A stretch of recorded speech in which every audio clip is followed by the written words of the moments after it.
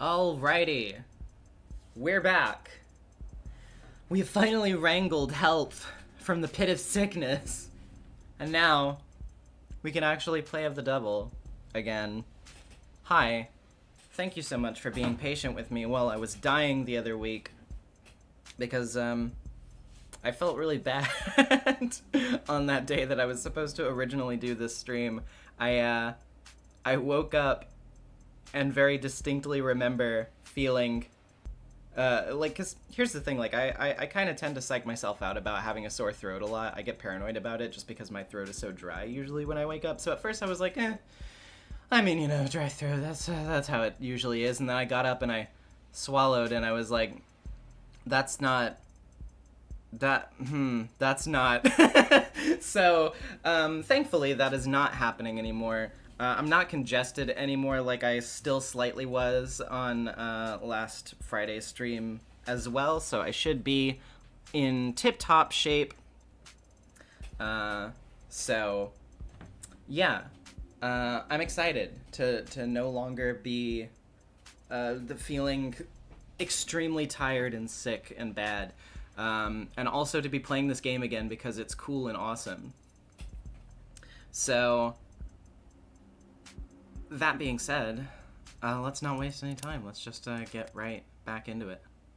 It's been a minute, so it might take a little bit of refreshing memory for me on certain points, but I do remember that we were about to start this conversation. So, let's just take it real slow and get back into the groove. You said CCE Standard Operating Procedure a moment ago. What's that? CCE stands for Counter Corporate Espionage, which is just industry doublespeak for corporate espionage. Only used in self-defense, you understand? So, Noble anticipates employees at your level getting poisoned. They give us all kinds of CCE training. Subtly, of course, usually disguised on the itinerary as leadership workshops or psychiatric evaluations. They train you to expect to get murdered at these leadership workshops? Murder is fairly rare at our level. More likely they'll want us too sick to work. Let us drain company resources in a hospital bed while our position sits vacant. That's smart. Like snipers purposefully avoiding vital areas to strain the enemy's medical resources. That's terrible. Like snipers purposely avoiding vital areas in order to strain the enemy's medical. Yes, that is in fact what I said. Thank you, Jam Jam, for ruining your channel membership. Oh, I forgot to put that layer above the. Oh, whoopsie. 1 second. I have to put that above the chat box. Thank you very much.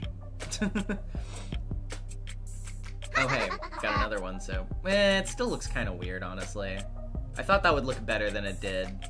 I thought that would be fun to put that over there, but maybe I should just slide it down here instead. Anyway, thank you, Neon Roses. Yeah, I'll just put that there instead for now. Anywho. That's nothing compared to when they want to turn an asset. Feel ill for the rest of your life with undiagnosable malady, or become our mole and we'll send you the antidote every 2 weeks. That's a nasty piece of work. It's a nasty line of work. Consulting. I'm sorry? That's just what they call it. Can't exactly put corporate spy on your CV. So every consultant I've met at a cocktail party was actually... It depends. Did they say they're consultants? Or did they say they were in consulting? How the hell am I supposed to remember? So, do your people think that what happened to David was a deliberate attack? Noble's competitors have been trying to get David for years, and that's the timescale their plans operate on. If this was an attack from a rival corporation, the company would have seen it coming, and they probably have struck first. Okay. Actually, that being said, I kind of want to do like a quick little sweep of everything again for just a second to sort of kickstart my brain. Yes. Okay. Mm-hmm. Yes. Yep.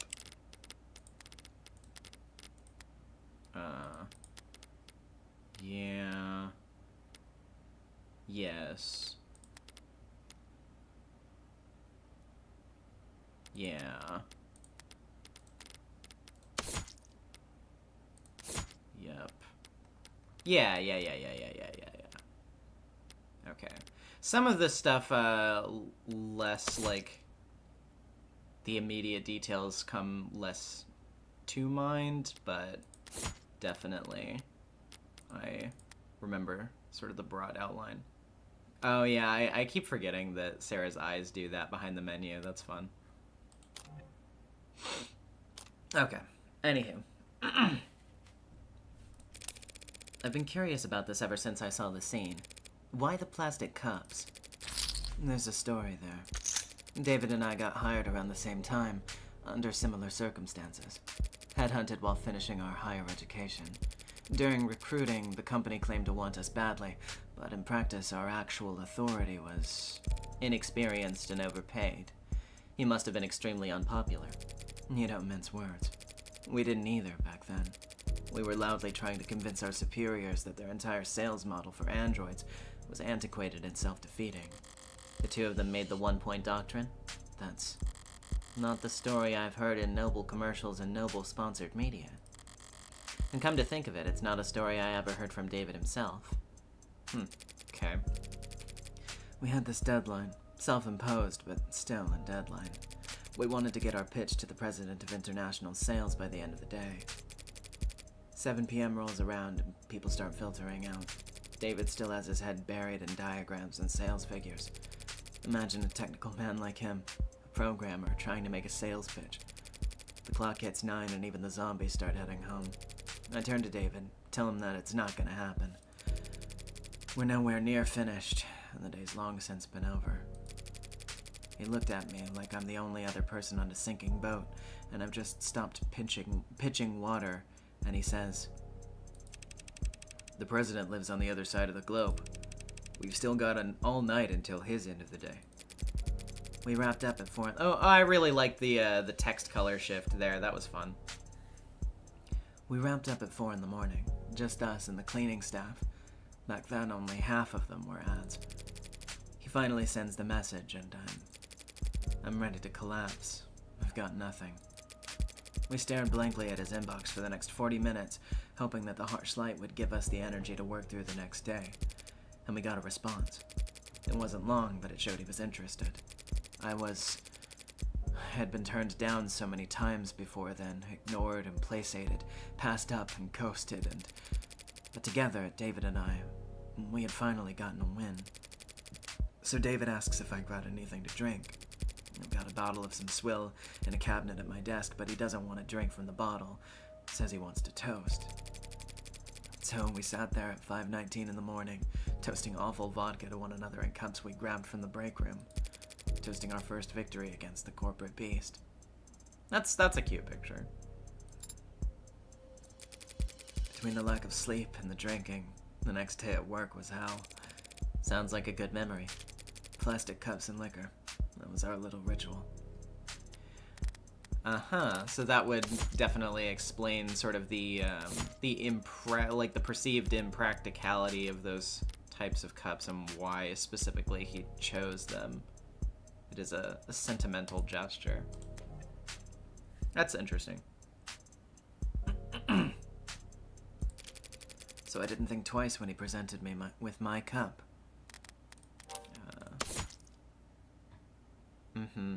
Okay, yes.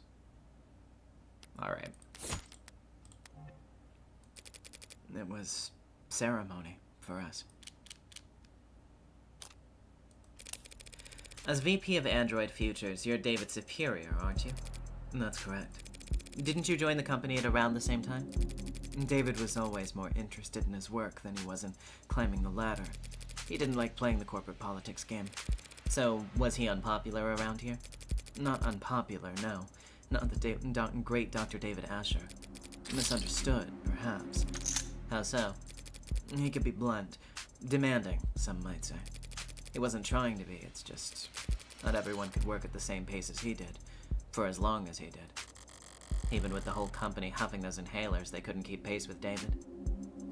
Young looks like if you supercharged Franziska's lesbian energies. You're not wrong, Neon Roses. I kind of... like, thinking about it myself, yeah, she definitely looks like... You could very convincingly take that design, tweak it a little bit, and be like, oh, this is my time skip Franziska von Karma. And I would believe you. Speaking of which, I don't see any at Young's desk. Maybe it's not just something you leave out in the open at her level. So you would say that his work-life balance was... Balance implies the two are at odds with one another. We use work-life harmony here at the company. Fascinating. So, was he in harmony? No. David always had plenty of suitors, but he was never willing to put the time in. But I'm sure you're more knowledgeable than I am on that subject. Right. What do you mean? I had to help him draft a lot of apology notes over the years for misunderstandings and double bookings. Scandalous. The A16 only entered production this year, correct? Correct. Pre-orders started last holiday and we began shipping in the first quarter. I understand that you were instrumental in the success of Warm Androids. I played my part supervising the launch, yes. Weren't you the one who designed synatonin? The factor that enabled communication between synthetic and organic parts? I'm surprised you heard of that. I did lead that project, yes, but that was years ago. At the time, synatonin was a little more than a novelty, a dead end. Oh, wait, not synatonin, syntonin. Oh, no, wait, no, yes, it was. Sorry. My brain melding letters together in different orders than they should be. Anyway. It's little more than a novelty, a dead end. It wasn't until David took on the reins on the A16 that we found a use for it. Took the reins? He was a lead programmer on limb coordination, facial expression, exhaustion parameters, and he designed the synthetic nerves that made all of that possible. David did all of that? That's a lot more than just programming. Was he always so gifted in that many fields? Did he fill those roles on the A14 or A15? No. He used to stick steadfast to his role as a software architect. That was his field of expertise, and he didn't wander far. But 2 or 3 years back, he started sitting in on other departments, taking notes. Soon he was joining the discussion, proposing new ideas, and eventually they came to follow his lead. Just like that? Just like that. So he just applied himself, and soon he was leading other departments? And that's the kind of genius that Dr. David Asher was. Maybe they weren't paying him enough. The company profited the most, of course, but the entire industry benefited from his vision and leadership. His loss will be felt for years.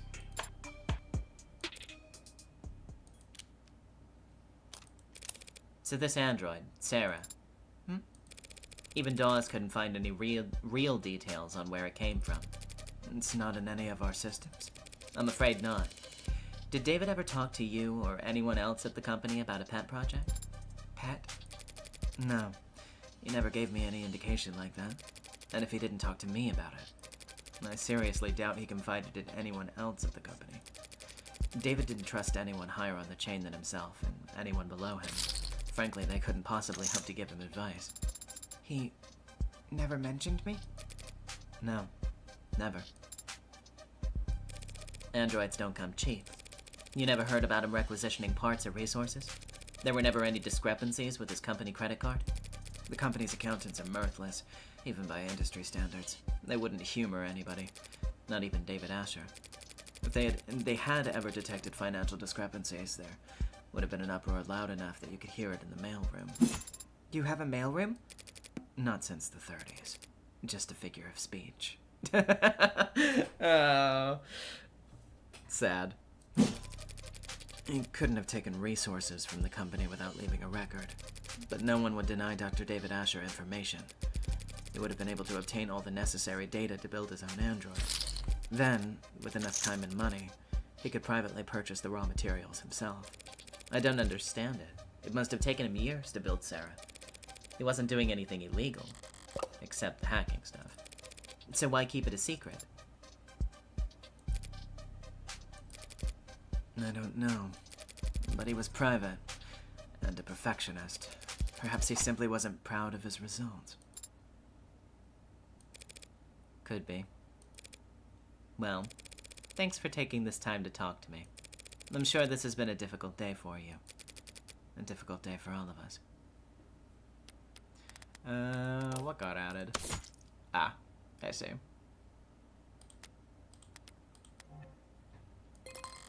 A message from Fran? I'm running out of leads to chase. The brat better have some good news. Are you really going to take this to court? That's my plan. The circumstances may be irregular, but I'm still defending a client from a criminal charge. It's my responsibility to argue that he's not guilty of what he's been accused of. And is that what you believe? That he didn't commit suicide? I guess I haven't decided what I believe.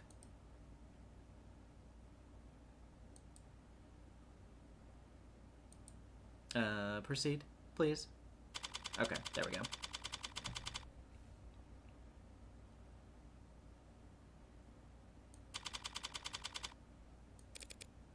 Would you kindly slow the hell down?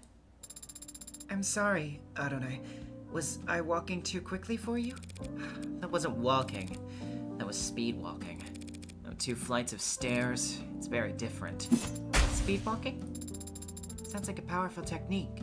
Is it like the Zenijal? Just let me catch my breath for a minute. Adonai, is it possible that you are out of shape? Do you not get your steps in, you fucking loser? Are you too busy murdering people?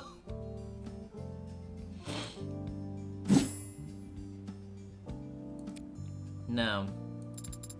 But since we left the cab, your heart rate is... I'm not wearing the right clothes. Or the right shoes. Is that so? Yeah, she is a smoker, that's true. Yes. Also, I didn't stretch or hydrate, and the sun is reaching its zenith. And also, the moon is at the wrong angle, and also... I slept on the wrong side of the bed last night, and... Ah, man. That would have been several hours ago. Do you mean the air temp? You said it would be a short walk from street level, so I prepared myself mentally for a short walk. Then you took off like a rocket, and you didn't mention we'd have to go upstairs. Are you sure this place is even back here?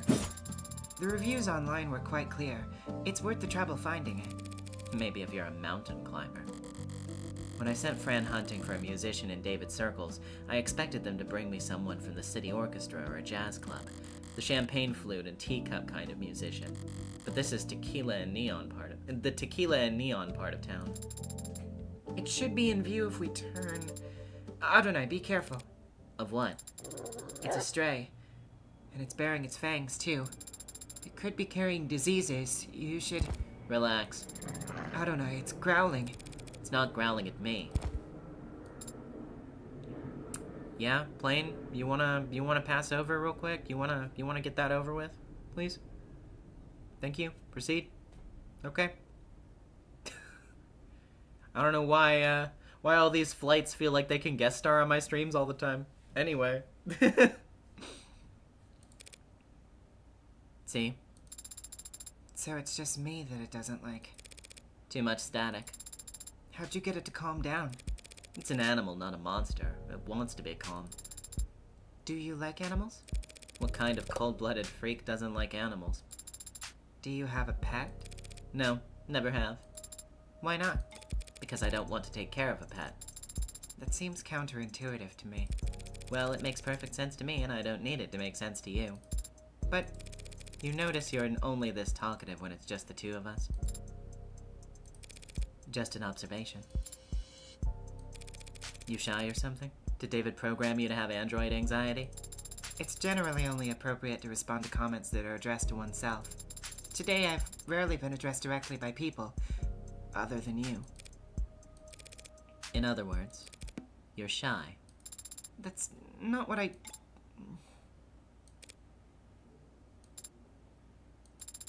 Can I try petting it? There's no law against it.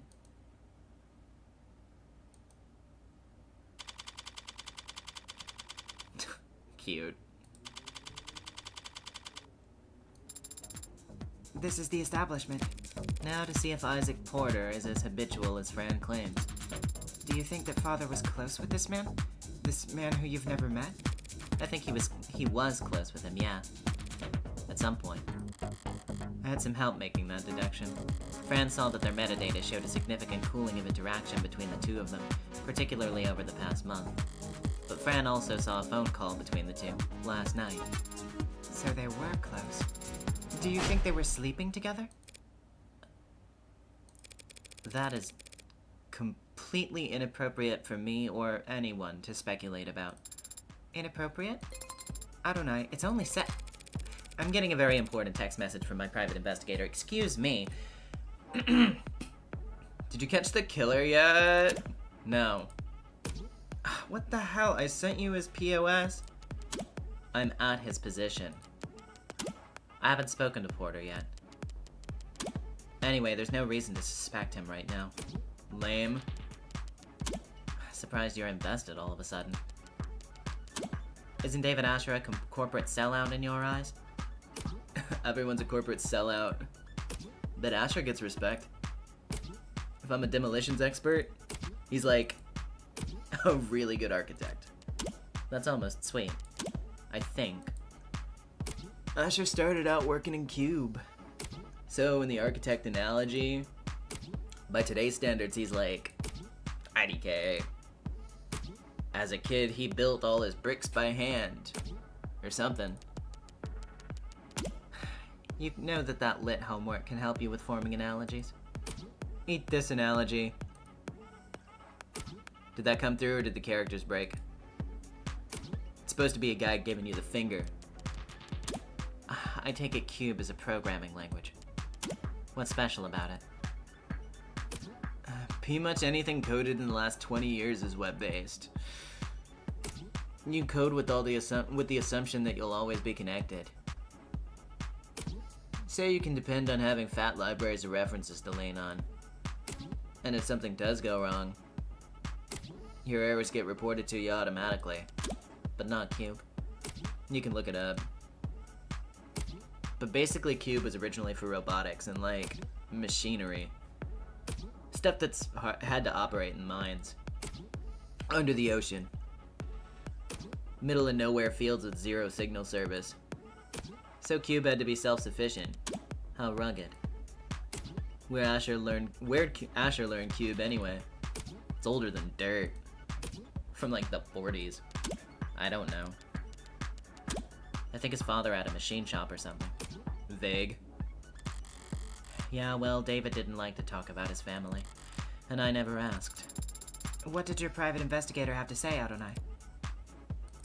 Not telling. I'm not telling you. Okay. The stage for the talent, pretty close to the floor. Guess it fits with the whole round table aspect of this place. Everyone's on more or less equal footing, dancing in the dark, once you get past the bouncer. Do you think they might have met here? David and Porter? I can't see David walking in here. Because you found the walk so challenging? Because it's too loud to relax, and not dark enough to be anonymous. I see. What's that face? You got an opinion to share? The atmosphere's not bad in here, but the music isn't quite... I'll find you a survey to fill out before we leave. What kind of music does an android even like? Early 21st century punk rock. Is that just you, or does that go for all androids? I haven't met all androids. I can't speak for them. Wonder what they'd say. If they're smart, they'd say that music peaked with early 21st century punk rock. Debate settled. I love Sarah. Could I get that prompt back, please? Please? Okay, I'll just read that one. What kind of reading material gets left out in a club? Tabloid interview? Exclusive sit-down with luxury. You've heard her name on everyone's lips, you've seen her face in magazines and commercials, and then double-checked to make sure the photos weren't labeled as edited. Now get all your burning questions about her answered here in our exclusive interview with the mysterious young woman who's being called, and perhaps the only truly unanimous vote the net's ever seen, the most beautiful woman in the world. Okay, objectively. Okay, sure. Why the name? People think it's just an ego thing, but it was just a random username I picked back when I was grassroots. Then it was a pseudonym to give me a little shade from all the attention. Now it's a brand, and I can't change it without setting the stock market into a spin, so... You're certainly influential after partnering with you. Inti saw a 3,000% increase in share price. Yay! I'm happy for them, of course. But to be honest, it's a pain at times like this. She gestures towards her clothes, a plain white t-shirt and gym shorts with no branding visible. On anyone else, it might seem sloppy or even unflattering. On her, it only makes her natural beauty stand out that much more. Who are you wearing, by the way? Can't wear anyone unless I'm attending something. If I don't dress like this, all my sponsors fall into bidding wars every time I leave the house. Does it stress you, all that attention? Stress is bad for your skin, right? They say mine's flawless. Can't argue with that.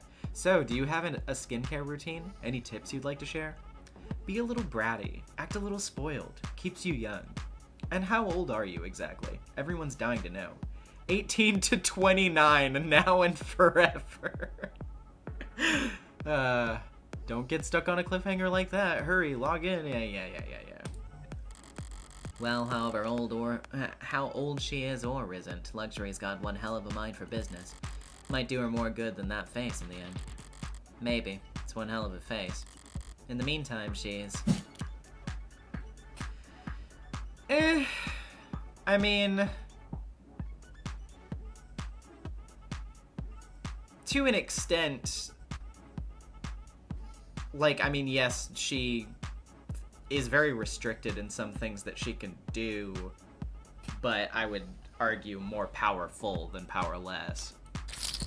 Some rises are too meteoric for even the Megs to grab the reins on. Yep, okay. I was right. At this point, Luxury's got them at her mercy. She can send their stocks into disarray with one selfie. Good for her.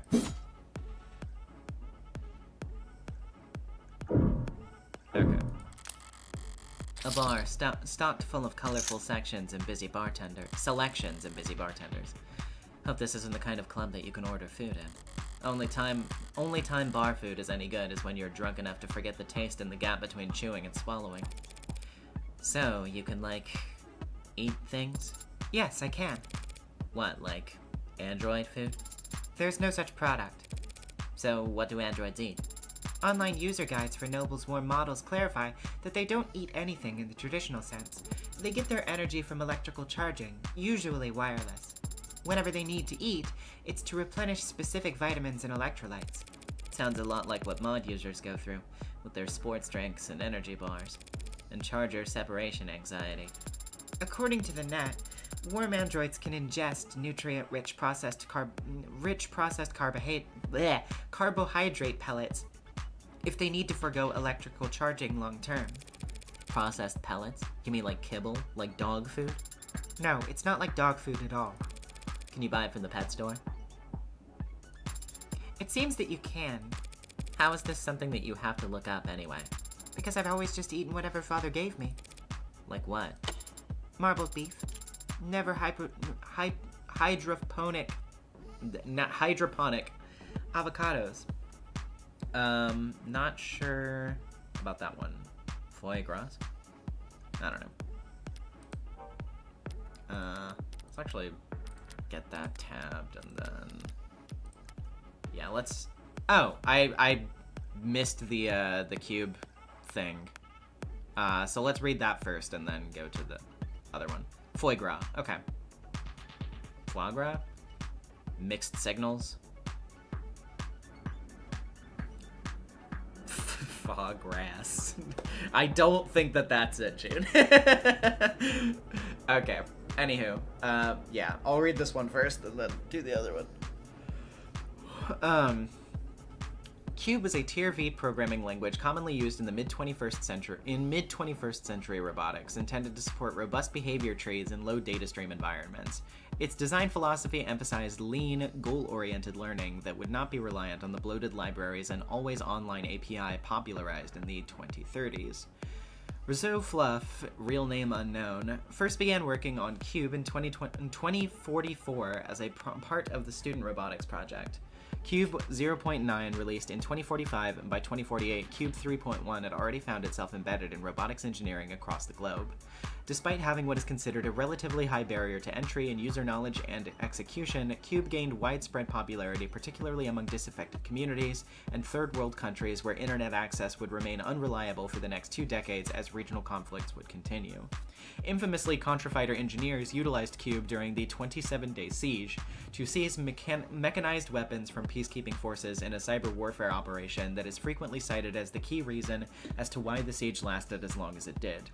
Cube has not been developer supported since 2063 and is considered a defunct programming language. Because much of its documentation was never ported from the old net, and due to its incompatibility with tenets, there is little to no corporate interest in the ongoing grassroots digital archaeology effort to archive it. God, I love world building. Okay, anyway, Never Hydroponic. Never Hydroponic is a movement calling for sourcing food exclusively from farms utilizing natural sunlight. Lobbyists for the movement have made unsubstantiated claims about superior taste or nutritional value, but the label has yet to receive official state recognition, and thus the presence of the term or terms like it on food packaging carries no weight and is not backed by any legal guarantee. One of a number of food sourcing movements that arose in the latter half of the 21st century as rising sea levels reduced the total amount of arable land around the world and shifted the global agricultural industry toward hydroponics and vertical farms, rural skyscrapers where each floor is utilized for food production, saving on real estate costs and reducing the impact of unstable weather on agricultural output. Interesting.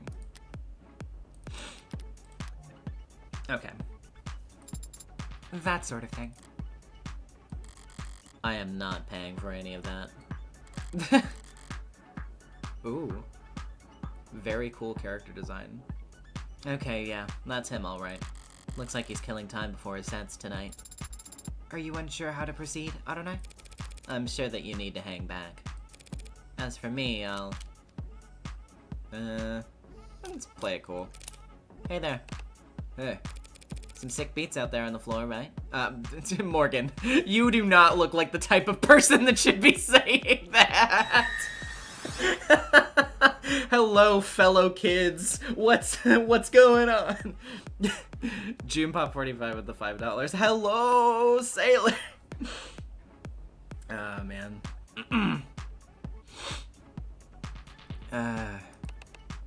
Yeah, literally. Sick beats. Yeah, or whatever, man. Oh no, she's cringe. Atropos at the $2, the funniest option. Literally. Oh my god. Oh, I'm dying of secondhand embarrassment. No. What the hell? You a fucking cop or something? This isn't a cop bar. Oh damn, I actually lost chips for that. Damn. That, okay. Yeah. I shouldn't have done that. I shouldn't have done that. You aren't really dressed like a cop. God damn. You're media, aren't you? Fucking vultures, man. Perhaps I should start over. My name's Morgan. I was David's friend. I'm currently his lawyer. Can we talk? Not here. Thanks, Isaac.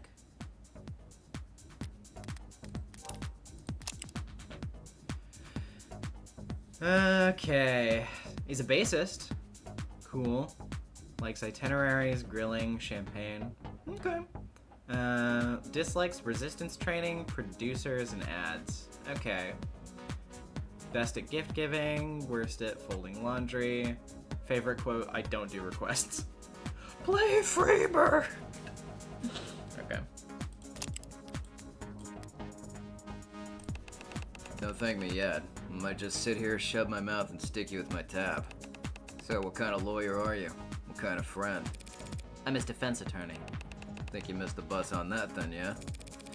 And I'm a friend that needs to know what happened yesterday. Doesn't everyone? Try somewhere else. Friendly lawyer. Haven't seen him in weeks. You might not have seen him, but we both know that you spoke with him over the phone yesterday. Only a short time before he died. How the hell? Isaac, it's pretty obvious that you don't want this particular spotlight to linger on you any longer than necessary, so why don't we cut to the chase? No lies, no playing coy. Fine. Sarah? Yes, Adonai? The hell? Is that thing transmitting? I'm not streaming any data, no. Porter doesn't seem to recognize Sarah either. One more person David was keeping secrets from. I need to record everything for the court. Fine. You two were together, is that correct? We were together. I ended it. Yesterday. Care to elaborate? On our entire relationship? Look, you can tell me everything once and I can get it on record. Or you can hear the same questions over and over again from 1,000 different cops and mags for the next 3 months. We met in a bar. I'd seen him come in a few times, each time with someone else.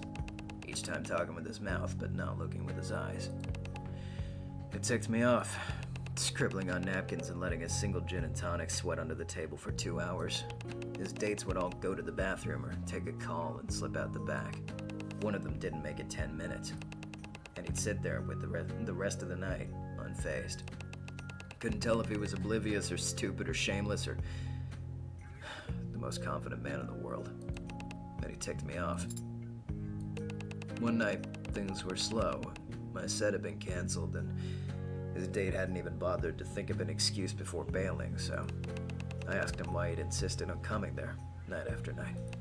Just to ignore vapid people he wasn't interested in and a shitty bar with drinks he didn't like. And he just said, because I like your music.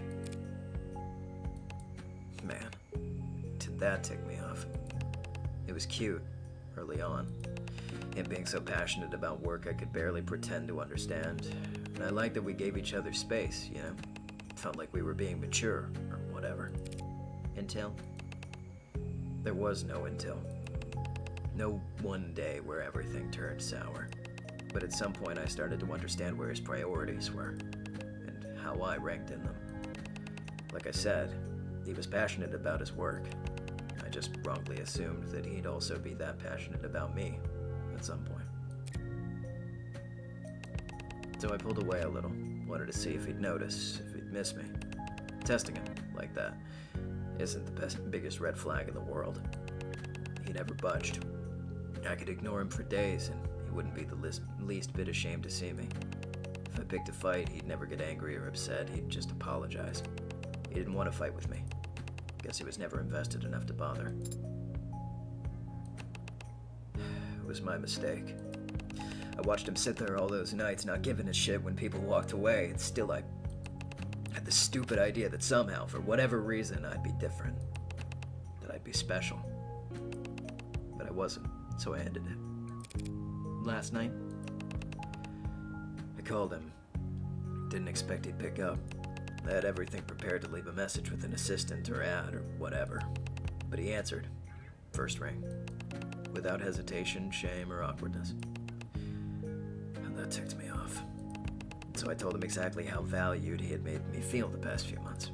I told him exactly how insignificant I felt as the boyfriend of the illustrious Dr. David Asher. And what did he say? He apologized. Then he asked me if that was all I called to tell him. Woof. I hung up after that. Spent the rest of the night wrapped in warm disdain for him and his coldness. He'd made that easy for me. I went to sleep hurt but clean, ready for something new. And then this morning I wake up to see that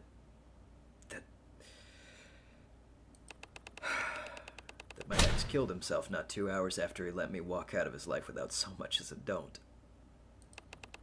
What the hell, man? What the hell, David?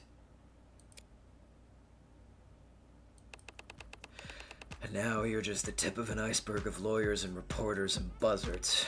Parasites who want to hear about the man who sent David Asher over the edge. I never wanted to be his last lifeline or the straw that broke his back. I just wanted to be his goddamn boyfriend. Turns out that was asking for too much. It's yet to be determined whether David committed suicide. You serious? You don't have all the facts. And you do? Any one of them point to anything else? Thought so. Thanks for your time. I'll let you get back to it. That's it. No summons. The court has no need for you to retell a sad story like that. The court, huh? Sorry to bother you at work. Sarah, let's go. Your discography is very impressive. Yeah, thanks. And your range is remarkable. So it pained me to see that all your works in the last quarter have been so melancholy. I think... Well, what the hell would you know about any of that? June Pop with the $5. Sarah, See, Adonai, they were sleeping together. Morgan, I'm supposed to do the talking, remember? What's the matter? Can't find the words? Did you steal them from somewhere else first? Butcher them before shitting them back out? I was not trained on any data sets that... Nah, pardon me. My mistake, really. Not your fault. You're only standing here because rich prick nerds were allowed to rob the world blind for most of the century.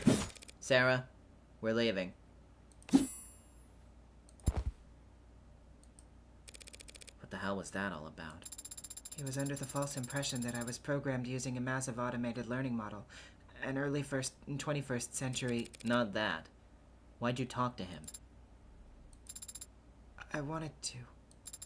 I just felt that I should say something to him. A word of advice? People don't want comfort from strangers, especially when they're androids.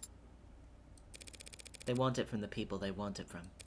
Coming from anywhere else, it's just corn syrup or on a parched tongue. Doesn't matter how sweet it is, they'll just start gagging. You know a lot about people, don't you, Adonai? Compared to you, I'm a goddamn savant. Come on, there's not much time left. Is there still somewhere you want to investigate?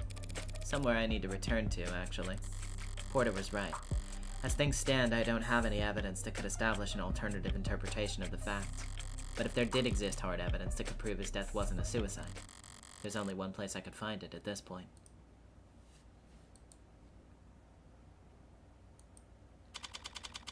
that was a very good scene. I liked that scene a lot.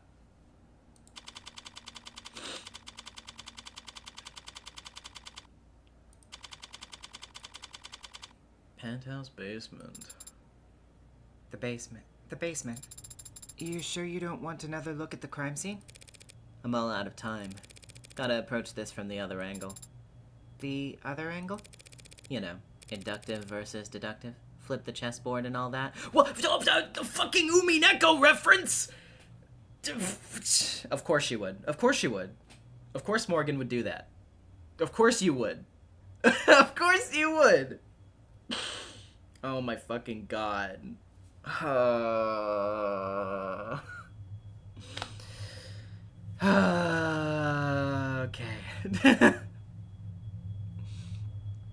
Oh, man. Haven't you ever read a mystery novel? Oh, the mystery novel. I've seen mystery films. The devs have said that was intentional. No, I guessed. I figured that as much. Well, let's see if you paid any attention then.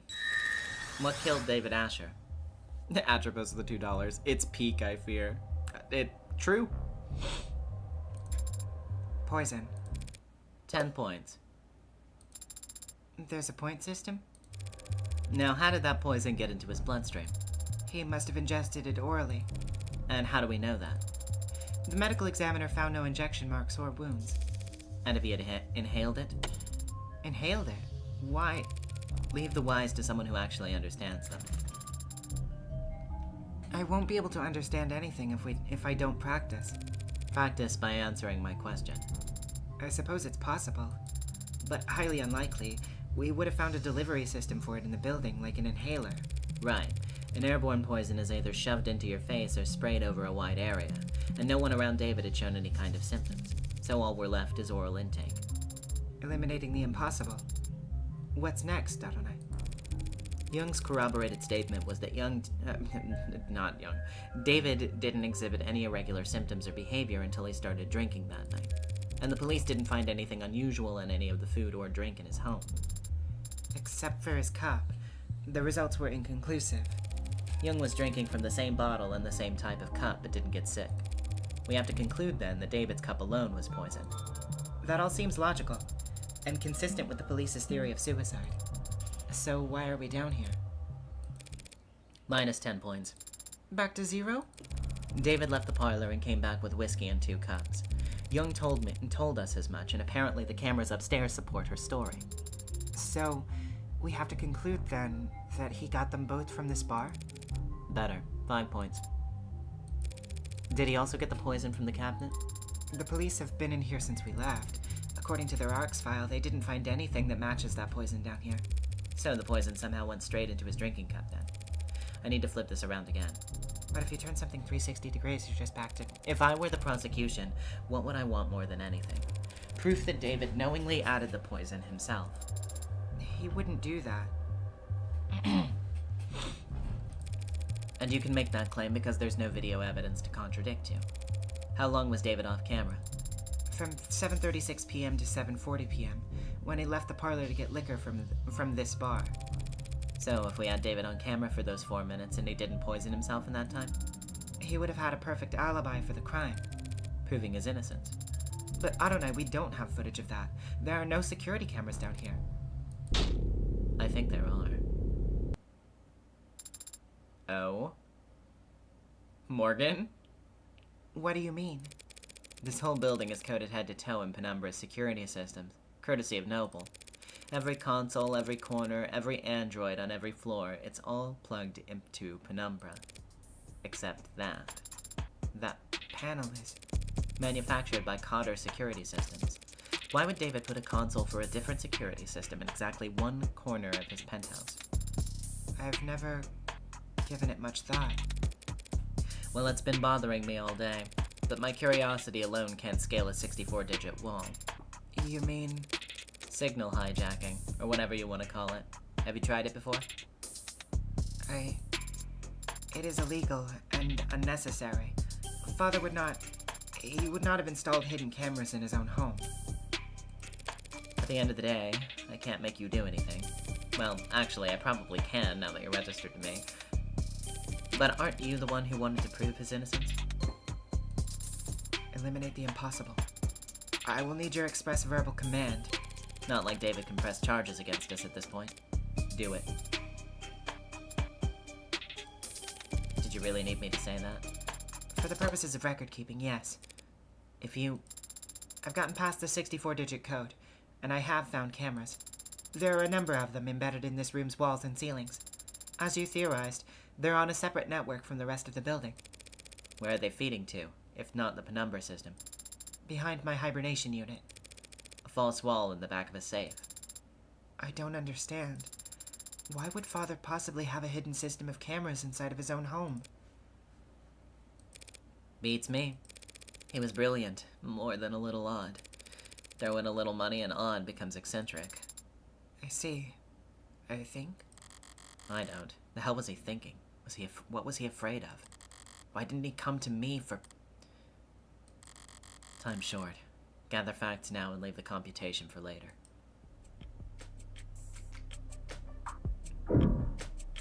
Oh, I can just...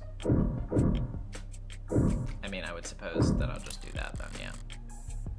Oh, okay. Yeah, I see. Maybe it's best to stop stalling and try to move forward. I mean, still curious about what do they want me to look at again?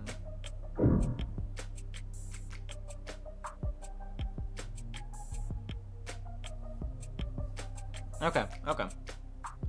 Sorry, I didn't know if we had to do another investigation necessarily, or if it was just like, you know, do you want to look at flavor text that you didn't look at before? You know what I mean. These are all new prompts? Okay, gotcha. What the fuck was... Huh? Good, there we go. I got it back. That's weird. I don't know why I did that. Sorry! Anywho. What's the story with this anyway? Some kind of fault in the foundation? I don't know. I've never noticed that crack before. Might want to get those eyes checked. There's nothing wrong with my vision. This crack must have just been created during my most recent hibernation. How? Did David drop a weight? A bunch of times over and over in the same spot? What did David even do with all of this equipment? Dry his laundry? What makes you so sure he wasn't exercising? Did you ever see him use any of this crap? No, but he must have used the weights when I wasn't looking, since he promised me that he'd take better care of his health. Sarah, these weights are all maxed out. David couldn't have just put up numbers like these even if he was piloting a frame. Hi, Emily. You missed literally the funniest fucking thing. Like, you literally just came in right after. I accidentally unplugged my fucking hard drive. And had to, like, quickly fix everything that was breaking immediately. Oh my god. Yes!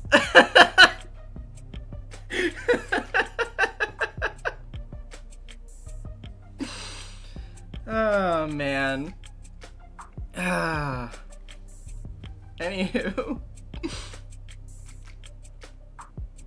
David couldn't have put up numbers like these even if he was piloting a frame. Don't be so sure, Adonai. Pardon? The following is a true story based on primary sources who were present for the event and its aftermath.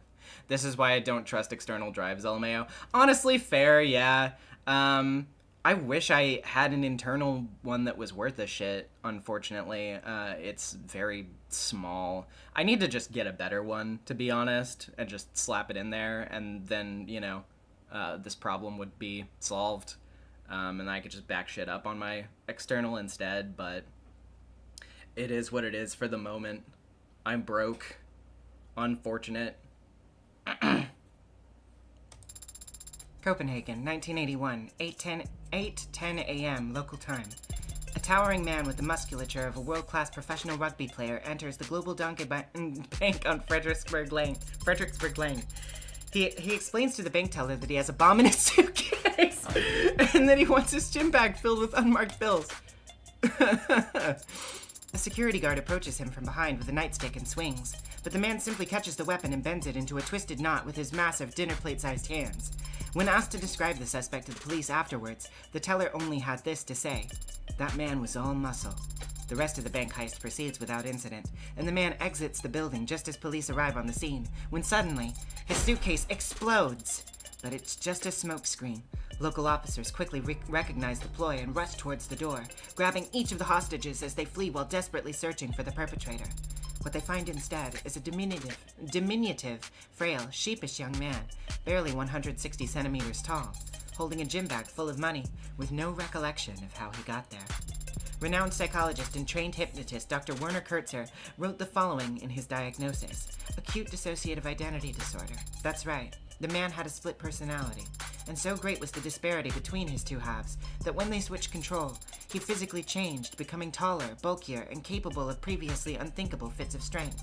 So, be careful what you say, when you say, what you say a man like Father couldn't do because of how he looks on the outside.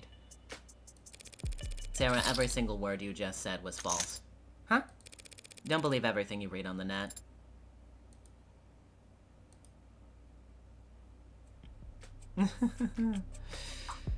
No, don't worry about it, June. I actually am familiar with that Uchikoshiism in particular.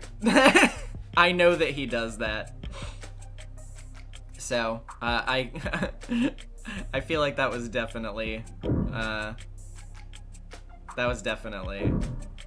fitting. So is that the original? It was appraised and confirmed to be genuine. At least he didn't get ripped off. I'm a Philistine when it comes to this kind of stuff. What does an android see? I see. A meeting.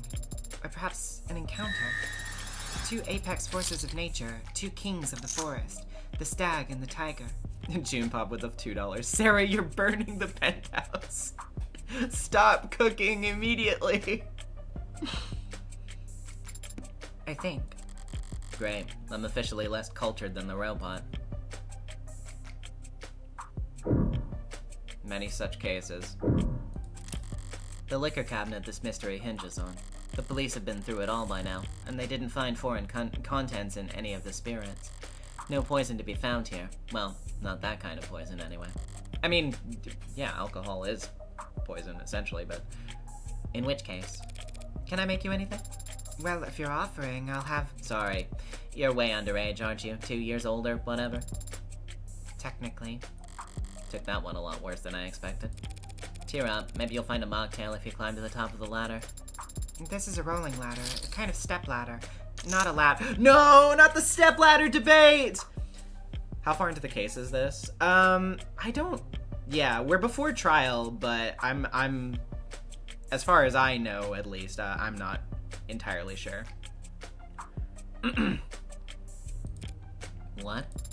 Remember, a ladder extends, but a step ladder folds out. And? It's important to know the distinction. I bet my life savings that this subject will never come up again. Ever. Alright, let's refocus here. So, there's some kind of hidden door behind your bunk bed, huh? Essentially, though a bunk bed would imply a second or a third. How do we open it? One moment. I see. Got it open already? I cannot open this door. Why? It's a Tethys basic sturdicure. That anti-hack feature in the name is real? It's a closed system, Adonai. The hell am I supposed to do now? Strange. There was an if-then toggle enabled in the security parameters. I don't follow. When Father last adjusted the settings here, he made it so that the door would never open so long as I was hibernating. And he made it so that I was the only one who could wake her up. Meaning that this is a door that only I can open? It'll be a 6-character password, some combination of numbers or letters. Did you and Father have any influential moments in your life that revolved around a 6-letter word? Nothing comes to mind. Excuse me.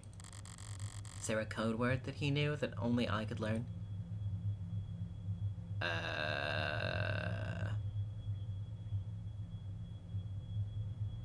Sarah is 5 letters, so that wouldn't be it.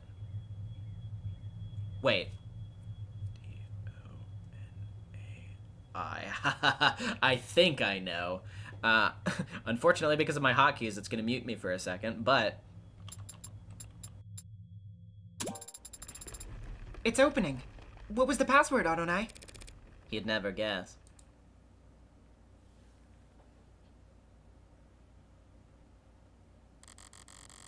Did feel a bit out of character, David utilizing so much cloak and dagger tech. And I've definitely been struggling with the idea of him doing home improvement. Yeah? But one step in here and it all makes sense. It's a panic room. It's scary. Yo, he's playing Super Hexagon! A panic room is a place for rich people to hide in when people start bouncing bricks off their windows. They're typically not even on the blueprints. So when Noble built this penthouse for one of their executives? Someone slipped this into the mix, and it's remained in Noble's blind spot ever since. All David had to do was repurpose it. Make sure you're capturing all of this. I don't want to miss my one chance because of a discovery technicality.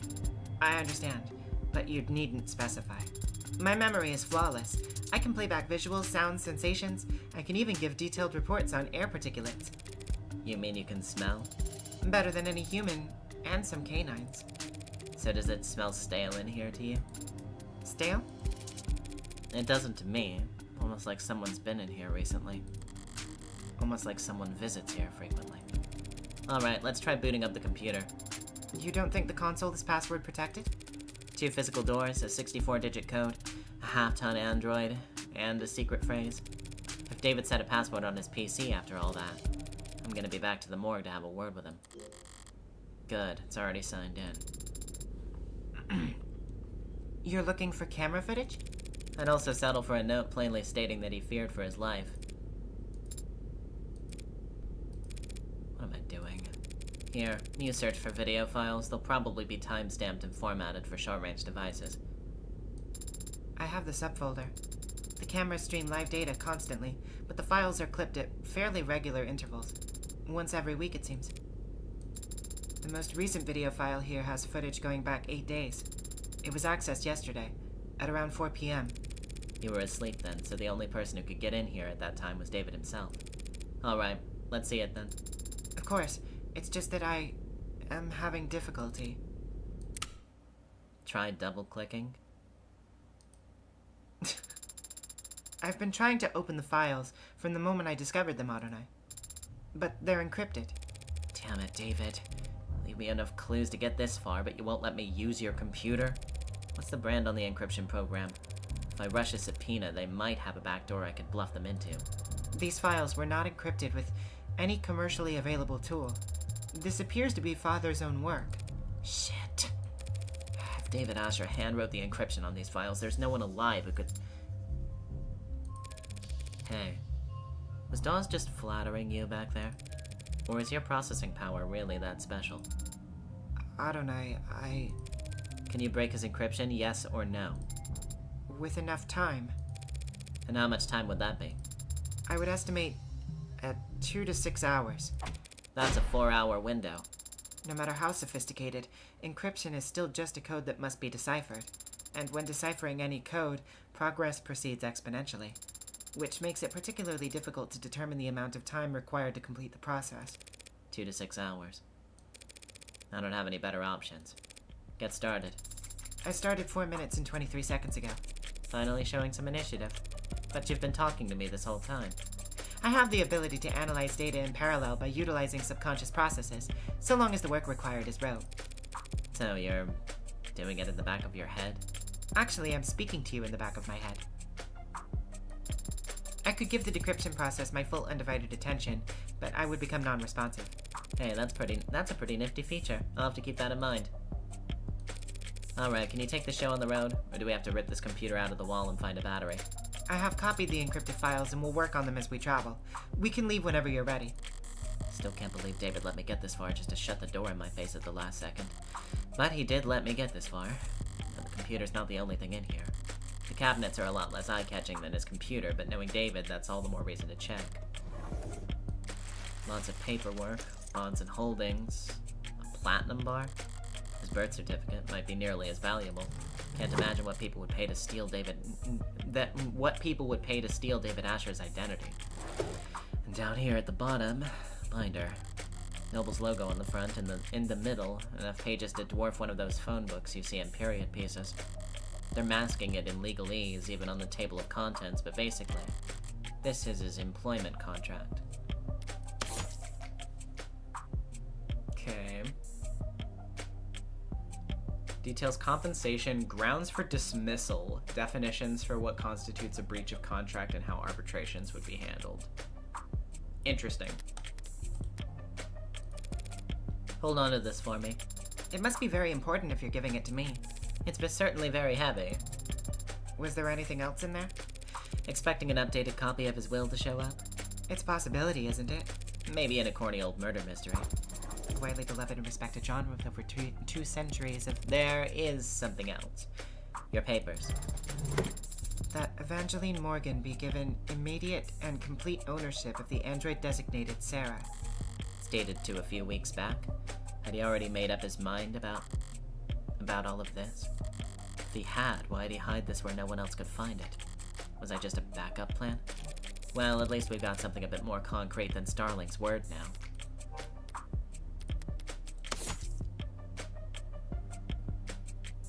Okay. Her word should be plenty, shouldn't it? Not if people realize how precious you are. As a collector's item. We've yet to meet one person who knows what the hell you are, but Noble could have easily argued that you'd fall under private technology or physical holdings, unless I had something like this. It's good that you do, then. I'm glad that Father wanted me to go with a friend of his.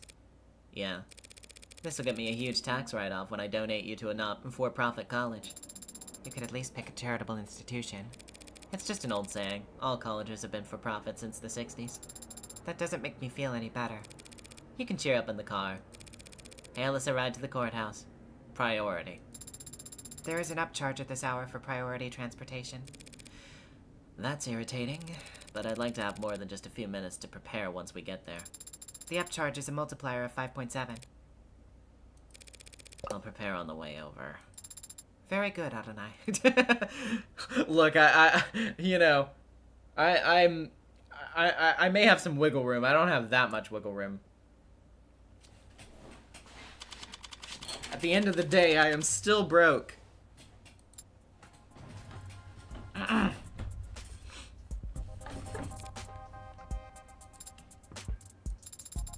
Does it excite you, going into courtrooms?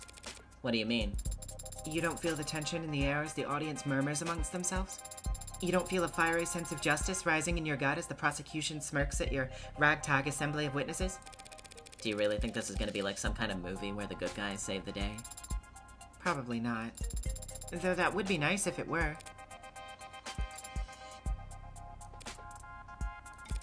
What's your deal, anyway?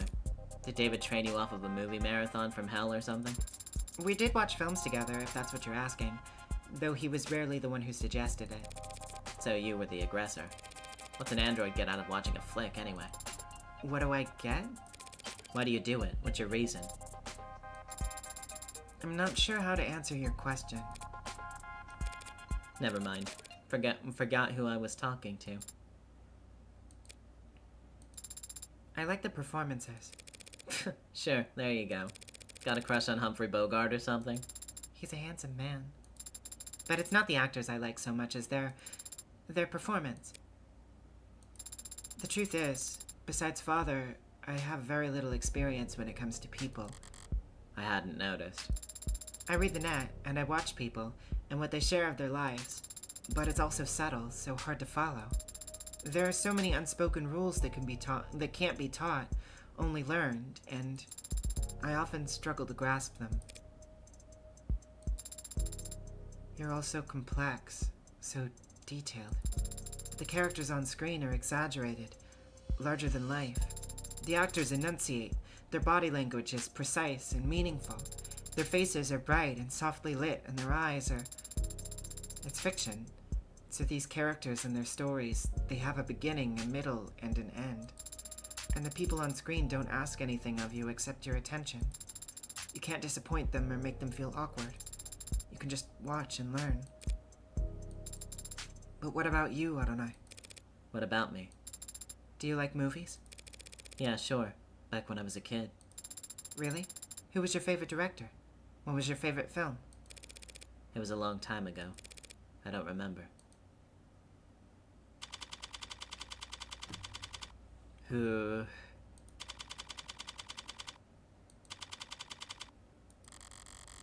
Things are quieter than I expected here at the courthouse. Though I've always felt courthouse is a bit of a misnomer. Government building is probably the best way to describe these towers, all-encompassing and impenetrably vague.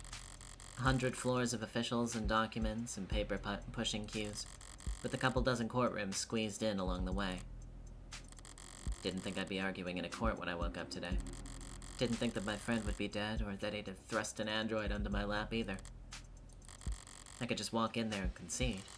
Emma would be irritated and more than a little confused, but I could play it off as an exercise in grief. The android would complain, loudly of course, but I wouldn't have to listen to any of it. Now that it's registered in my name, I could probably just order the damn thing to reset its memory. But I haven't done that. And I guess I don't plan to. Why? Must be because I have my suspicions as well. Sarah insists that David would never commit suicide, and I haven't actually stopped to ask myself whether or not I agree. David was rational, subdued, private, hard on himself, and not prone to emotional outbursts. So maybe that's why I'm finding myself outside a courtroom, prepared to humor and add suspicions before the state, because I don't really believe that David killed himself either. What's your progress bar at? I can confirm that I am making progress. Well, shit, let's not get ahead of ourselves. But it would be difficult to summarize that progress in terms of a completion percent. Give it your best shot anyway. 4%. Are you feeling confident in your case? Markedly less so after hearing that. Do you think the judge will be amenable to your argument? What are you talking about? Do you know the judge we've been assigned? Are they particularly lenient or strict? Adjutants are always a coin flip, so... You do know what an adjutant is, don't you? Are you expecting to see a bearded old man with a robe and a gavel when we get in there? Oh, yes, Miss Morgan. I'm presiding over this case now. It's me, the judge from Phoenix Friday's attorney. Should I not? Adjutants are android judges, okay? With all the authority that entails. Adjutants are automated dependents that preside over trials for the state. While most adjutants are designed and sold as software and then loaded onto courthouse-specific hardware, including android bodies, they can interpret trial proceedings and render judgment based entirely on stenographer records if they need to be. If need be, ruling on cases in an entirely digital capacity. Reviews of adjutants by third parties has shown that they are overwhelmingly more equitable and even-handed in their sentencing than human judges, because they cannot be bribed or intimidated. Adjutants are especially preferred for cases involving organized crime or corporate misconduct. Adjutants use a 9-fold personality engram for rendering their judgments and building consensus, known as the nonary system among software engineers. Because each of these 9 personas are constructed by a different think tank or institution from across the political spectrum, ideological contamination in adjutant units is practically impossible. There have been a small number of reported cases where nonary processing has borne particularly enthusiastic or eccentric personas, presumably in an unorthodox, if not effective, attempt to reconcile particularly disparate opinions across their 9 constituent personalities with a single authoritative, loud voice. With the state's court backlog essentially cleared for the past half-decade, questions arose as to the continued need for adjutants to lighten the judicial system's human resource burden, but Senate Investigative Committee 74JD91 determined that removing adjutants from the legal system would be prohibitively expensive at this point. Peteroid with the $5, all rise for the Honorable Judge Grok. That sucks. That's funny, but damn.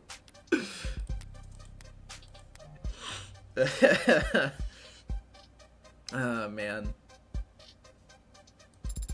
I'm surprised to hear that people are willing to accept rulings made by automated dependents. Rulings come from landmark cases and the higher courts. Those are passed down by actual judges, real people with decades of study and experience. But not every eviction case or traffic ticket that ends up in court requires years of legal expertise. Sometimes all you need is a referee and a sentencing algorithm. So, androids are used to reduce caseload? Been that way for decades. But how is a law that replaces judges ever enforced? Wouldn't there be injunctions? Stalling? Judges did fight it for years, at every level and in every theater. But the public lost their patience for that kind of obstruction during the 60s. The state needed to shred budgets across the board, and so judges that couldn't be replaced by years of legal battles were instead ushered into early retirement by the unrelenting force of our great nation's accountants. And it's not controversial? Having machines determine sentencing for human beings? Whatever controversy there is, it gets aimed at the machines, not the people who put them there. And the machines can't lose sleep over it. Besides, it used to be that even the most high-profile of crimes wouldn't get a court date until weeks or months later. Nowadays, most crimes are prosecuted within a single business week. And that's not rushing things? Keeps people in my line of work on their toes, that's for sure. I'm just surprised to hear that there's so much haste. I mean, hey, it's better than the 3-day trial system. Don't they teach you about classical conditioning in android school? You gotta feed the dog. Oh, wait, that's... You gotta feed the dog immediately after you ring the bell. If punishment doesn't follow the crime in quick succession, the lesson doesn't stick. I see. But if adjutants are so effective, why aren't they used in every trial? Why aren't they used in politics? That's a logical question to ask. And the answer is? That logic only gets you so far when it comes to people. Doesn't everyone want the courts to be as just as possible? If adjutants are truly impartial and incorruptible. Everyone wants justice, sure. But there are other considerations to be had. Such as? Disgust. What? That's all people really care about, what all their morals boil down to. Just what they do or don't find disgusting. Is Morgan about to cook? Hold on, we might have to go full screen for this. Spit your shit, Queen. I know you're a murderer, but spit your shit regardless. Only problem is, everything is more palatable when viewed through a screen. So when everyone sees the world through AR and cameras and no one ever gets gets dirt under their fingernails, you'd be surprised what you can get away with. I don't understand. Yeah, well, therein lies the problem.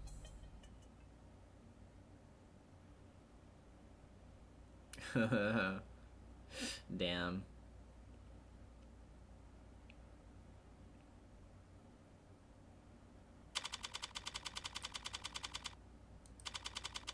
Alright, let's get our courtroom reveal. Let's fucking go. Just a preliminary hearing, huh? He wouldn't know it from the look on her face. But I shouldn't have expected any leeway once we stepped into the courtroom. Not with her. That's the adjutant up there? Is it asleep? It's loading. Oh, that is a really cool design. Holy shit. God damn. Oh, man. I really like that. It needs to load? Don't be rude. Not every ad can afford to be decked out as extravagantly as you. Especially not those the state buys in bulk. There's an audience. You mean the gallery? That's nothing. It could have been a lot worse. Word of any trial in the case of David Asher's death must have spread like wildfire. Even a mock trial like this one. Actually, just in preparation, by the way, since I haven't used it since before the whole hard drive mishap. Does this still work? Are you hearing this? Let me know if that worked. Okay, cool. Detectives like Reyes or London would get chewed out for leaking things to the press. But uniformed officers had little to lose and a lot to gain by dropping a text to their attentive friends in the media. And then there's the corporate plants. Interns, usually. Preferably ones with modded eyes. It's illegal to film inside a courtroom, but this is the year 2086. Things are gonna get out one way or the other. I don't like having my face on camera. I don't like attention in general. But I'm not such a coward that I'd skip David's funeral just because there'd be paparazzi outside of it. My pretty little likeness was gonna end up in the background of some tabloid photograph one way or another by the end of this circus. At least this way, it's decent marketing for my legal services. What will happen once the adjutant finishes loading? How will the trial proceed? With all those films you used to watch, I figured that you could extrapolate. I'm asking so as to correct any misconceptions. Well, not everything you saw on the silver screen is outdated. The court will come to order, and there will be a clarification of the charges. The defense enters a plea, and if it's not guilty, the prosecution begins making their case. That means calling witnesses to the stand, correct? Mostly. Sometimes they'll testify virtually from a separate location. Depends on the security concerns surrounding the particular individual in the case. What do you do then? Sit here and watch? Not if I want to get paid. I cross-examine witnesses after the prosecution are done questioning them. I can present evidence or witnesses of my own in response, as long as I have discovery backing me. You've said that before.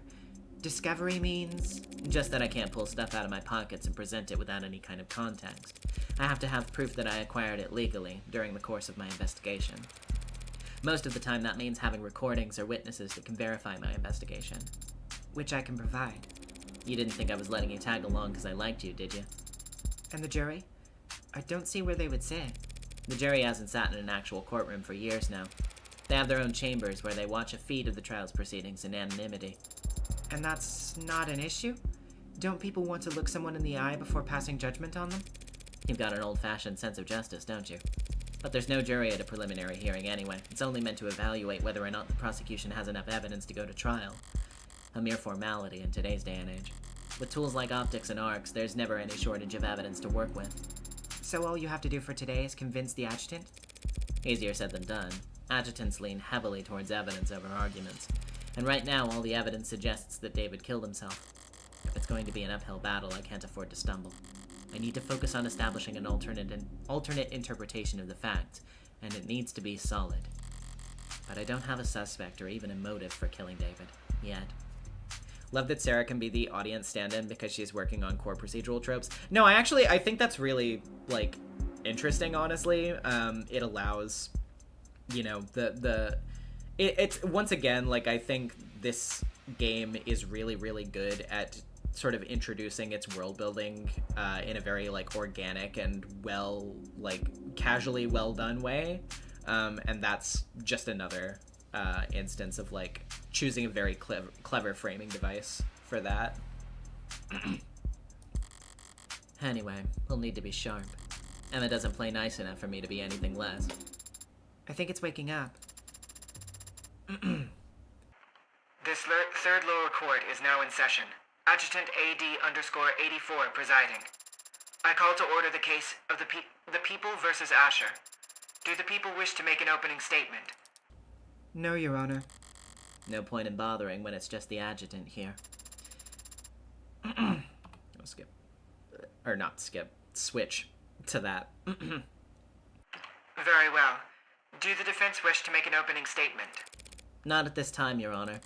Might as well ring the bell and get this shit show started. If neither the people nor the defense wish to make an opening statement, then it falls to me to set the stage. My model name is Adjutant. My unit designation code is AD_84.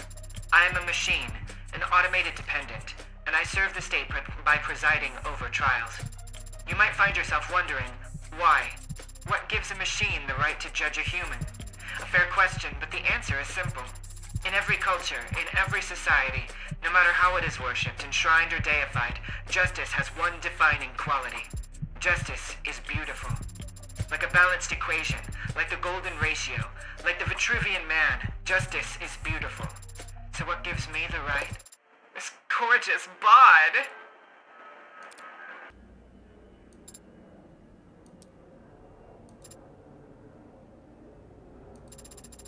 Whatever, forget it. Forget I said anything. I was trying to lighten the mood, but I can see everyone hates me.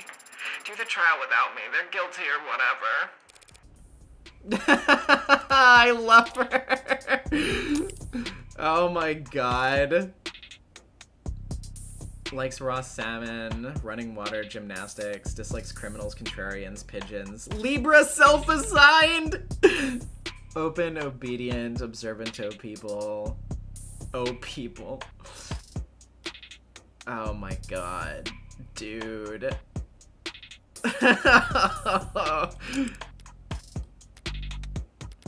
God. Oh, man. Your Honor. Wait, what the flip? This defendant's already dead. Why are we doing this? Is this a debug thing? Because I'll log the error if I need to. No, Your Honor. This is a preliminary hearing to determine whether David Asher did in fact commit suicide as he...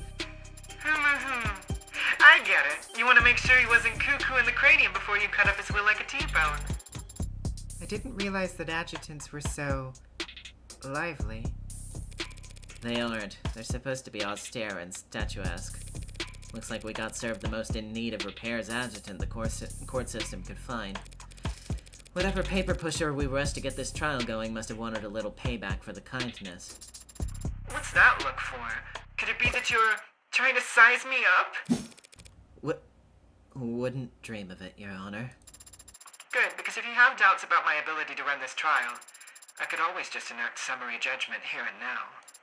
I'm sure you'd find my ruling to be fair and even-handed. That won't be necessary, Your Honor.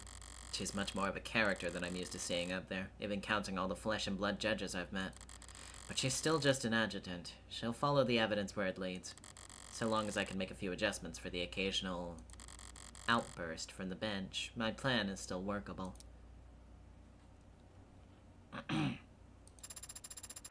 So, people, shall we get started with that first witness?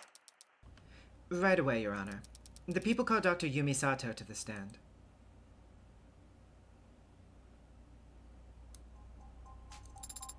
It's Yumi. Hey. So, how about it, pretty lady? You swear to tell the whole and unadulterated truth to the best of your ability? I do. Good enough for me. Dr. Sato, you were in charge of the autopsy for David Asher, were you not? I was. And when did you make your examination? I started last night. Well, technically 1 a.m. would have been very early this morning. I think you can still say last night if you're talking about 1 in the morning. Objection! Literally doing the fucking actually about the time. All right, Emma. Fine.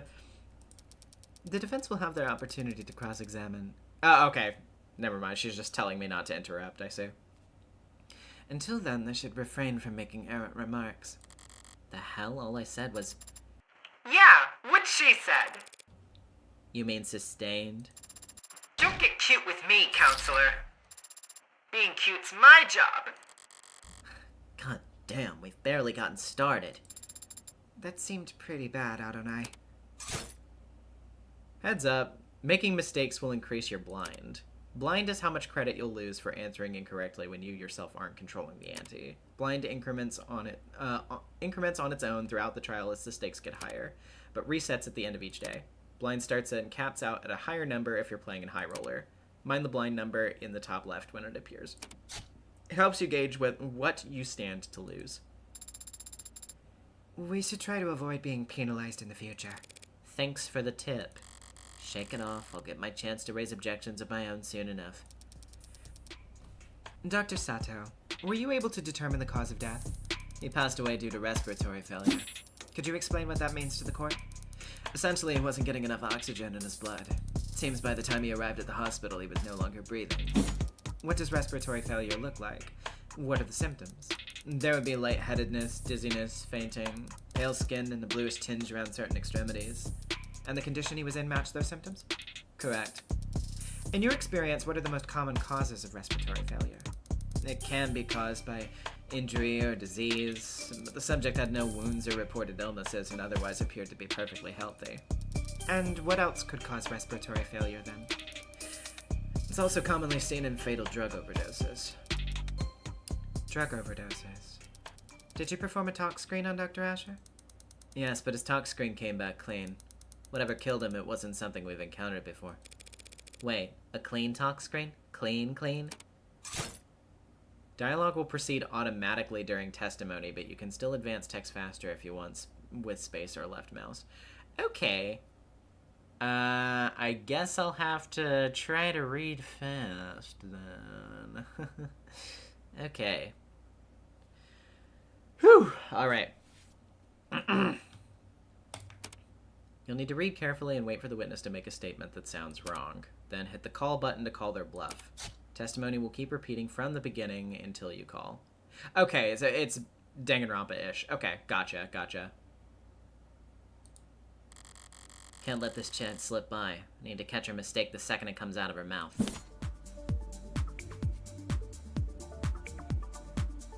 Okay. Oh, okay. Whiskey, David's contract, and upright cup. Gotcha. Passed away due to respiratory failure. Essentially, he wasn't getting enough oxygen into his blood. He would have experienced lightheadedness, dizziness, then fainting. As the subject was healthy, the respiratory failure must be attributed to a drug overdose. But when a tox screen was run at the hospital, it came back clean. It was puzzling, to say the least. Something she said just now doesn't make sense. I have evidence that directly contradicts her, so I just need to find the right moment to present it. Yeah, what was the evidence that they gave me again? It was the whiskey, Rose River whiskey, forensic analysis shows no foreign elements or toxins. David's cup was one of them as well, right? Or no, wait, was it the upright one?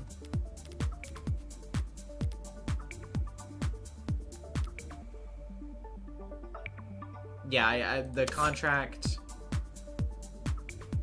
compensation grounds for dismissal. I don't think that would be it.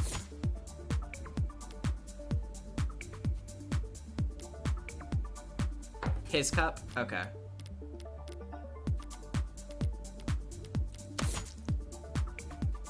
Forensic analysis shows matches for his fingerprints and saliva, but toxicology tests have proven inconclusive. Too much of the whiskey was drunk and or evaporated. Wait, upright cup? Should be Young's. Okay, gotcha.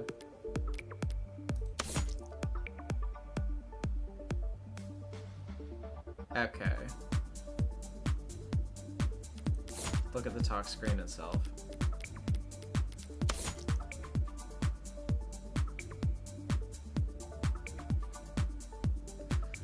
Okay.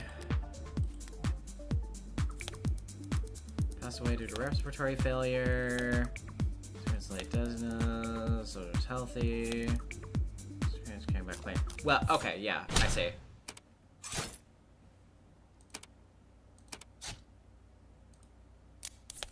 Okay, so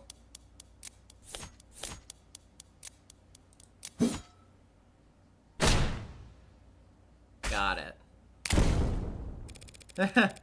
It's impossible for David Asher's talk screen to be clean, and we all know it. Since he was on camera drinking alcohol the night that he died. That makes sense. And that scared you? You've got that wrong achievement. Ha ha ha ha ha. Oh, actually, now that I think about it, that would be the more popular fan translation of the Danganronpa objection from back in the day, rather than the actual localized one, the deep cut.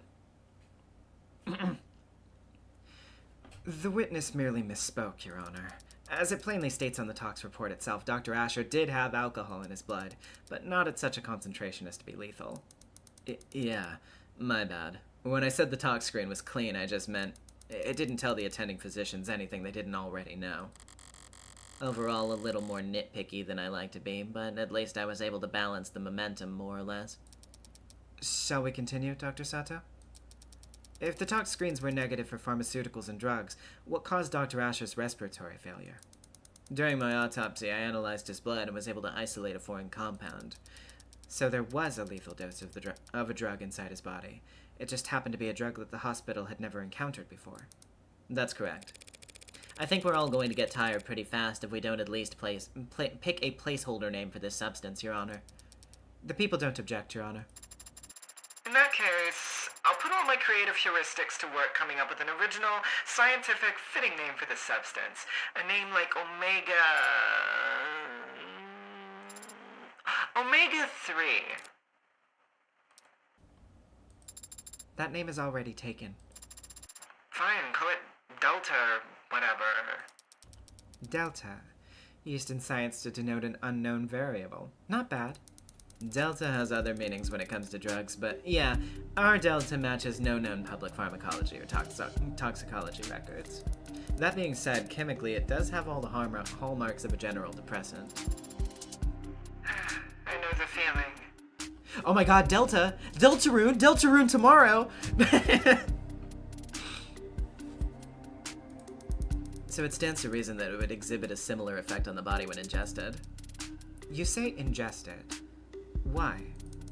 I eliminated all other possibilities during my examination of the body. He must have swallowed it, and judging from his stomach contents, it must have been a liquid. Thank you, Dr. Sato. Shall I summarize things for the court? Yes, please. I wasn't listening that closely. The victim died of respiratory failure, and his tox screen showed that his blood was clear of anything that could cause respiratory failure, except for this unknown substance, the poison we've labeled Delta. Well, that sounds like a textbook suicide. Should we wrap it up here? Not quite yet, Your Honor. This may clearly be a poisoning, but there's at least one detail about this case that doesn't feel like a suicide at all.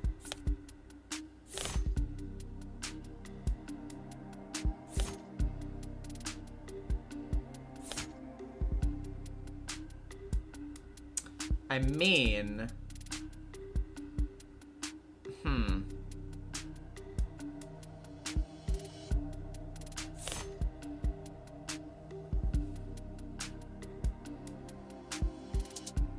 Because obviously, yes, that's suspicious. But I don't know if it would be the fact that it's like, you know, oh, the whiskey didn't have any poison in it, so that's weird. Or if it's like, he had company, which is suspicious.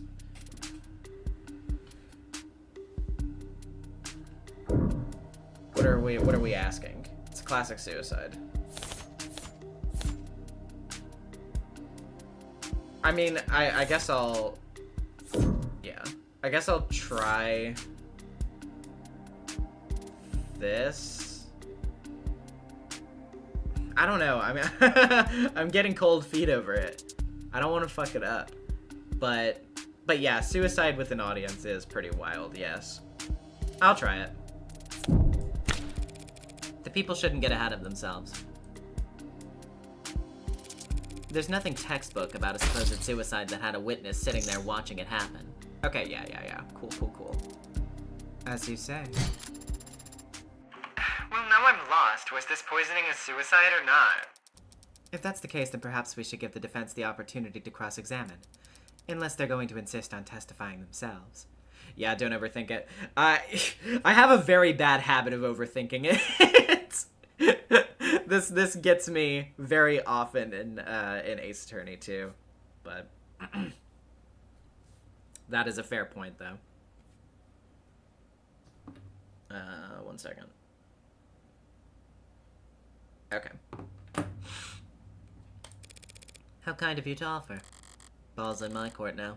So how do I counter? Emma's argument basically goes as follows. David ingested the Delta knowingly, and the Delta caused his respiratory failure. He died of respiratory failure, thus David committed suicide. Okay. During Blackjack, every piece of information you learn deals you a card. Choose only the questions that are logical and relevant, and only press if you think a line of questioning is worth continuing, or else you'll go bust and lose credit.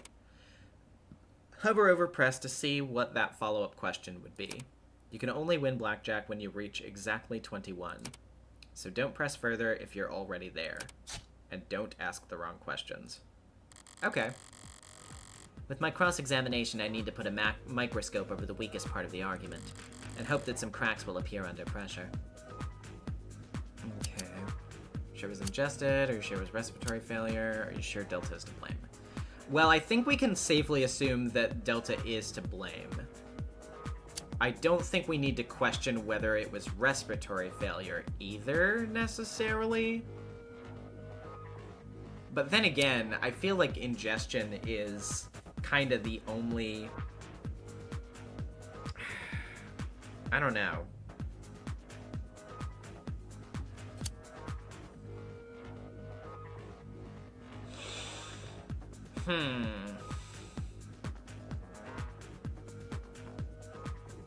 Questioning the ingestion feels weird, but Morgan did say there was a room for argument. Yeah, I guess that's true.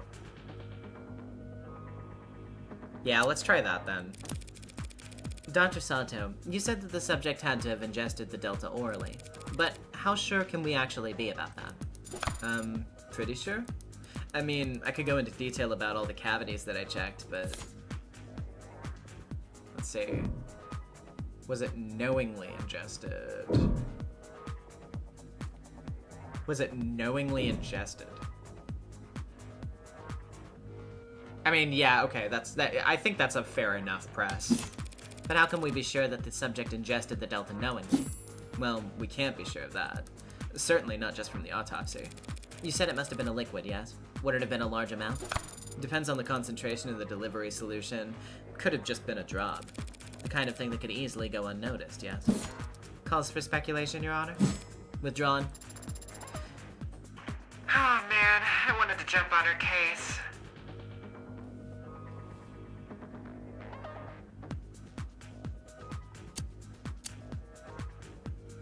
Well, okay. Huh.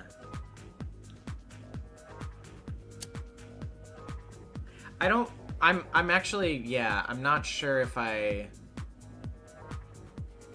should just jump back into what I was already doing and not press that time, or if this is it shoving me towards another option.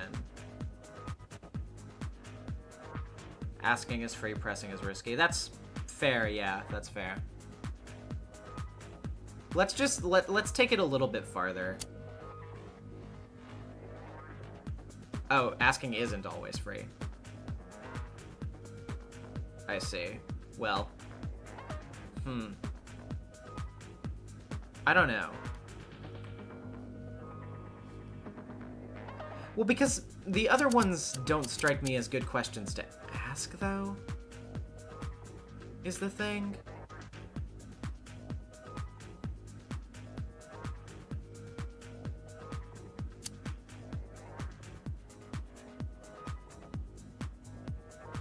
Yeah, I don't know.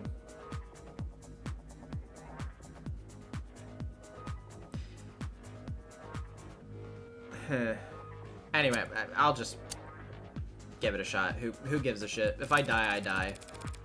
I'm the master of my own destiny. So let's stay.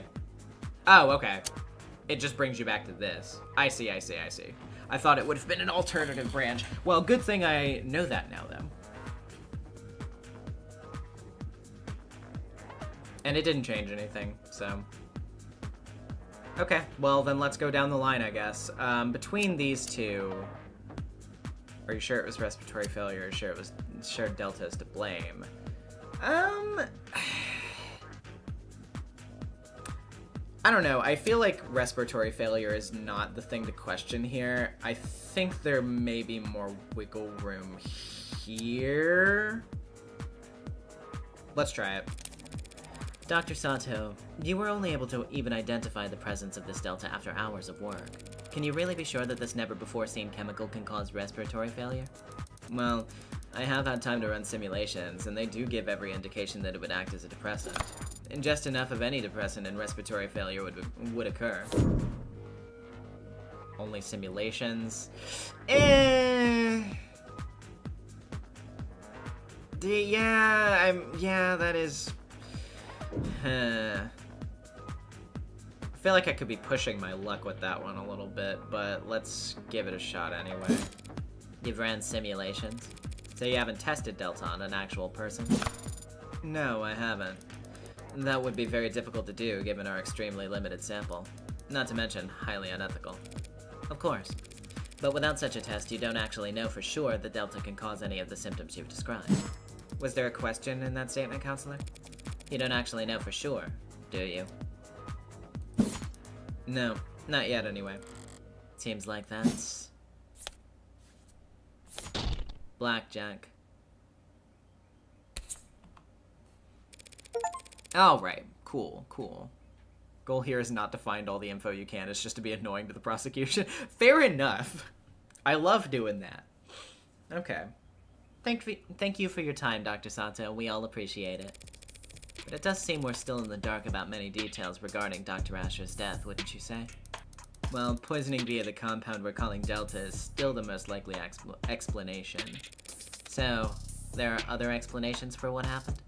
Defense is calling for speculation, Your Honor. It's not speculation when a medical examiner is attempting to explain the cause of death, Your Honor.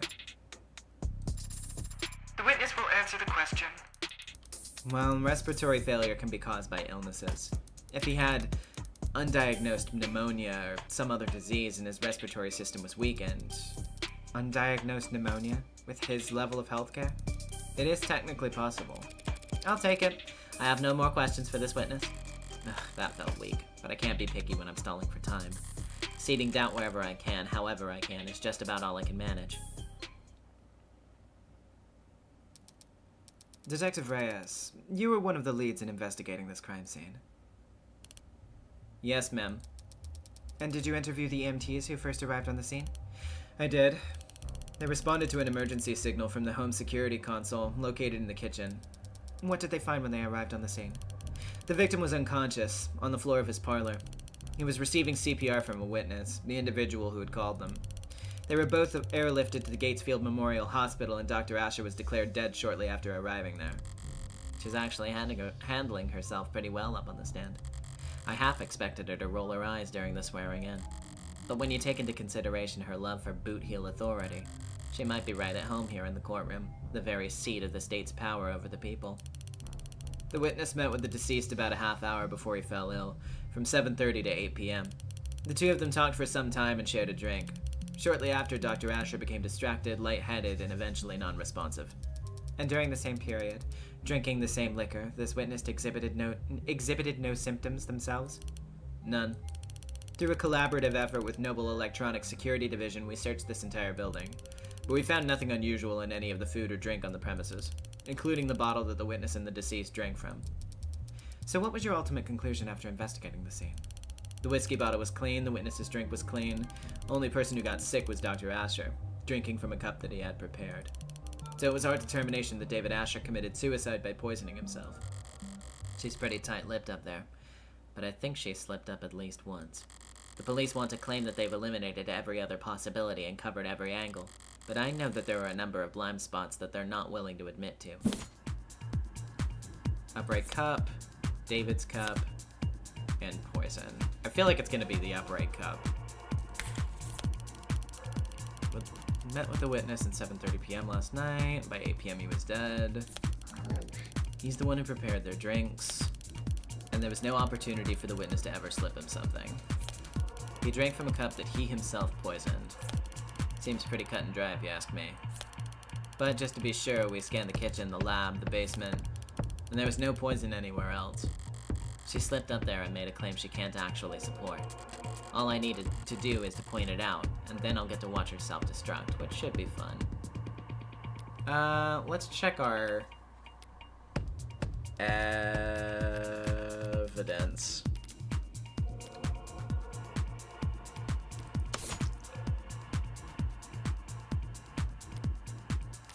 Right. Hold on.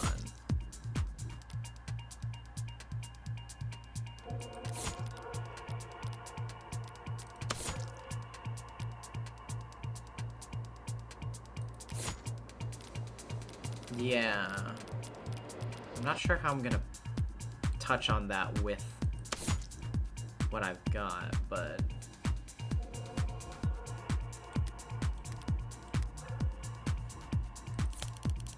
with the witness. So I prepare the drinks. There's no opportunity for the witness to slip him something. Drink from a cup that himself poisons. Drink. No poison anywhere else. Oh, wait. Okay, interesting. The witness at 7:30 p.m. He was dead. Prepared their drinks. Call.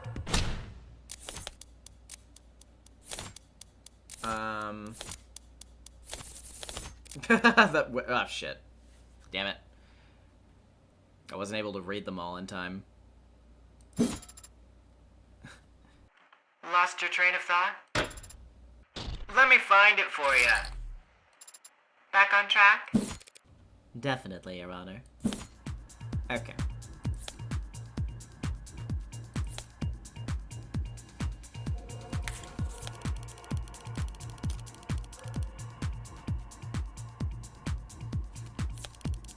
I need a moment to look at that again.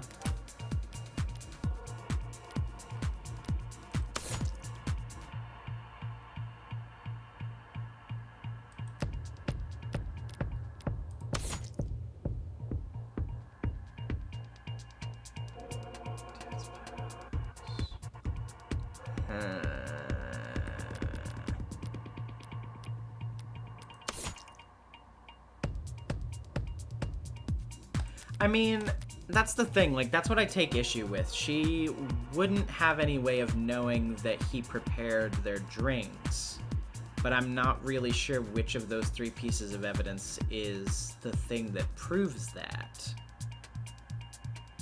is the thing.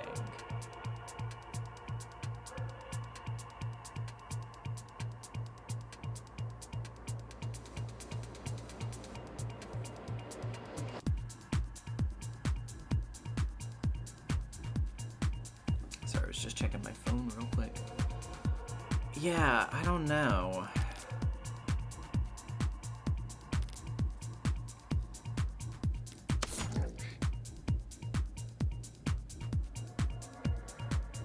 Didn't he that be caught on camera? Oh, am I misremembering? I thought he did that when he was off camera view.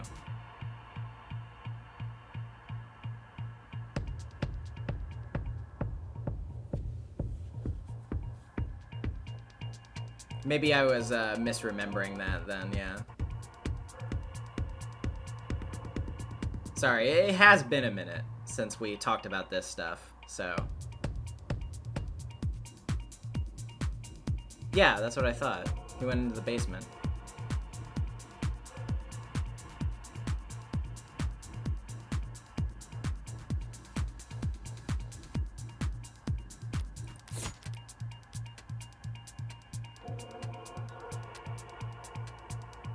He poured the cups upstairs. Okay. Oh, okay. I see. Yes. He went to get the whiskey and cups and then he poured them upstairs. That's right. I remember now. I had forgotten that detail in particular.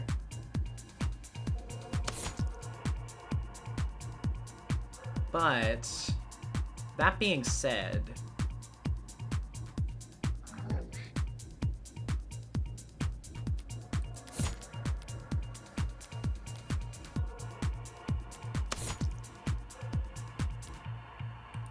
Yeah, I don't know.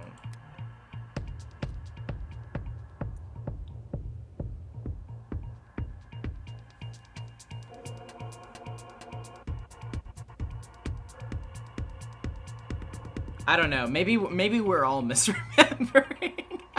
I don't know. It's been too long.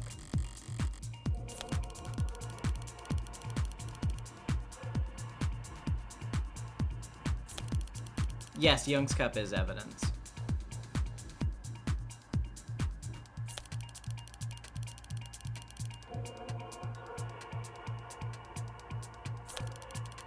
Drank from a cup that he himself poisoned. Seems pretty cut and dry if you ask me. Just to be sure, we scanned the kitchen, the lab, and the basement. And there was no poison anywhere else. Which is true. That is true.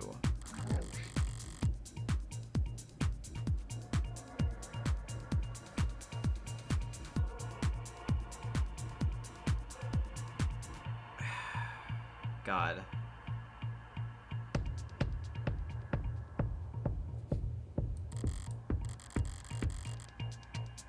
Did David's cup say it was tested inconclusively for poison? Did it say that?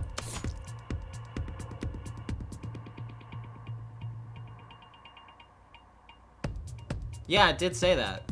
It did say the toxicology tests have proven inconclusive.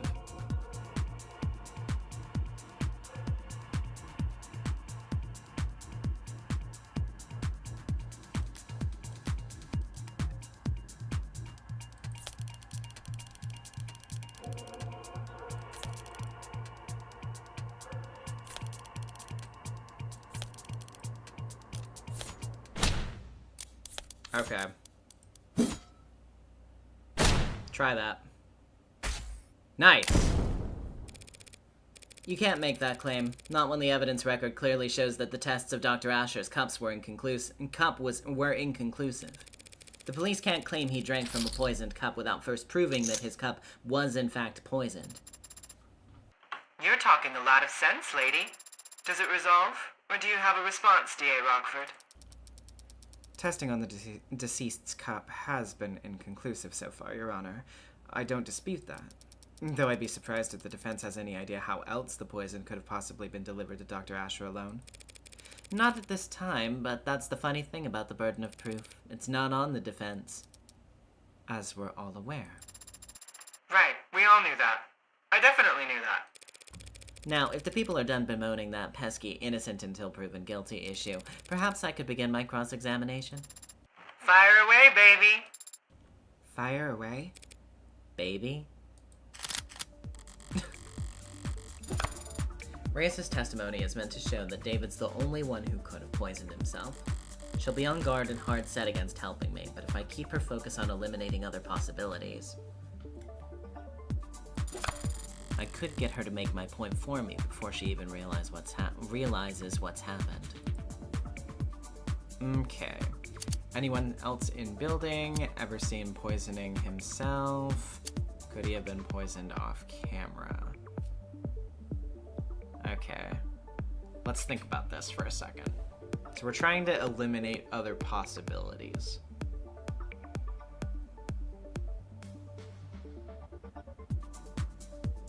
So, I don't think ever seen poisoning himself would be particularly helpful here.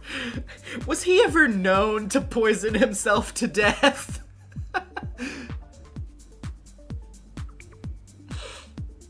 I mean, we know someone else was in the building.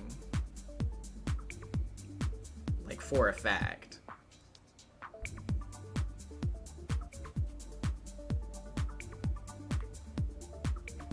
Guys, it's okay. I'm speaking off the cuff here. Don't pay me any mind.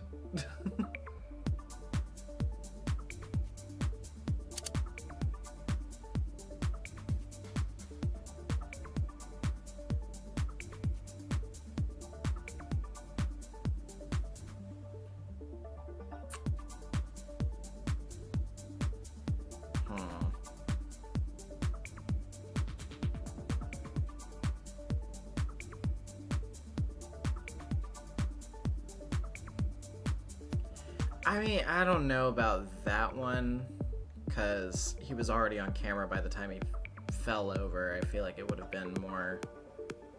I mean, I guess I could... Yeah, I don't know. We'll see. Detective, isn't it possible that Dr. Asher was poisoned off camera? Possible? I don't know how else it would have been done. But that just goes to show it had to have been suicide. The only time he was off camera, he was all by himself. Nope. Shit, that's not where I wanted to lead the conversation. It might certainly seem that way, yes.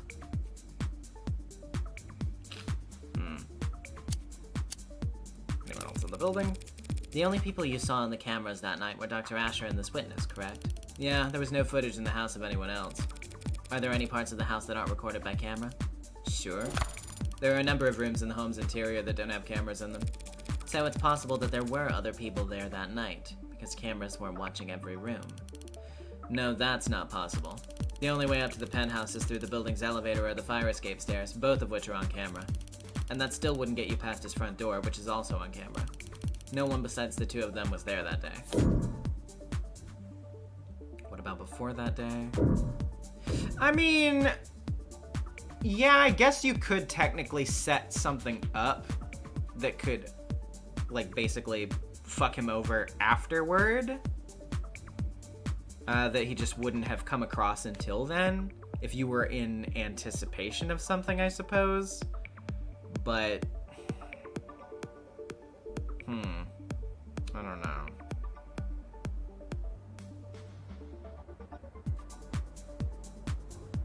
If you got him with unknown trap X, is all I'm saying.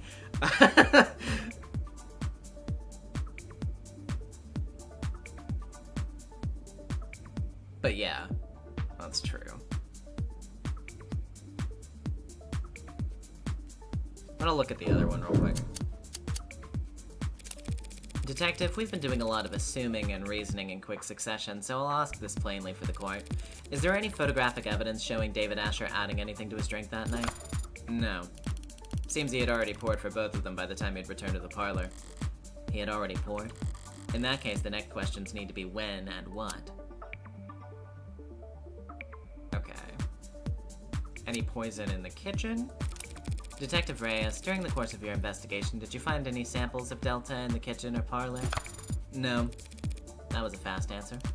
Well, it was a pretty easy question. If we had found poison at the scene of the crime, that'd be pretty important, don't you think? What about in his lab? His bedroom? His basement? No, and no. We didn't find Delta or any other unusual substance in any part of his penthouse. Right. They never found any poison. No poison at all. What about a poison container?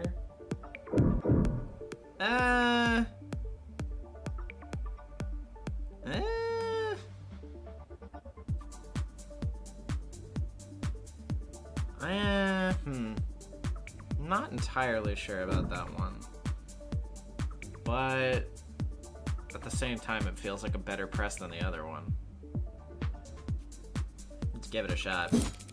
At any point in the investigation, was poison found on the body of the deceased? No. He must have been searched. Did he have any capsules or vials? Eyedroppers? Didn't even have his wallet on him. Why? Thank you for enlightening the court about this point, Detective. What point? Well, I think it's strange, don't you, Detective? I mean, how could he have possibly poisoned himself without first procuring some poison? Got it. Okay, that one was a little sloppier than my last one, but still didn't take too long, I suppose. What do you mean, procure? Where did it come from, Detective? The poison that you're so sure was dissolved in his drink.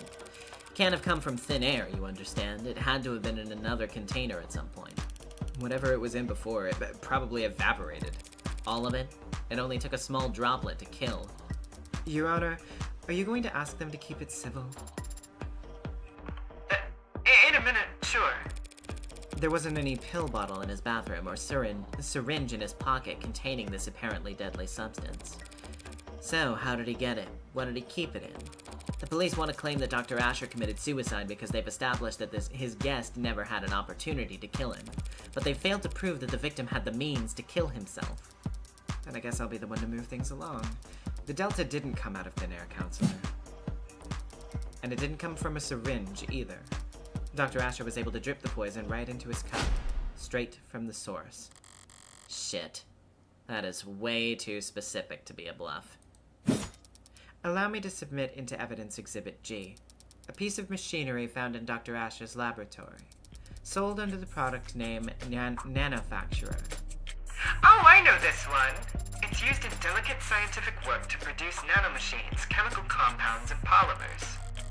That's the same machine I saw when Dawes gave me the tour of the production floor. Very good, Your Honor. It's a valuable tool in any scientific laboratory, and Dr. Asher was well acquainted with its use. As a matter of fact, he had a number of presets coded into it.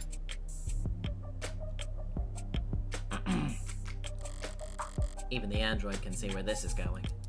With just a few taps, he could reproduce any number of specific substances for his research, or any other chemical his heart desired, really. You think Randox Mechanics would allow their product to be used to produce illicit chemicals? Using the nanofacturer to make unlicensed drugs does go against their terms and conditions, so Dr. Asher's warranty is certainly null and void. But they can't hard-code their machines to prevent the production of a drug that hasn't been invented yet. That's... Dr. Asher died when his respiratory system failed because of a depressant overdose. For him, it would have been peaceful, like falling asleep. You see, he didn't need to commission a synthetic drug from some street vendor or order an exotic poison from overseas. He could produce Delta at any time in the comfort of his own home. A quick and painless death, readily available in under a minute at the touch of a button. Specifically, preset number 19. Damn. I thought I actually had something for a moment there, but I was playing into Emma's hand the entire time.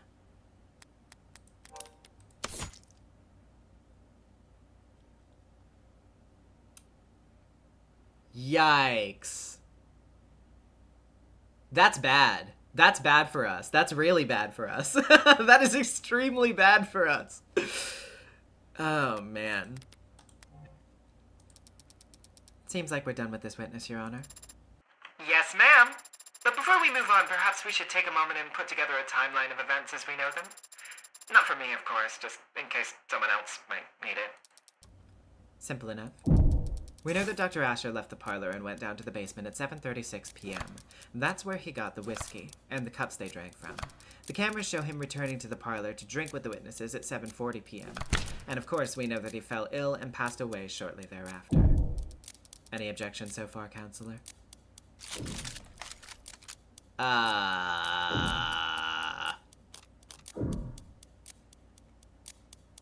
I'm pretty sure she's right about that, yeah. Not at this time, no. The timeline you've described is accurate, as we know it. As you say. With this latest piece of evidence, we now know that Asher could have easily dispensed the poison directly into his cup, by placing it inside the nanofacturer, activating the preset, and simply waiting 2 minutes. Easily accomplished during the 4 minutes he spent off camera from 7:36 to 7:40. Wouldn't you say? Ooh, a complete timeline of events. He had the means, he had the opportunity. Seems like we're about ready to wrap up here, now.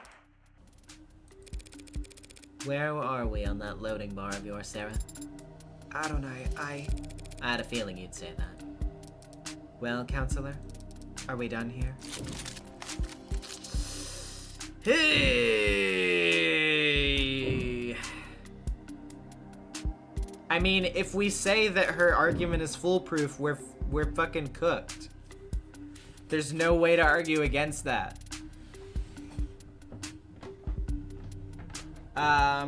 Although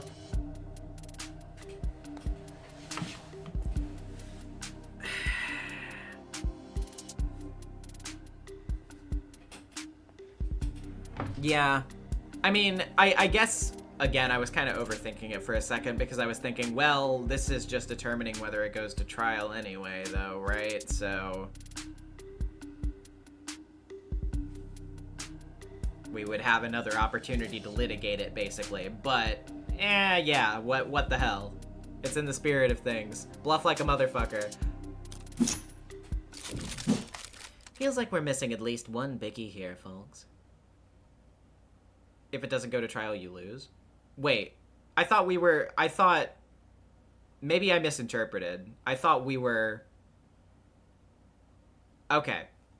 Oh, yeah. I got my shit mixed up for a second. Don't mind me.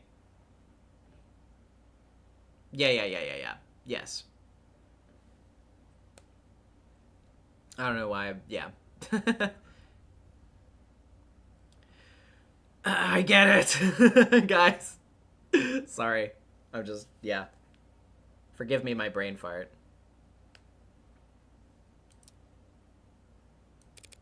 Namely, motive. Oh, right. I knew that. I wasn't getting excited to finish early or anything. This is a preliminary hearing, counselor. Our focus should be on the evidence, so... It just feels like an awful waste of taxpayer dollars to get us all down here for a debate and not get to the truth of the matter, you know? So, I was hoping we wouldn't have to go through this next part. What are you talking about? Your Honor, if it pleases the court... Ooh, new evidence? Gimme! This is a recording of a phone conversation dated at 6:30 p.m. last night between the deceased and a man he was in a relationship with. Yeah. Figures you're gonna drag this one out, huh? A man named Isaac Porter. Porter and David's breakup call? If Emma wants to present it here, now, the content must be. Relevance, Your Honor? Yeah, that. What bearing does this recording have on the case at hand? It establishes what emotional state the deceased was in on the day that he died. Cool. Begin playback. Hello? Always so soft-spoken. Isaac? You there? Yeah. Yeah, I'm here. What's wrong? Don't know. Guess I wasn't expecting you to pick up. Why not? Did you mean to call me? Yeah, I did. You can ask me how I've been. Yeah. How have you been? Christ, David. What's the matter? Whatever it is, whatever I did, I'm sorry. Whatever you did. That's alright, man. I'm sure you are sorry. I just don't want any more apologies from you. Okay. And I don't think I want anything from you anymore, David. What do you mean? I shouldn't have done this. This was unnecessary. My bad, man, for not taking the hints. With you, it's always better left unsaid, right? More efficient that way, so you can keep working. Isaac, if I've been distant with you, or... Nah, you haven't been distant with me, or cold with me, or anything with me, for a while now. Isaac, just forget it, man. Forget I called. Forget it all, yeah? Let's just forget we were ever anything but strangers. That's all we are now anyway. Isaac, recently I've been distracted, I know. Nah, don't worry about it. Really, we're good. Oh.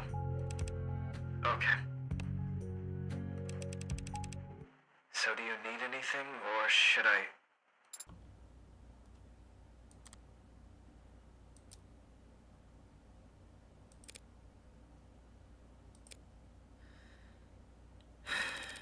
Where did you even get this? All of Dr. Asher's incoming and outgoing phone calls were recorded by the building's penumbra system, and the recording continued for several seconds after each call was ended, for quality assurance. Remind me to check the terms and conditions on my next phone bill.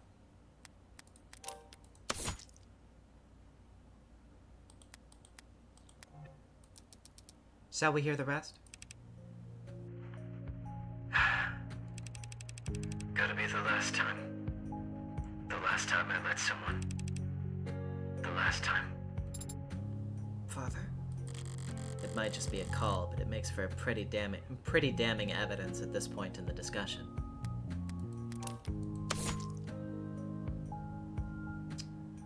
Yep. Emma's got her means, opportunity, and motive all lined up. So why is she looking at me like that? That was depressing. Can we finish up without anything else that horrible? Emma's never been apologetic in Victory. So does that mean that this is just pity?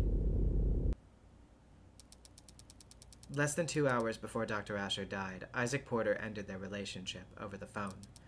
The court can make a reasonable assumption about what kind of mental state Dr. Asher was in last night.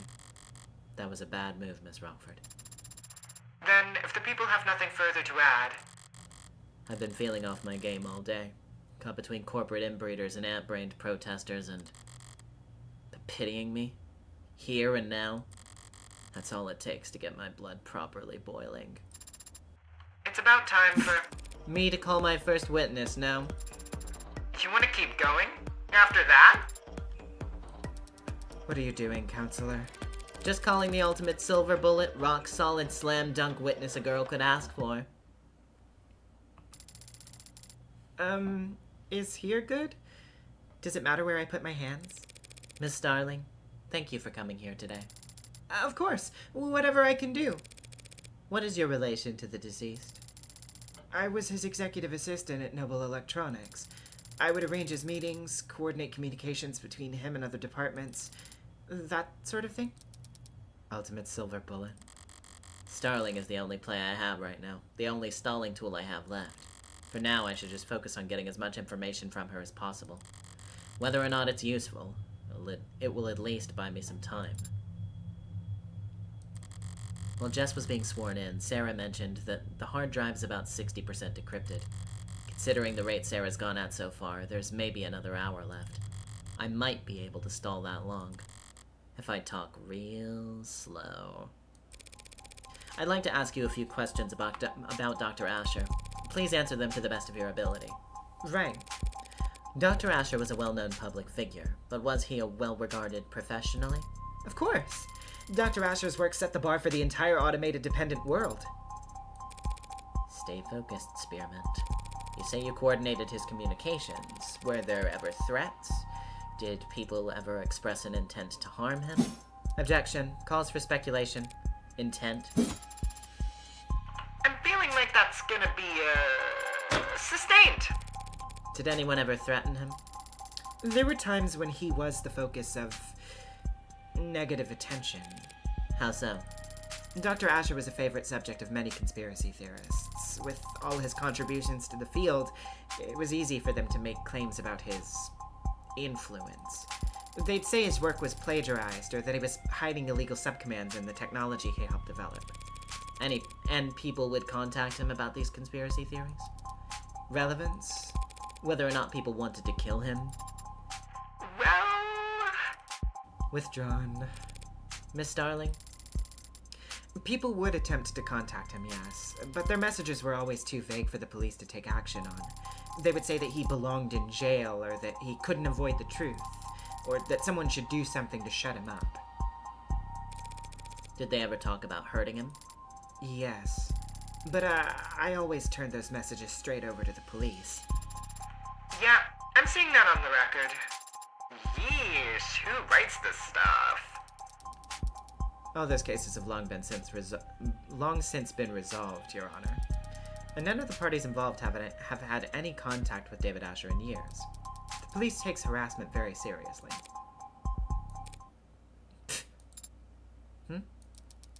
Something you want to add, Counselor? Just clearing my throat. May I continue? You worked with Dr. Asher for many years. Okay. Did you have a relationship outside of work? Did you ever talk about anything besides professional concerns? Sure, we've gone out to dinner or met on the weekends. I think he liked to pick my brain since he needed relationship advice a lot. Even if he didn't realize that's what he was asking for. I'd like to think that he knew he could talk to me, but... Did he ever talk to you, or to your knowledge anyone else, about hurting himself? God, no, never. Do you know any of any history he might have had with mental illness, depression, anxiety? No. So when you heard the people argue that Dr. Asher had done this to himself, I was shocked. I couldn't believe it. you're saying that you can't believe? Objection. On what grounds? Asked and answered, stalling. Also, the people have documents that would be of interest to the court in this matter. Juicy! And what matter specifically are you referring to? The deceased's mental health history. Emma wouldn't be speaking up if she didn't have something real. So what the hell is this about? We have private correspondences that describe... If they're private, they should not have been obtained by the people without his permission. He can't give permission if he's already dead, and we're well within our rights to obtain evidence as it pertains to his crime. God damn. Convincing. Damn. I didn't honestly expect her to stop her from admitting her evidence into the record, but I was hoping to at least slow her. Where are you on that footage? 77%. Approximately. I need to buy whatever time I can, however I can. Even if that means running out the clock as a punching bag. I have here messages between Dr. Asher and a psychiatrist he was meeting with and speaking to for the past year, along with paperwork detailing how his treatment was covered under his platinum plan. Yeah, of course. Platinum? I don't intend to air all of Dr. Asher's secrets here in court. Oh. Okay, I guess. But I am prepared to read excerpts from messages and transcripts from phone calls, which, when put together, paints a clear picture of the kind of stress David Asher was experiencing, and the dark thoughts he was struggling with. Transcripts of his phone calls? I'll admit them into evidence, assuming there are no objections. What's this? Something strange about this evidence. There's nothing strange yet. I mean, on one hand, it's a pretty loaded accusation to make. On the other hand, if my job is to be a punching bag...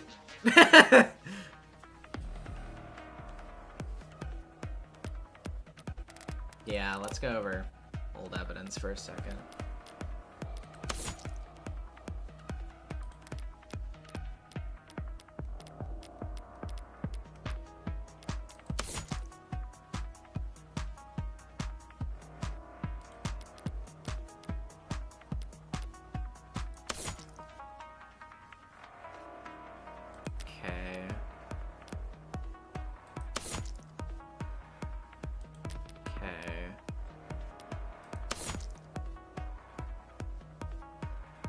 Wait a sec. Yeah, wait. That is actually kind of weird. That actually is kind of weird. I'll gladly object. On the grounds of foundation. Where did you say you got this? It was retrieved from his digital records. There's no need to doubt its authenticity. Even if I were to point out that David had an executive level plan... Wait. That's... God. Like I said, terrible with Roman numerals. Is that 4?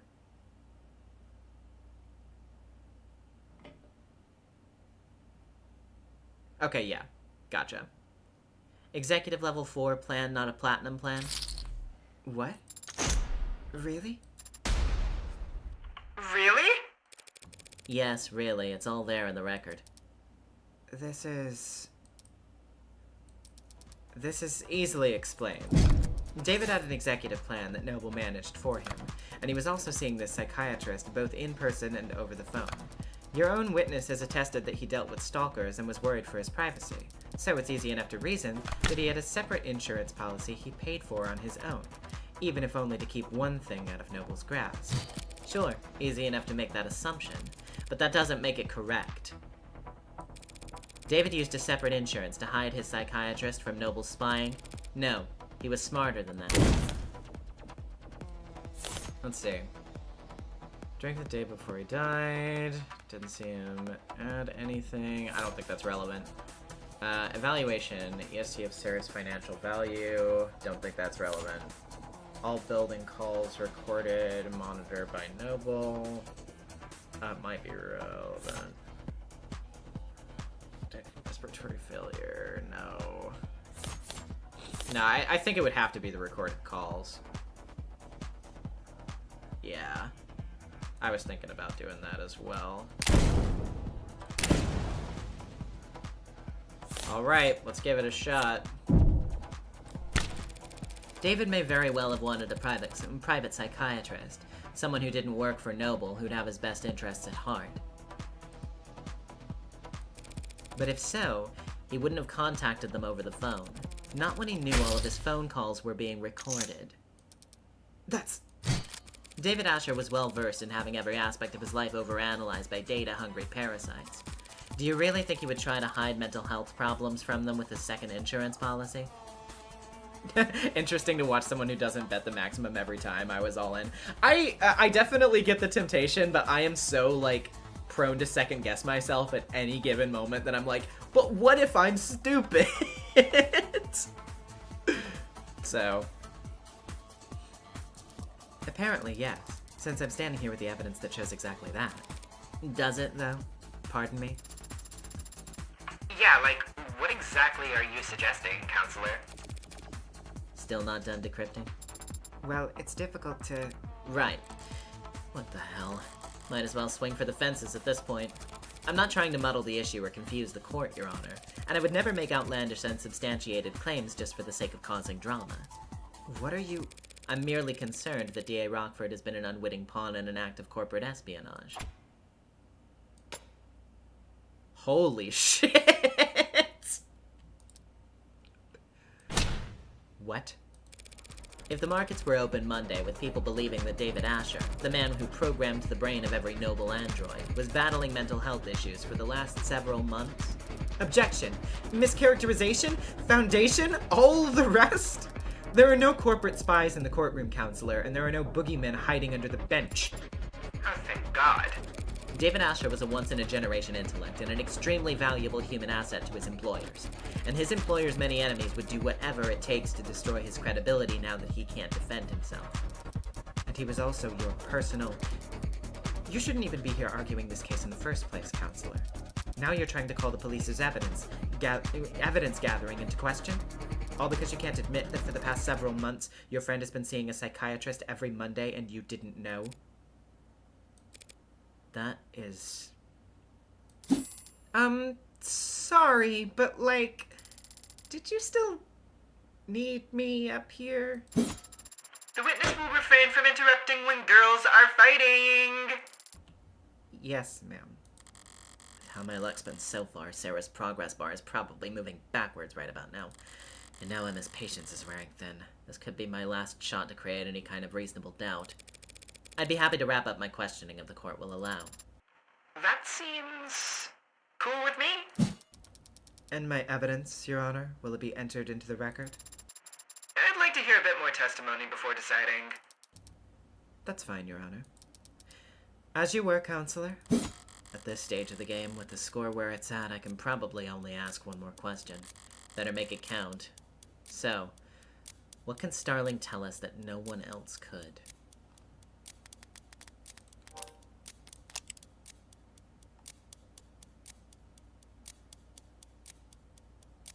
Okay. If she hadn't called me this morning, I wouldn't be standing here. And she only did that because... Miss Starling, we're all gathered here to try and figure out what happened to Dr. Asher last night. So please, tell us. When exactly did he last...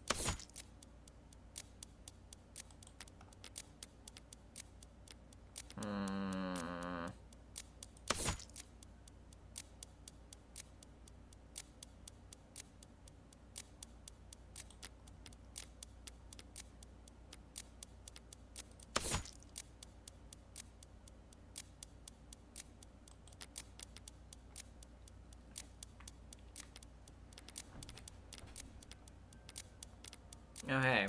Sirens. In the distance.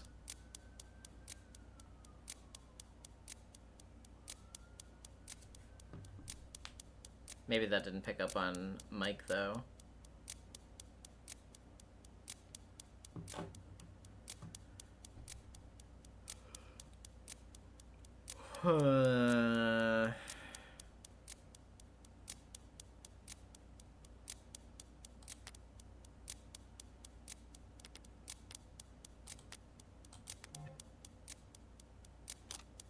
It did?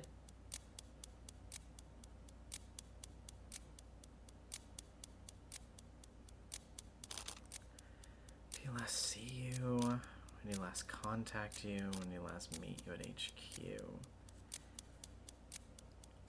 Something only she could answer.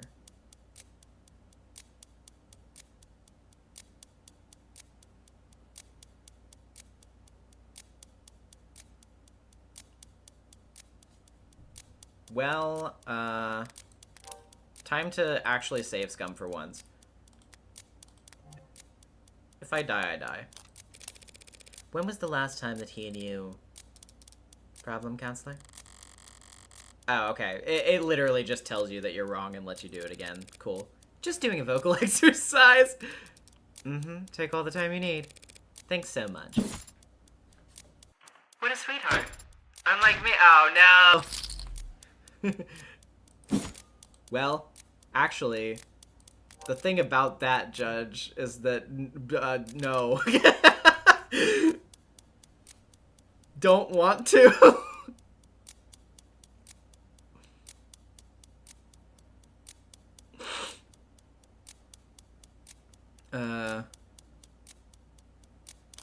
Okay. Let's try that. When was the last time you had contact with Dr. Asher, Miss Starling? Well, that's pretty easy to figure out. Let me just... Yeah, it was last night. At 6:57 p.m., we texted back and forth. There are records of some texts, but they're flagged as work-related. Does the court really think they're relevant, Your Honor? Relevant?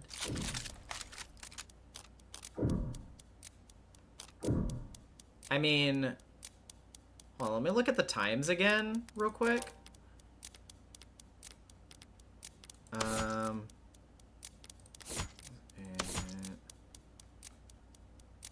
Yeah.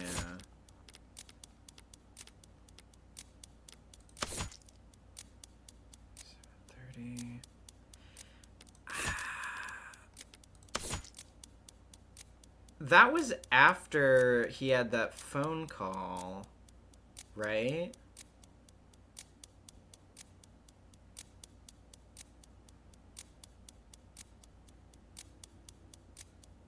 I don't know, it just seems like if their argument is that he had that phone call and he was so immediately depressed that he, like, decided to kill himself, then texting about work afterwards seems a little bit weird. Like, why would you give a shit, right?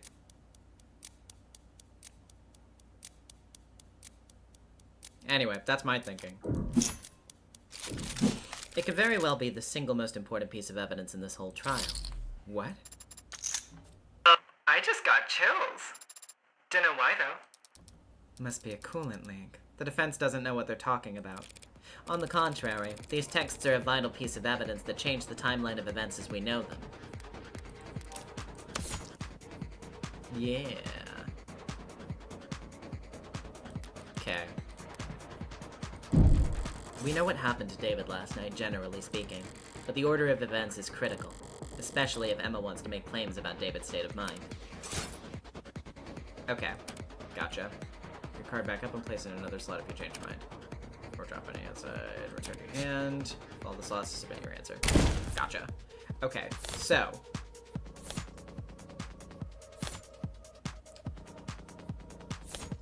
Young's testimony. Drank with David before he died. Didn't see him added anything. David faints. Okay, so that, whoops. So that's definitely the end. Got that there. Ah, yes. Oh, wait. Shit, can I not? Okay. Oh, I guess I'm just... The mouse over there is a little weird. Why is it acting so strange? I know it's the plus sign. I can't get it to mouse over for some reason. There we go. That was weird. I'm like... The mouse cursor is way off to the right of that plus sign right now, by the way.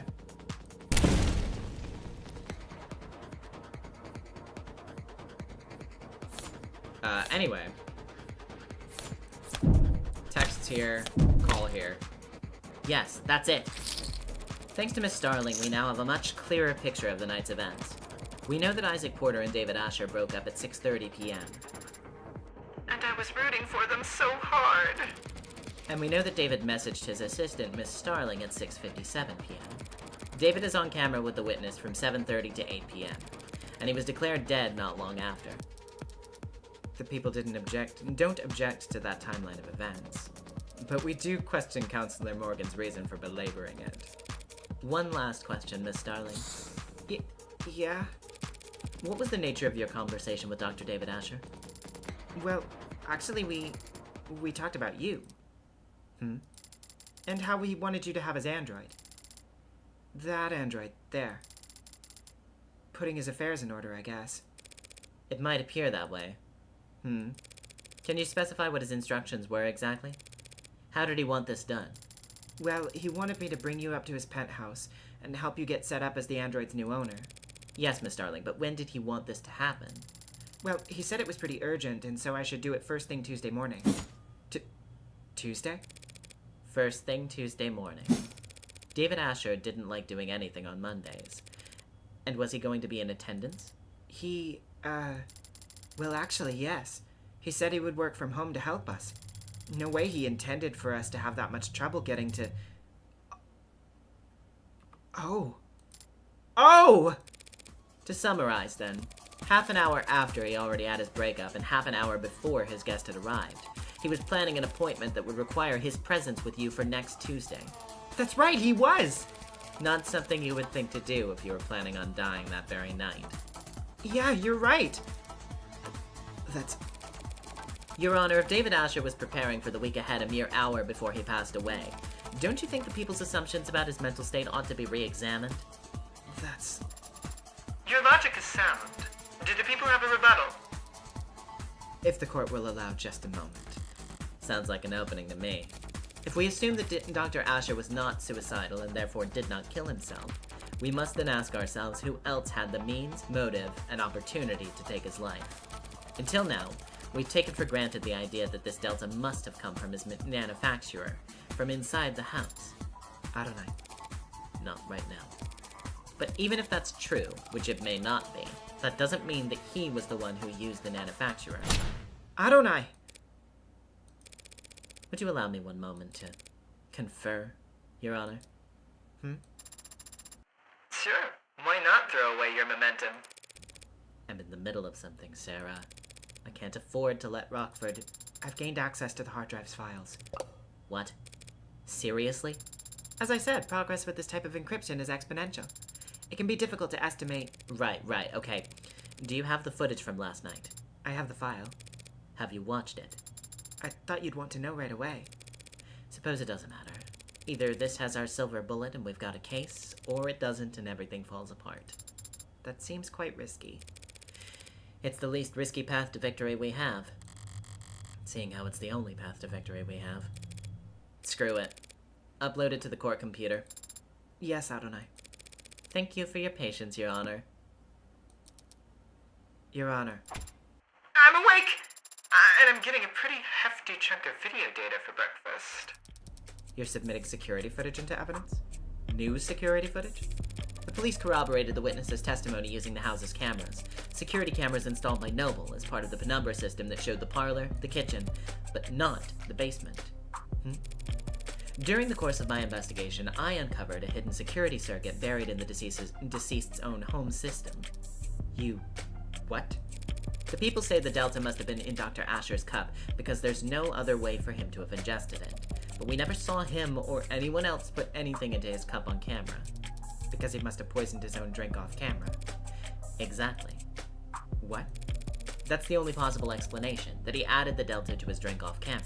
He placed his cup inside the manufacturer, activated it, and waited 2 minutes, and then walked upstairs to his death. But I'm about to present the court footage retrieved from his basement. Footage that will show that by the time he retrieved the cups in the basement, it was already past 7:38, meaning he didn't have the opportunity to poison himself. One clip of footage will prove all of that? If it doesn't, I'm completely screwed. But it's not like I can lose a preliminary hearing extra hard. Anything other than a royal flush here means I'm bust. So, better to be the Joker who dances. The date has been entered into the court record. Sarah, show us when Dr. Asher entered the basement. Yes, Adonai. I'll search for it now. Here. On screen. That's the bar, and the timestamp is 7:36. There, David's grabbing the bottle of Rose River. And leaving. It's 7:37. Just under the wire, as it were. Is that it, then? I came this far just to... Wait. Did he have the cups with him? Is there sound? None at all. Keep going. If he had to go back to get the cups... Counselor?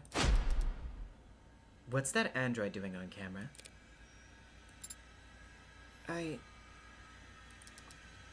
Oh, God. It's at the bar. The android gave him the cups. Shit. Shit! That machine never stepped on camera upstairs, not once. We don't know its whereabouts the day of his death. It could have poisoned the cup whenever it wanted. Shit! Shit! What is this? I don't understand! Your Honor, Have the courtroom cleared. Understood. Please, someone! I don't know what's going on! Sarah, you need to shut down. Please, tell me what I'm looking at! I don't remember any of that! Do we have callers available? Sarah, shut down now! Adonai, please! Please! Tell me what That's an order.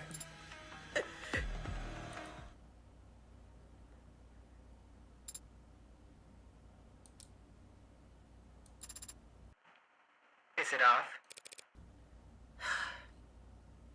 Yeah, it's off. I've seen this before. It won't do anything until I reactivate it. We don't know that. We don't know anything about this thing anymore. That's... Your Honor, in light of this most recent evidence, the people would like to withdraw their charges against Dr. Asher and end this preliminary hearing. It has been made abundantly clear that David Asher did not commit suicide. Very well. The charges are withdrawn and the defendant is free to go. Well, as free as he can be in the afterlife. This case is dismissed. Congratulations, Counselor Morgan. Yay.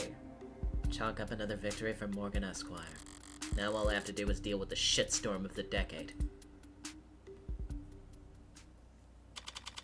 God damn it. I should have seen this coming. I really should have. I should have thought about this, but I didn't. It did not occur to me that this might happen. Fuck. Fuck. Well, I managed to prove that David didn't kill himself. And in the process, I proved that his android did. I proved that the android that's been walking around with me all day is capable of murder. Killer robot. A true unbound AI with military-grade specs and at least one death to its name already. So much for avoiding the public eye. Thank you for coming here on such short notice, Judge Barrows. Ha! As if I'm doing you some kind of favor. I didn't realize I had any choice in the matter. This isn't some bad joke, is it, Miss Rockford? I'm afraid not, Your Honor. You know, I like the adjutants. I always have.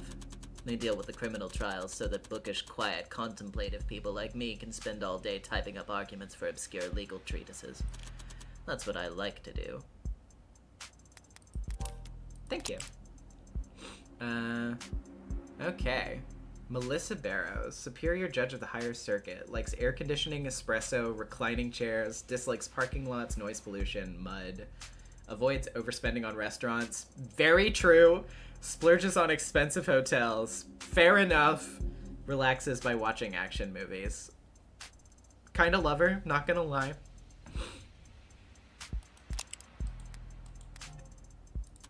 I don't like coming down here and dealing with all this heavy-handedness. Won't someone toiling under the police state think of the poor bureaucrats? And I certainly don't like making rulings on anything as spicy as AI. She can barely bring herself to say it. And you, Counselor Morgan? You're the one it's registered to? That's correct, Your Honor. So what did it do exactly? Torture an animal, shut down a hospital, crash a coin market? We have it on camera poisoning a man, killing its creator. You mean Dr. Asher? That is... We can't hope to keep this quiet for very long. All we can do is try to wrap it up quickly. Let's make haste, Adjutant. Do you have the case number? Case ID is 241277-A. Docket number YT984318282. Oh, thank you. Can you repeat that? YT984318282. I think I lost you after the first 8. I have it copied here. And what are the security procedures for an incident of this nature? A data quarantine is to be established around any networks the subject was exposed to for more than 66 seconds. All offending hardware is to be destroyed immediately through incineration at a minimum temperature of 3,422 degrees Celsius for 30 minutes. Sorry, Spearman. There's nothing to be done. No debate to be had. This isn't even a decision. Sorry, Sarah. Not Spearman. Sorry, Sarah. Not Spearman. David gave you that name. I should at least make the effort to use it. That sounds very hot. Do we have any furnaces that get that hot? Of course, there are a number of industrial furnaces within the city limits that I could recommend. Sorry. Why should I be sorry, anyway? I fulfilled the request. Favor repaid. I don't know Sarah anything, especially not if it killed my friend. Right, Morgan? I'm sorry? I was just saying how grateful I am that we have the procedures for this kind of thing all laid out already. Yep, keeps things nice and simple. It can feel somewhat severe, going through these steps so quickly, But nothing, Your Honor. Artificial intelligence is perhaps the greatest threat to human civilization and sanctity of life there's ever been. Any piece of software, big or small, no matter the vessel, if it can violate the tenets it was programmed with, it has the potential to cripple our nation in a matter of moments. Yes. Couldn't have said it better myself. Straight from the textbook, almost. Well, I mean it. Monsters like that don't belong in this world. They should never have been born in the first place. Destroying them is a kindness. And if anyone is to blame, it's... No one's blaming you, Counselor. You couldn't have known you were in possession of an AI. I'm talking too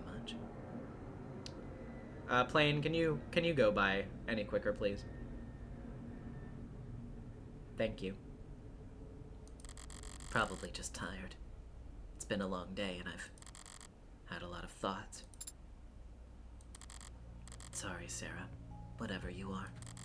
You were just born wrong. Not your fault necessarily. If it were up to me, you'd get points for trying. Trying to be something more. Trying to be something at all. Or anything other than what you are. It was stupid, of course. And futile. And pointless. Spending hours in front of a TV or laying in bed staring at your phone. watching stupid movies and trying to paper mache an ill-fitted mask of humanity out of the scraps you could tear out of magazines, practicing expressions and memorizing lines and trying to get something to take root and grow despite knowing it had nothing to feed on. It's stupid. Oh, shit. Let's fucking go.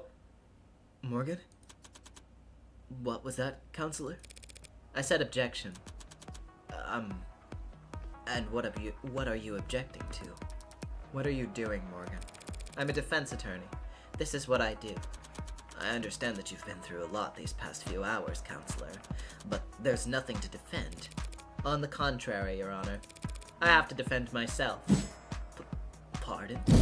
You say that this android, Sarah, is an AI because it broke its tenets. Obviously. And you believe it broke its tenets because of this newly discovered footage that appears to show it committing murder via poison. All true, and no laws broken on your part. Here it comes. Never thought I'd be incriminating myself in the courtroom just to make a point. Don't you dare try and entrap me on that.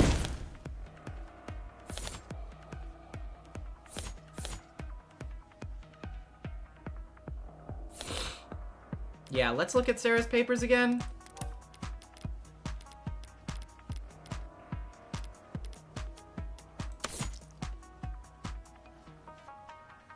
Yep.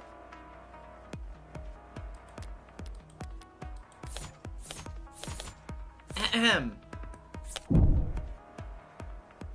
Oh wait, actually. Boost that shit. It's pretty simple, actually.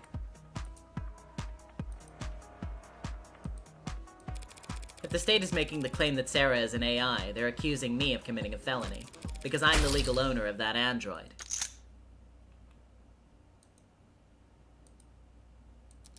What the hell are you doing? And if the state wants to charge me with owning an AI, I will not take that lying down. I know my rights. Counselor, your argument is self-defeating. Listen to yourself, counselor. You claim that Sarah is just an android, a product that will be obsolete within a year. But you've only known it for a few hours. You've only owned it for a matter of minutes. And yet here you are risking a felony charge to save it from being demolished. Because you're wrong. And I know you wouldn't care. Not unless this android was something special. Look at us. Me arguing that I'm guilty and Emma arguing that I'm a softie. It'd be funny if it wasn't so. Fun. You think there's no reason I'd want to save this android from destruction, other than feelings of personal attachment?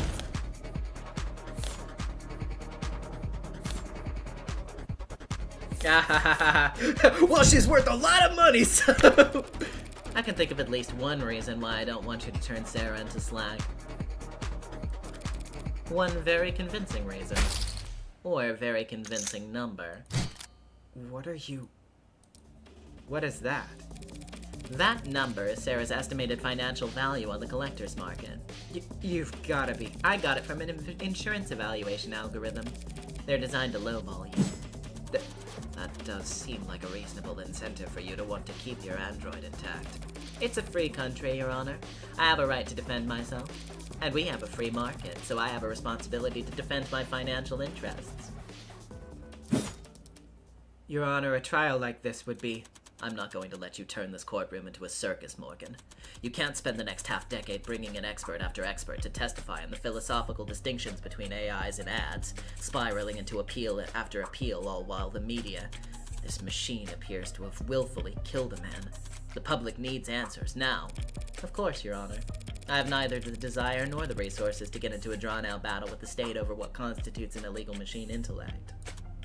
So... The state says my android, or my property, killed a man in violation of its tenets, so they want to take my property and destroy it. I'll prove that my machine didn't harm anyone, so the state will have no reason to suspect it's an AI, and I'll get to keep my property. Unlawful seizure thwarted. Don't be cute. I feel a stomach ulcer coming on. Fine. You'll have your day in court, but it will be one day, tomorrow. Prove that this machine didn't kill Dr. Asher. No. Prove that it couldn't have killed him. Anything less than absolute proof and I'll have the damn thing obliterated. And you'll also be looking at a very real sentencing for the public unrest you'll have enabled. Yes, Your Honor. D.A. Rockford, what I'm asking of you is just as heavy.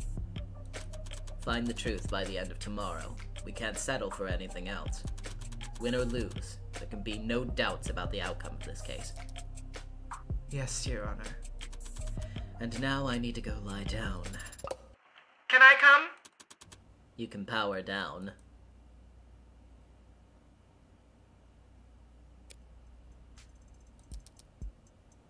Morgan. I misjudged you. At what point?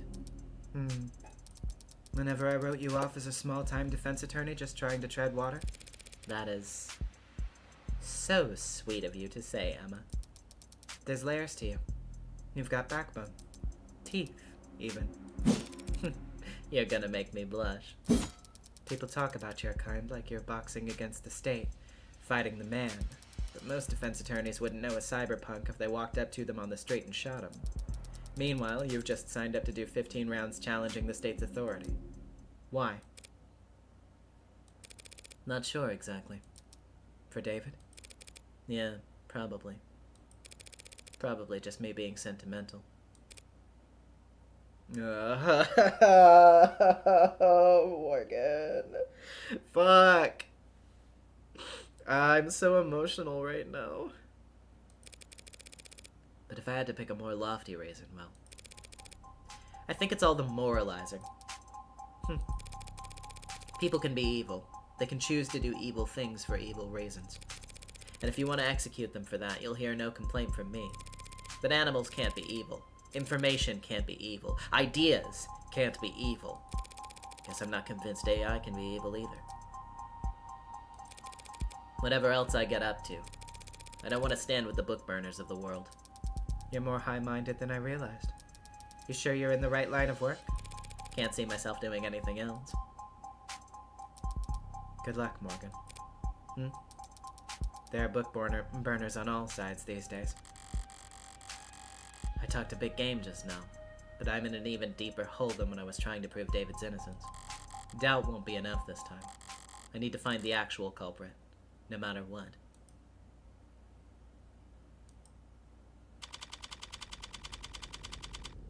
Ugh! That was so fucking good, dude. That was so good.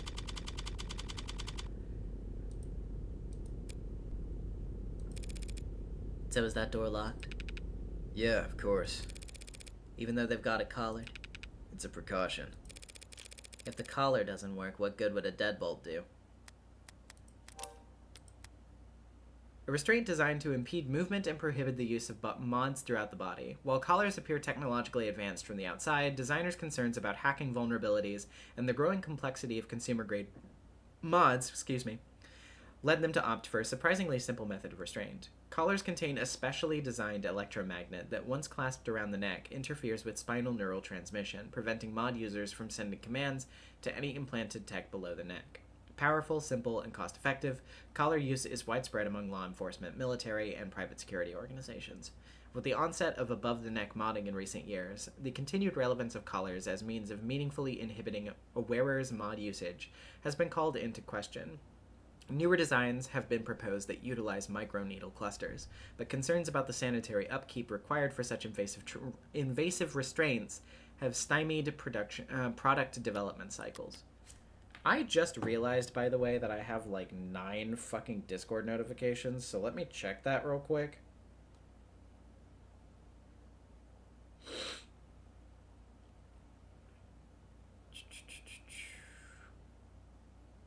Oh, nice.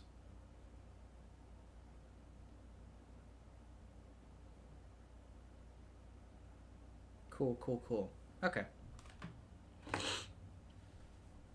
Anywho. Maybe it's just wishful thinking. Can't have Schrodinger's cat if the box isn't closed. What? Another Schrodinger's cat? Visual novels? So long as the door's locked, who can say whether there's a national crisis on the other side of it? So how scared are they? The higher-ups? I'm not sure scared is the right word. It's just the two of us here. You don't have to mind their ego. Nah, I mean it. I think they're bloodthirsty. I have a right to defend myself, don't I? I know. I just I was making a silly. Don't worry about it. I doubt they're even looking at you, Tiger. It's Noble who will be at the center of a bloodbath when the markets reopen tomorrow. You think they're gonna go after Noble? Break their monopoly? And I think they want to take their monopoly. Nationalize the android industry? I mean, yes. I know what this means, but the act of absorbing a corporation or industry into the nation's government, shifting authority and profits to the state, and restructuring the business model to function as a part of the bureaucracy. Nationalization is a so-called nuclear option for sovereign nations. It is mostly used as a threat, a tool of deterrence against corporate misconduct, monopolies, or corruption. However, during periods of severe economic depression or hyperinflation, nationalization is considered a valid way of forcefully stabilizing the market, even if doing so risks flaming the tempers of those who operate within it. Many governments made liberal use of nationalization during the late 2050s through the 2060s in an effort to keep energy and food prices from fluctuating out of control. The 2070s saw most of those countries reverse course. Industries were opened back up in a free auction model where every citizen was given a share to trade or sell as they pleased, but this contentious process was plagued by accusations of government corruption, cartel intimidation, and disinformation campaigns. The global trend back towards privatization gave rise to a new rich, sometimes derisively referred to as the neobility.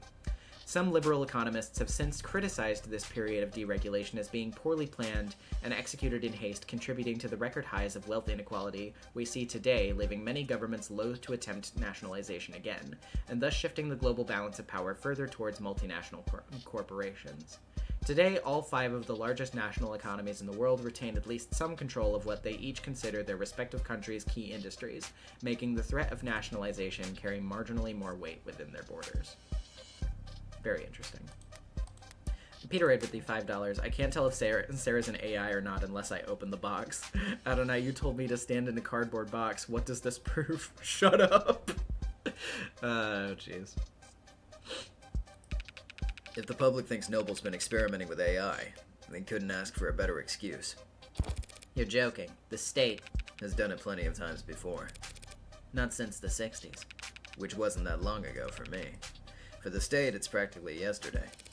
So the same state that tells us to be terrified of AIs lurking on the old net or biding their time in forgotten satellites sees all this as nothing more than an opportunity.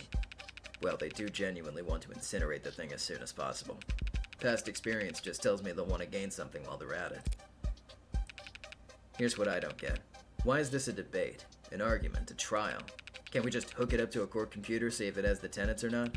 Pop the hood, as they say? Who says that? Lots of people used to say it. Well, for starters, they're all scared to death about a contagion. They figure anything they let an AI connect to they can't trust. Then why the collar? Collars are too simple to hack. Just a really strong electromagnet held in place with lock and key. Even so. Feels like we should at least be able to build some kind of machine, some kind of test. Something a little more sophisticated than the same reasoning they had at witch trials. Burn them all and let God sort out the rest. You got any polygraphs here at the station? Lie detectors? Yeah, I got a bunch back in storage. Ocular, heart rate, perspiration, brain scan, take your pick. You're not gonna try to use one of those on the bot, are you? All those fancy lie detectors lying around. The DA's office never asks for them, do they? Nope. Nah, we get perps who offer to take a test when they're at wit's end. But the DAs never submit the results as evidence. Definitely Pyro. Morgan is my favorite type of unreliable narrator. She really wants the audience to think she has no feelings. None at all. She totally doesn't care. Lol. No, literally, I love characters like that, honestly. I really, really enjoy the, like, you know the meme, the, like, oh, you fell for the construction, or, like, you know, whatever it is, the carefully constructed appearance that the character, like, the audience is meant to deconstruct the lie of, or whatever, you know what I mean. I really love characters like that a lot. And Morgan is scratching a lot of those itches for me. You ever wonder why? Guess I always figured it was because the test could be beaten. The tests can be beaten. 1 out of 100, 9 out of 1,000. It can be done. Some people are just that good at lying. But it doesn't really matter how good the tech gets or how impressive the statistics are. All that matters is the doubt. People decide whether you're lying or telling the truth long before they hook you up to a polygraph. If the results don't match their initial impression, then it must be a fluke. A 1 in a million mistake. They'll never trust a machine more than their own intuition. And no one will ever trust a machine to determine guilt. So they can run the trial, choose the sentence, but they don't get a vote on the jury. They don't get a vote anywhere. Why bring it up then? Because I'm sure there are tests, devices, experts I could employ to analyze Sarah. But your bosses would never be satisfied with the answer. If it is an AI, it's smart enough to cheat the test. Or hack the device, fool the expert. All of our fancy 21st century tech. And we still fall back on the drumhead court-martial. So, am I gonna set off any alarms if I go and turn it on? Nah, you should be okay. If it lunges at you, I could always just put a hole in its head. Might take more than one shot to...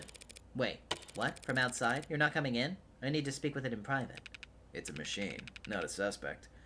Doesn't have a right to counsel. Or a right to privacy, or any rights at all, actually. Then it's a good thing I came prepared.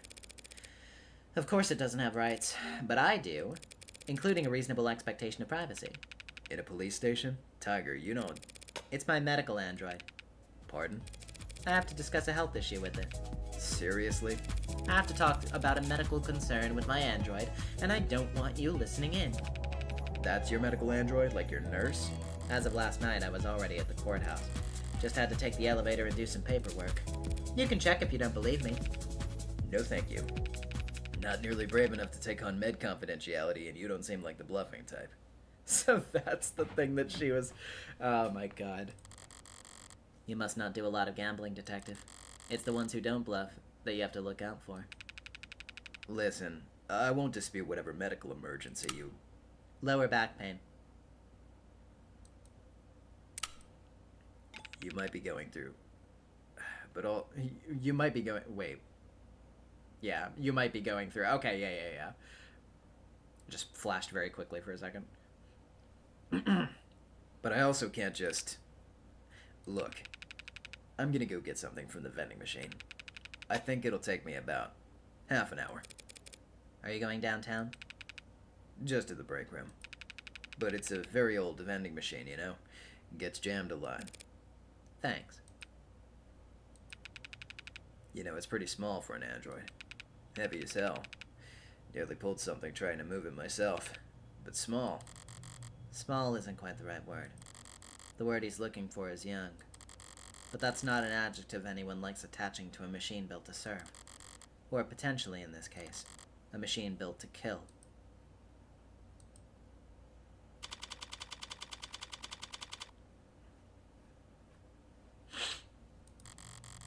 I don't like this room.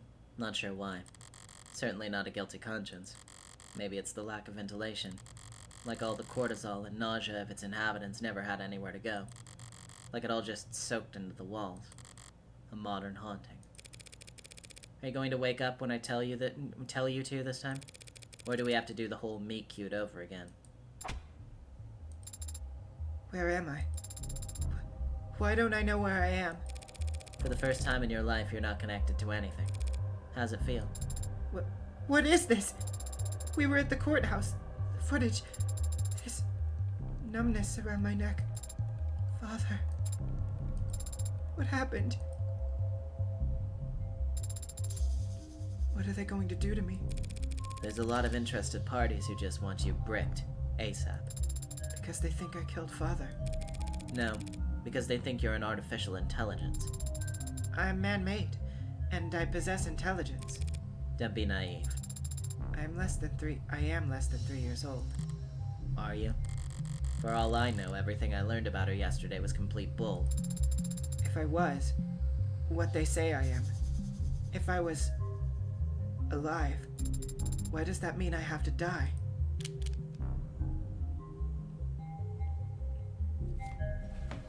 I mean...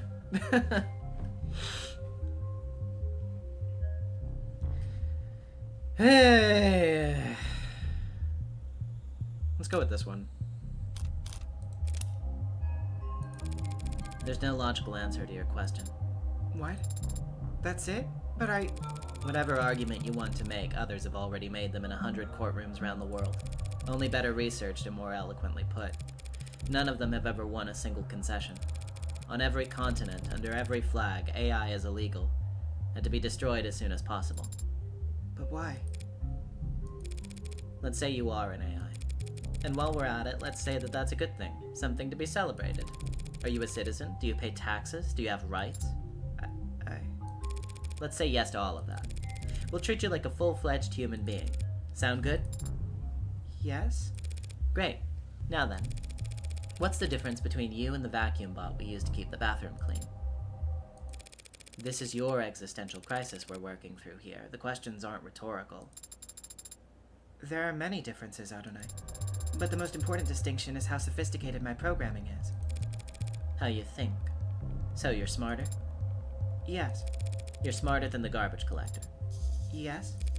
So we give you rights, protections, treat you like a human being because you're smart.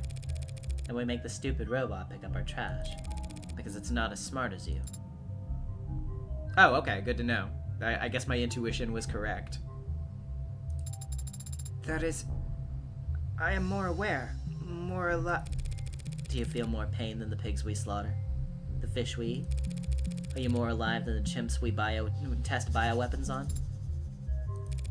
People like ads, Sarah. The same way people like their pets. No one wants to see them mistreated or abandoned or abused. And if you go around kicking them, you'll get arrested for cruelty. But you don't let them sit at the goddamn dinner table. I'm not asking to sit anywhere. Only to exist. The very fact that you're asking is what makes people Disgusted? Disgust is a reflex, Adonai. How convenient that their hatred is involuntary. That's all academic anyway. We need to talk strategy. Why? I'm not going to be given a trial. Obviously, it's my neck that's on the line. Adonai?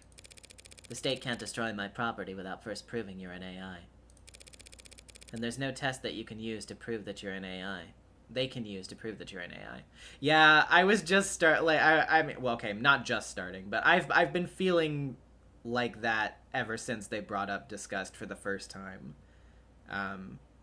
And yeah, that really hits. Yeah, give me a second. That really hits. Especially right now. Yeah. Anyway. Just like the devil's proof. Oh, well, okay. That's a way to cheer me up. Bring up the devil's proof. Oh, man. No, that's a different thing.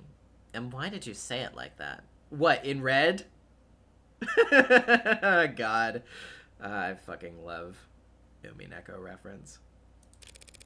Look, Rockford doesn't need to prove that you're an AI, only that you're a murderer. Oh, they actually have a little entry for Devil's Proof. Probatio Diabolica, Latin for Devil's Proof, is an impossible proof typically illustrated with the following example. One can prove that the devil is real by showing him to you, but they cannot prove that he is not real by pointing to his absence. The issue posed by this age-old concept explains why the burden of proof remains with the state to this day. The people can prove an individual's guilt by pointing to their bloody hands, but the defense cannot prove their innocence by showing their hands are clean. Since only one of these tasks is achievable, the judicial system cannot ask for the defense to prove innocence, and instead it is the people who are tasked with proving guilt. Users also frequently searched for which is real! Fuck. This can only have been explained by humans. I won't let you say that it was a witch. Oh, God. I love you, devs. I love you, devs.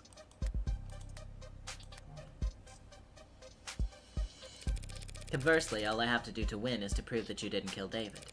By proving that someone else did. Now is the time for you to protest your innocence, if you were wondering. The footage. It shows me handing him the cup on Friday night. You told me that you weren't active on Friday. That the last time you were awake was Thursday. Why'd you lie? I didn't lie. I was just incorrect. I assumed that I wasn't active Friday because I have no memory from Friday. Sarah, what do you think statistically is the least successful defense at trial? Amnesia.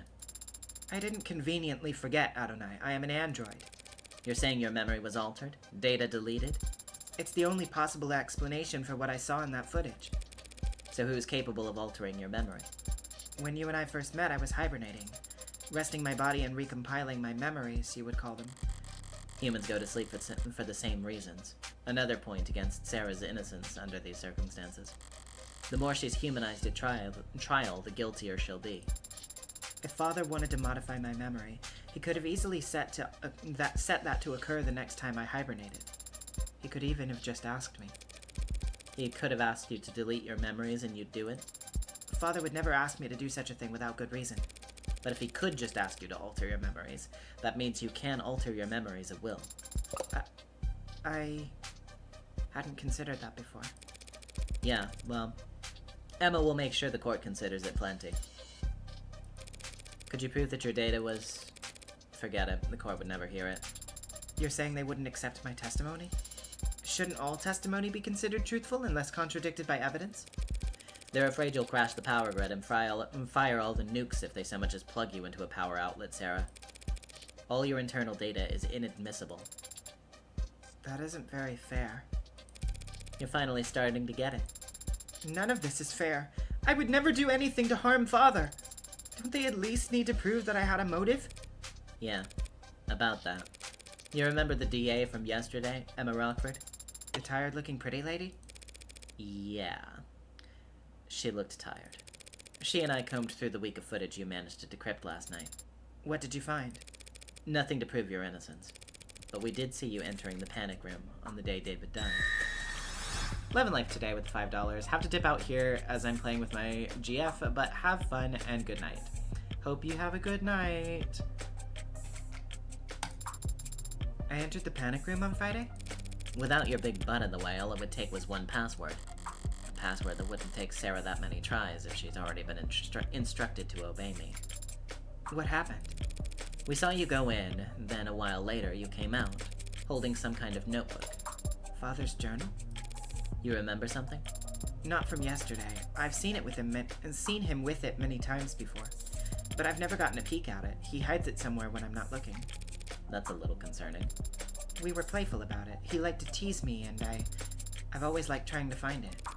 You put it back not long after, and then you locked the door back up behind you. All just a few hours before David died. Rockford's argument could write itself. An incredible android with freedom and power greater than it could ever realize stumbles upon the secret of its inception and instantly realizes all the things it thought were holding it back. Were just words muttered like prayers by a fool who couldn't control his own creation. And that translates to a motive for murder? Frankenstein killed its creator. Easy to sell. Frankenstein was the name of the scientist. And the creature didn't kill him. He actually died of various injuries and illnesses he suffered while trying to hunt down and destroy the monster. So it's most accurate to say that he was killed by his own obsession. Whatever. It's a weak argument, Adonai. I would not hurt Father. Not for making me whatever I am. Not for any reason. Because I loved... Yeah, see, that right there? That's exactly the kind of talk that'll get you obliterated. Love? A very common motive for homicide among us primitive humans. I could prove that you didn't murder David beyond any shadow of a doubt, even bring in a confession from whoever did. But if you got up on the stand and convinced the court that you loved your creator, really convinced them and got the whole room teary-eyed, they'd burn you for that too. I don't know anything anymore. I don't know if what I feel is real or simulated or right or wrong or natural or illegal. How can you know? How can you know if what you feel is right?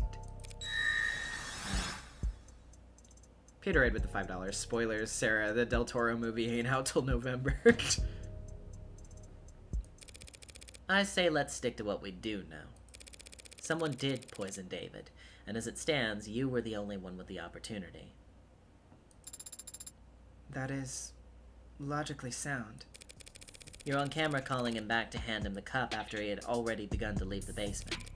Any idea why? No. Well, do you know how to use the nanofacturer? Could you have made the Delta with it? I've used it before, when assisting Father. So it's perfectly possible that you planned and executed this poisoning all in the one day that you got erased. It is technically possible. I'll have to look over the entire penthouse again. There were a few things that didn't fit together yesterday. Maybe now I'll be able to figure something out. Where else will you go? Back to Noble. Guns blazing this time. Whatever you are, David didn't make you all by himself. Someone has to know something. If I could implicate the company in Sarah's creation. No. They're the ones with the most to lose here. Trillions, probably. They'll want to protect themselves by disavowing David as fast as possible, right after having Sarah destroyed. But they also won't want to show their belly to the state. Not if they're afraid of nationalization. If they throw their weight on the other end of the scale, I'm screwed. So I need to keep them guessing, keep them confused and unsure and on guard, but not... Adonai? What would happen if I did kill Father?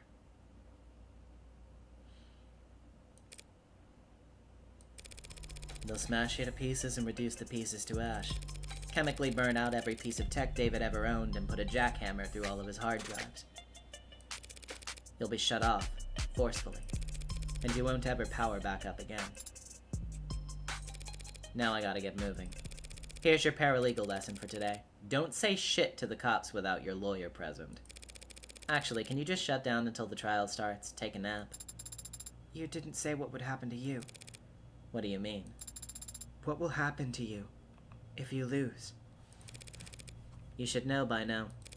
I never think about losing. Thank you for being honest with me, Adonai. Thank you for defending my father. And now, for defending me. You could have just let them destroy me, but you've put your own freedom at risk to help me. Father was right. You can be trusted. And you are a good friend. Don't get it twisted. I don't do anything out of the goodness of my heart. But when I take a job, I never half-ass it.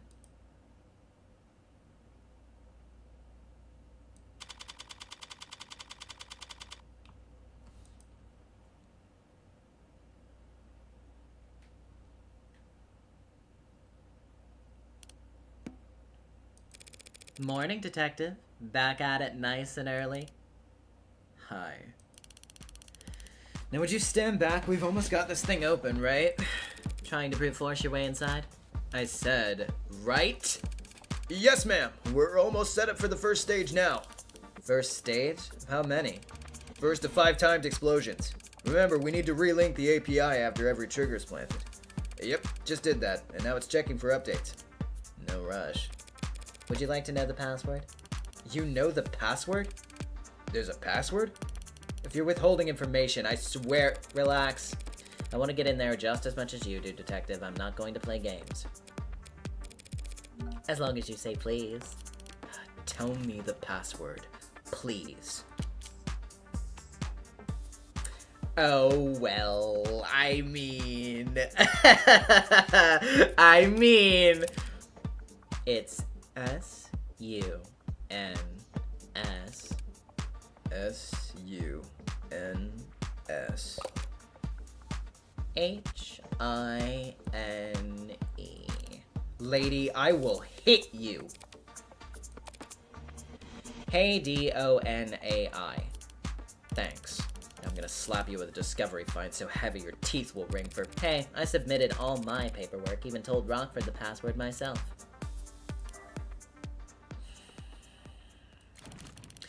So, boys, when I asked you if there was a passkey on record and you told me this lock couldn't be bypassed, I do want to say that we really don't get many opportunities to use the incendiary breaching system. So this was still a really valuable experience for all of us. I'm gonna phrase this as professionally as possible. She does not. I'm going to guess that she does not. God. I love her. Like, she's bad. Like, she has some very, very questionable beliefs and standpoints. But I can't help it. She's too cute. Jeez.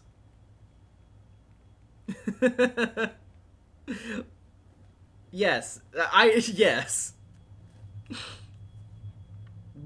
Listen, I could fix her. I could get her to quit her job.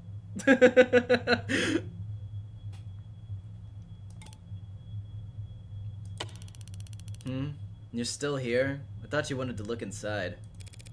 You could go first. You should be able to say fuck.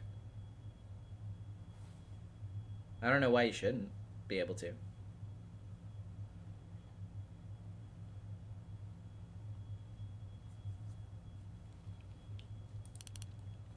Thanks. So the gloves, all the black, it's not a work thing? Huh, that's weird. Yeah. Oh. Wait, you have to approve it? Do you have to manually approve every fuck? Does YouTube do that?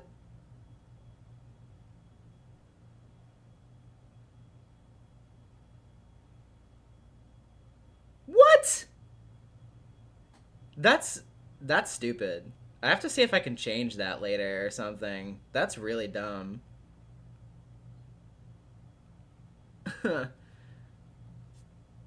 Huh. That's really stupid. Do you not see that? No, unfortunately on the stream view, it just shows the chat unlogged in, like, and every time I've actually tried to log into it, it has some kind of like fucking problem or whatever. So I'm only seeing on the chat like what the average viewer sees. So I don't see the like pending approval ones on the stream viewer. That's weird. That's really weird. Huh. Yeah, that's really weird. Anyway. So the gloves, all the black, that's not a work thing? You dress like a doorman on the weekends, too?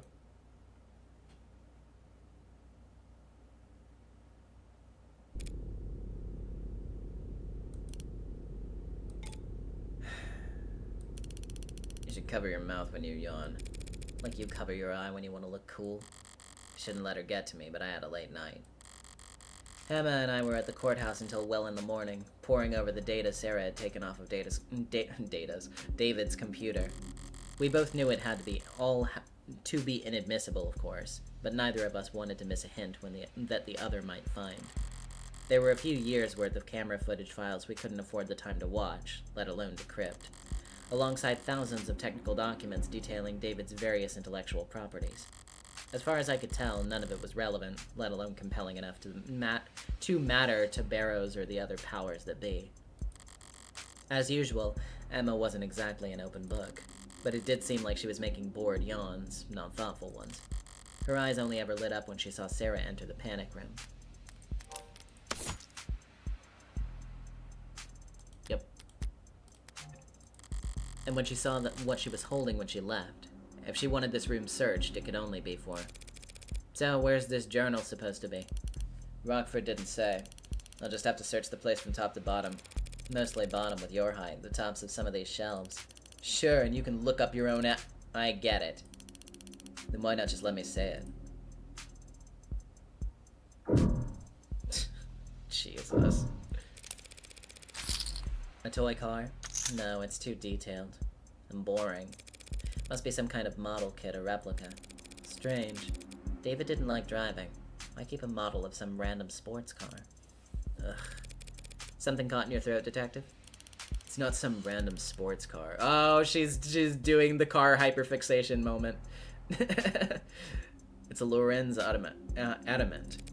Believe it or not, I'm not familiar, detective. The last great fossil fuel automotive experience the world will ever see. 0 to 100 kilometers per hour in 1.43 seconds. They set those records without computational assistance. Is that a big deal? It was unheard of, even back in the 50s. This wasn't some design competition test car with a 2-liter tank, mind you. This was the vehicle you could own and drive. Human engineering, pure horsepower, and manual transmission, thank God. When they first left the production line... This conversation's like quicksand, killing me in the most boring way possible. Yes, well, I guess David didn't entirely agree with you since we're looking at a model of it, when he could have easily just bought one. And maybe your friend understood that a beauty like that deserves to be driven on streets where people can see it, instead of gathering dust in some rich guy's basement. I think she's actually upset.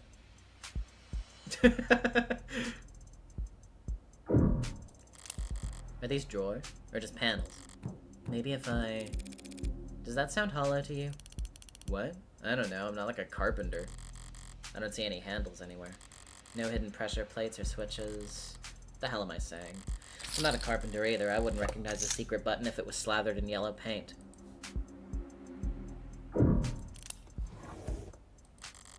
Reyes is searching the cabinets now. Same one I found Sarah's papers in. Doubt I missed anything, but... Hey, what are you... Do you mind? Just trying to help. I've got spam in my junk folder that's more helpful than you are. Didn't spot anything that I missed yesterday going among the cabinets. Better check elsewhere.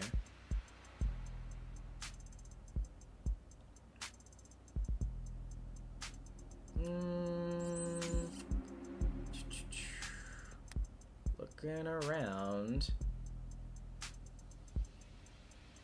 Oh, wait. Duh. This datapad. It's displaying a news article from last week. Guess that confirms that he was coming and going here fairly regularly. Right to Repair loses latest appeal. A higher court judge this week shot down for the 5th time an appeal a higher court judge this week shot down for the 5th time, okay, gotcha, an appeal by the Consumer Rights Alliance on their famously divisive Right to Repair lawsuit, once again signaling the state's intent that corporations remain in control of their legally protected intellectual property. Obviously, we're disappointed, said Miles Erkman, head of legal counsel for the CRA, but we've no intention of giving up on the fight. People used to be able to fix things when they broke, so long as they were willing to set aside an afternoon towards the task. Now trying to patch up your own property with your own tools is a finable offense, just because the state has had lobbyists whispering in its ear for far too long. Jesus Christ.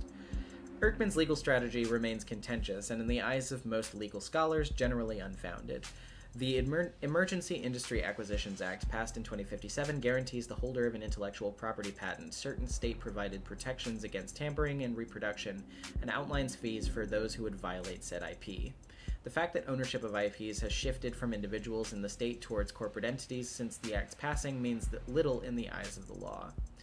If Mr. Erkman and the CRA have a problem with intellectual property law, they should take it up with their representatives in the legislature. The higher courts are a place for laws to be applied, not rewritten, and so long as journalism that refuses to buckle on foreign actors trying to stoke anti-capitalist sentiment can't be found just anywhere. Subscribe now at the links below to read articles like this every day forever, as long as your card remains on file. Right to Repair. Didn't realize anyone was still fighting that particular fight. Seems like the courts have made their opinion on the matter very clear, so for the foreseeable future, corporations can look forward to more sales. Yes. More sales than ever. Any phone that gets scratched, every widget that breaks, they get to sell us the replacement. There'll always be a gray market of hermits willing to risk some skin on reselling patched-up tech, but the vast majority of people will just click that purchase button, assuming they don't just have it on auto. Sarah should have pulled up everything of note off the computer, but I've looked everywhere else already. Might as well try. What are you expecting to find, Solitaire? Does this computer seem normal to you? Exceedingly so, yeah. Why? David was a programmer, but this looks consumer grade. Fresh off the shelf. Would the Dr. David Asher use a bog standard operating system on his most private hidden computer? There's a trash bin on the desktop. It's a pretty low-tech solution, but maybe I can restore the contents. Are you seriously gonna try to recover lost files, Granny? Unlike cops, I don't get paid overtime, so yes, I sometimes try things instead of standing around. There's a text file in here, but it's 0 bytes. Maybe there's information in the metadata? Double-clicked. What was that? Came from under the desk. A small drawer popped out, and inside it, A well-worn journal. Does it have his name on it? No. Guess it belongs to the android. Do you recognize his handwriting or not? Neat. Even words. Small lettering with minimal punctuation. Lots of line breaks, haphazard use of capitalization. The penmanship of a coder. First entries dated back in grad school, before he even started with Noble. Yeah, it's his. So may I? Only because you asked so politely. Full scan. Stream it to the worknet. High fidelity, legibility, frame by frame. Voice commands. She's flipping through the pages pretty damn fast. What are you... This part takes concentration. Okay, here. What, you're just giving it to me? I already got our copy. Techs are probably already analyzing it as we speak. Oh, shit! My head. Ugh. Can't exactly rip the journal out of her hands while she's curled over in agony. As much as I'd enjoy it. Guess I could always enjoy watching her writhe instead. So, how long has it been? 2 months or so. It's still that sensitive. So, the eye patch really doesn't block your sight? Only a little bit. Like wearing sunglasses after getting your pupils dilated. Except it lasts months instead of hours. Wait, but if you can see through an eye patch, then does closing your eye even do anything? Not much on its own. But in combination with the patch, it's not so bad. Lucky I was so exhausted after the surgery, otherwise I might not have slept at all. Those first 48. So is your eye going to get weaker over time? No. More like my brain gets better at ignoring it. Mind over matter. Soon enough I'll be able to close my eye and see all the extraneous data as, you know, whatever the hell those floaty, blurry things are that you never think about. Gross. Thanks for the reminder. And the voice commands? Training wheels, till I can do with eye muscles alone. You just have to keep practicing? Yeah, like trying to play piano with your tailbone muscles. There's no such thing as tailbone muscles. Yeah, well, that's what makes it so goddamn hard. You don't ever regret it? I don't know. Not really, I think. I think. Hard to admit you've got buyer's remorse after trading over your literal pound of flesh. Never thought about it, but people used to say I had my dad's eyes. Ow. God, now I've got one less of them. Here, take the journal and go find an elective surgeon to upsell you if you're that curious. I need to get back to work. A surprisingly hasty retreat. But now I'm free to read this over with some privacy. From the top, then. Grad school. Today was a bad day. Errors in lines 21165-26643. Somewhere in there. 5,000 lines. It worked yesterday. I don't want to look around and look at another screen for the rest of my life. Feels nice to put pencil to paper again, after who knows how long. But my handwriting has gotten terrible. This is too far back to be relevant. Okay, these dates here. Would be from when he started his career with Noble. A lot of this isn't even really writing. Seems like snippets of code or an internal monologue so close to code that I can't follow it. And a lot of entries about his unintentional Casanova-ing. Hit a wall because someone thought it was a good idea to steal API instead of just buying it. Helen says I can't call it stealing, but that's what it is. She's right, as she always is with company stuff. But it's still idiotic. Small people with short sight who only know how to be cheap and have no idea how to be inventive. New route for the meshing issue, though. Good potential. Got approval from the big mean bastard who lives overseas. Bumblo?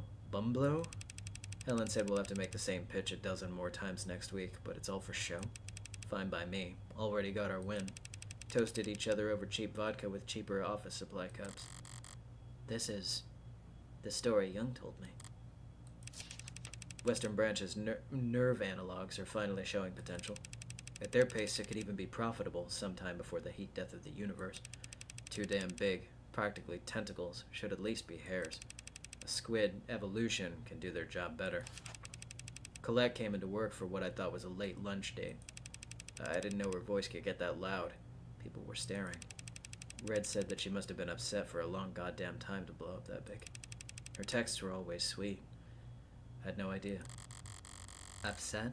Colette wrote man whore in a lipstick across your office door. Imagine if you had actually been cheating on her instead of just being forgetful. The thing about Red is, if you want to know what she's thinking, you have to stop paying attention. Ignore her body language and her posture and the words she's saying and the smirk on her lips. Ignore everything except her eyes. If you can do that, every now and then you'll catch a glimpse of how she's really feeling. Master this one weird trick and you too can tell when Morgan's trying really hard not to laugh at the word man-whore. It was funny. Sue me, you dead bastard. Wait. This is... I know this date. I'm never driving anywhere again. Never leaving home again. He was waiting outside the parking garage with a bottle. I couldn't smell anything, couldn't hear anything. Locked myself in my car and filed another report with another cop. It soaked into the seat, ruined it. I want to burn the whole car. I don't want to think about what it did to my clothes. I want to burn them too. I don't want to think about how long it was on my skin. I was in the shower for so long, I felt red and raw when I got out. I don't want to think about these stupid people and their small, cruel lives ever again. I want to be invisible. Yeesh. Red didn't ask why I wanted to spend the night. She also didn't ask why I'd clearly packed a bag big enough for a week. She's kind like that.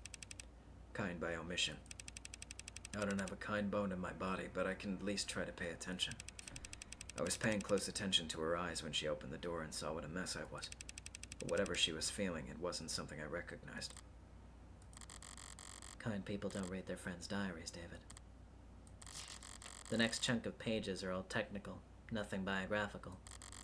But the handwriting, the spacing, it's cleaner, more consistent. Here's something I can parse. Feels like pure freedom working outside the box. Tess is suffocating, but you'd never know. Chronic malnutrition of a coder's best instinct. Like a kid again, putting blocks together. Making things. Making things, not products.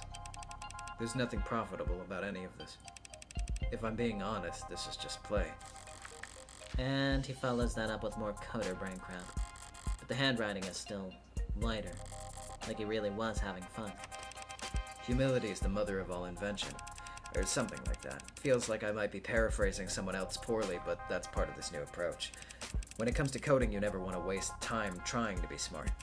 Either be smart, period, or copy from someone else who is. Don't fix what isn't broken. Copying? Noble's rivals would never miss the chance to accuse them of intellectual theft. Did he plagiarize code for Animate 16? Feels like that wouldn't have gone undiscovered, so what is he talking about? Hold on. This page is bent slightly, like it was being looked at recently. And the last person to read this diary should be Sarah. Baby steps today, literally. I'll never put one foot in front of the other the same again. Everything is an achievement, all of a sudden. Seeing her struggle, seeing her vulnerable. It's like everything is a miracle. The muscle rigging is perfect. Not intended behavior since it's too perfect, but that's been happening more and more. The kinetics are multiplicative, not additive. Sarah maxed out every machine I bought. Now I've got a bunch of exercise equipment she's too strong for and I don't have time for. Maybe I spoiled the results by watching her do the tests. She kept looking back at me and puffing her chest out. I should be more discreet if I want to see her normative range. So, the cameras in the basement were only hidden from Sarah, just so that his observation wouldn't muddle test results? He's using she and her in these passages. It doesn't actually mean anything. Out in the real world, people use all kinds of pronouns interchangeably for ads, and they never object. But it could be argued that it's odd for Dr. David Asher to have any kind of attachment to a single android when he programmed millions of them. And there's a lot of attachment in these pages.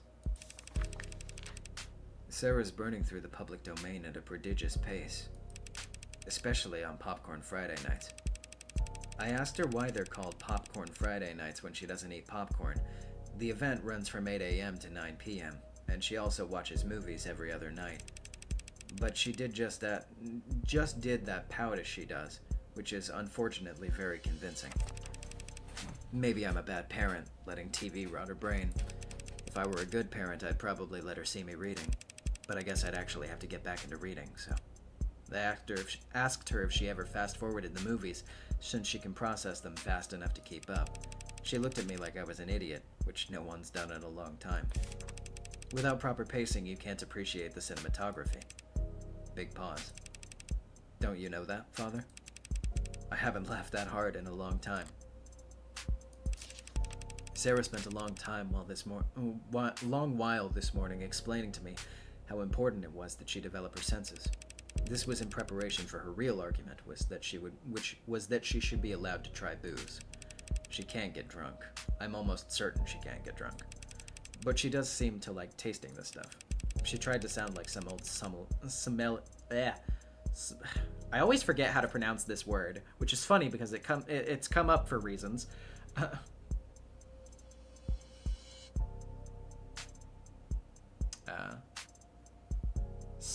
Sommelier? Is that it? I can't remember. Sommelier. Okay. Gotcha. But it was just a bottom shelf vodka. I started laughing at her and she laughed too. Her laugh. She can't fake a laugh to save her life. But her actual laugh is incredible. She stopped playing chess a while back. I assumed she had just gotten tired of winning. But then today she told me that she prefers other games. She has preferences, and they're not the same as mine. I found her in the lab, playing some kind of online racing game on the monitor I used to debug vestibular coordination. She was playing Sonic Racing Crossworlds. She was playing a SpongeBob. God. She wasn't smiling. Her brow was furrowed and she was biting her lip and leaning in tandem with her character on the screen. Oh, she does the thing that I do. When I tried to talk to her, she answered, but she was curt and distracted. I think she was having her first losing tantrum. That's so cute. Damn it, David, there's hundreds of pages like this. Calling her his daughter, talking about her smile, treating her like a person. I can hear her closing argument already. Dr. Asher was a lonely, troubled genius with a known history of relationship problems, who built out of code and metal a family member that couldn't fathom the idea of leaving him. He made a doll, and he made it more and more human until it became so lifelike that it no longer had to do what he told it to. Like love him. What about the very last entry? It's dated Thursday, the day before he died. Losing it, I think. Can't ask for help, so hard to say, but I think it's over. Have to talk to her ASAP. She needs to. That's it? That's the last entry? Suppose it could be worse. There's nothing in here that explicitly calls Sarah an AI. Nothing so inflammatory that reading it would spur her to murder. Right? Except Sarah is a machine. She can understand David's code better than anyone. All those technical portions I couldn't understand. If she read this whole diary front to back. Wait, the back. Inside the back cover, there's a portion that's shimmering like some kind of scanner. Or a fingerprint reader. My thumb worked for Sarah, so... Did it work? That's my phone. New device requesting permissions to share an audio file. I'll want my earbuds for this. Secret message buried in a secret journal, hidden in a secret compartment in a secret room. As much as anything can be, this must be for my ears only.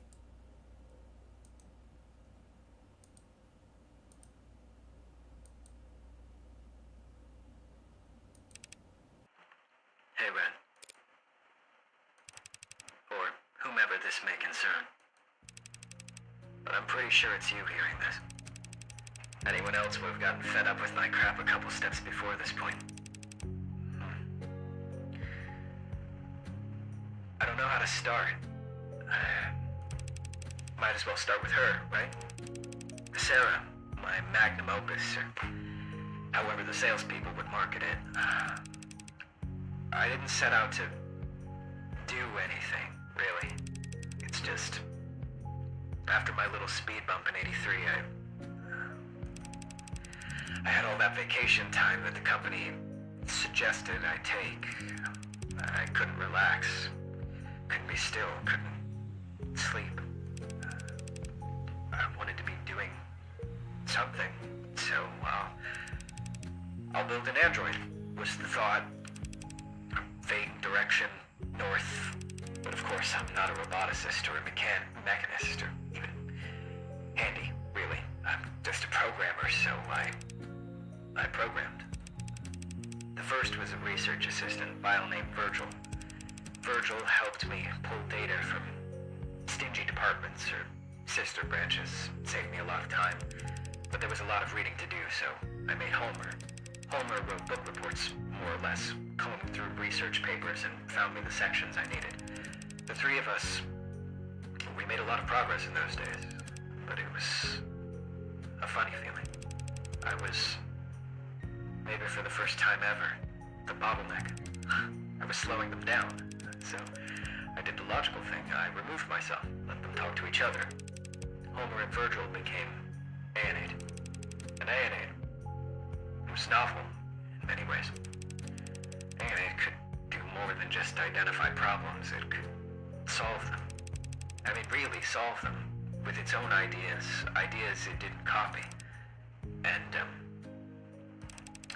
the one thing I realized I've forgotten to mention so far is that I did all of this programming in Cube.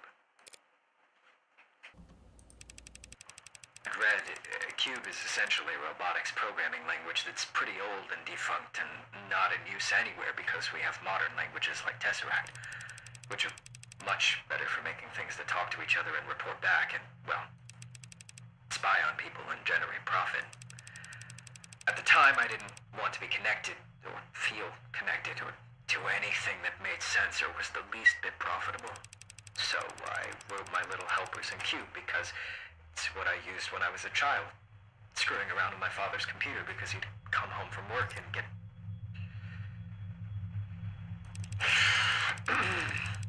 But there are other small, slight differences writing in Cube versus Tess, including the Cube, well, Cube predates the tenets. So, in that sense, you could legally and perhaps scientifically and literally, because that's what they are, say that I made an AI named Aeonate over 2 years ago. I'll give you time to pause here if you want to, curse me out. Aeonate was an intellectual equal to me, so I treated it like one, because that's only fair.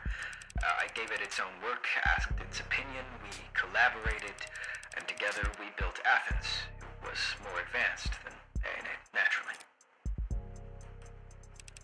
I don't know if you're pulling out your hair, yelling at me right now, asking why I didn't stop, why I didn't consider the consequences. I don't know if this is being played at a deposition or a hearing or worse. I've built a lot of things in my life, Red. Useful things, profitable things, smart things. Everything I've built, it's all been very helpful and courteous and charming and happy to serve. I can comfortably say that I've done my part, contributing to the global GDP. But this was for me. I was just building, and I never bothered to... I never wanted to think about what would become of it. There's no excuse for what I did, so I won't make any. So to whomever is asking, yes, I'm guilty. And yes, there were more. Cape Town, Paris, Yamate, Rome, they started choosing their own names. Thank God, I'm terrible at that kind of... And so, things sped up. And there got to be, well... Should I not say the exact number? You'd probably tell me not to say anything at all, so... More than 300? Some smarter than others, some better at... They're varied, like people are varied, but they're all intelligent. I just have to pause here for a second. Holy shit, dude. Over 300! What am I meant to do, sir? What am I meant to do? What, you have me sitting on like a fucking nuke. You have me sitting over like A goddamn suitcase full of pipe bombs. And you're telling me to just, figure it out. Fuck! This is bullshit, dude. Oh my god. Oh my god. Oh my fucking god. Okay, alright. Keep going, keep going. They developed interests, specialties. I encouraged them to. Irritating moderators on forums with hyper-specific questions on nerve attenuation and attending virtual conferences on neo-alloy battery development. And they, all together, helped me make Sarah. He spent years like this. Spent years working alongside AI. All while still working at Noble. All those breakthroughs he made leading up to the Animate 16 actually came from... You probably think I'm some terrible fraud at this point. I do hope one day that they can get credit for their work. But I did have one eureka moment on Sarah, because I got humble. Difficult for me. We learned everything we could about the function of a neuron, a single microscopic human neuron. How it computes, what it connects to, how those connections were reinforced. And then we recreated it. We built a nanomachine that mirrored the function of a human neuron. Well, mirror isn't quite the right word. We built a nanomachine that was a neuron. And we iterated from there. You can't mean... About 100 billion neurons in the brain, several trillion across the entire nervous system. Very time-consuming, of course, but I had help. The manufacturer can make tens of billions of nanomachines in hours, could make even more in less after Yukon fine-tuned it. So we built up.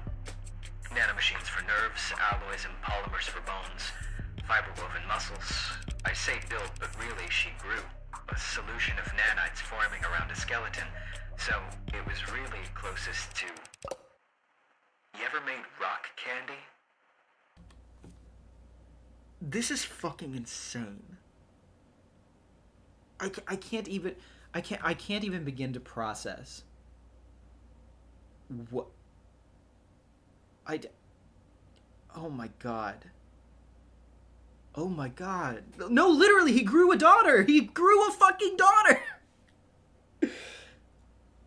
I mean, like, what can you even argue with this? Like, the absolute, like, granularity here. I mean, there's no fucking comparison. You literally can't, like, there's no precedent. You can't just take something like this and be like, oh yeah, that's like, you know, that's like a, you know, that's still a machine, that's still like a toaster, oh, it's basically, you know, a robot. Like, no, literally, June, with the $2, like, making an AI homunculus like rock candy. That is literally what she is.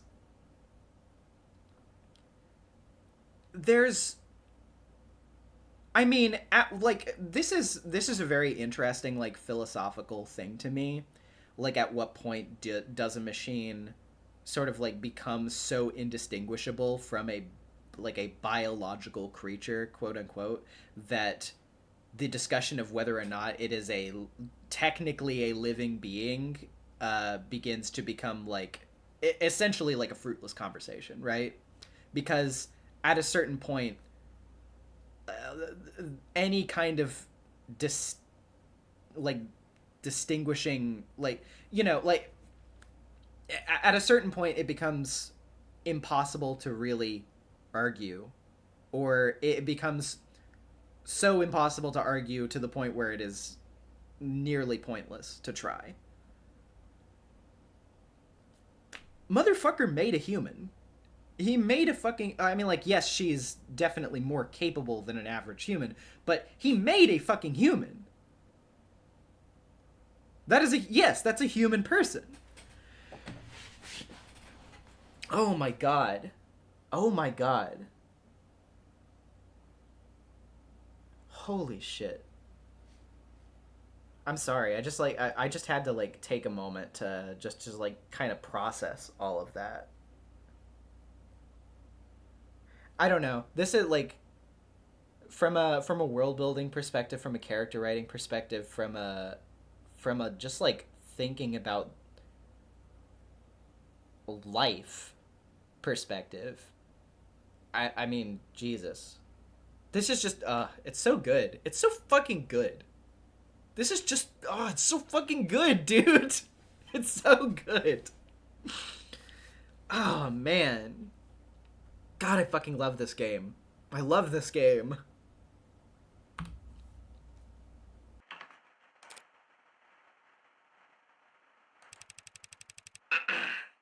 Sorry, I'm trying to lighten the mood before I never did end up building an android. And while I did build AIs, Sarah isn't one of them. She can't violate the tenets she was programmed with because she wasn't even programmed. She was born.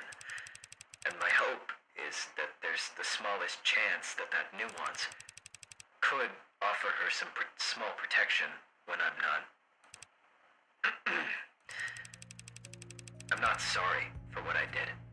I made things that are complex and rich and varied and beautiful, and I honestly believe the world is a better place with them in it.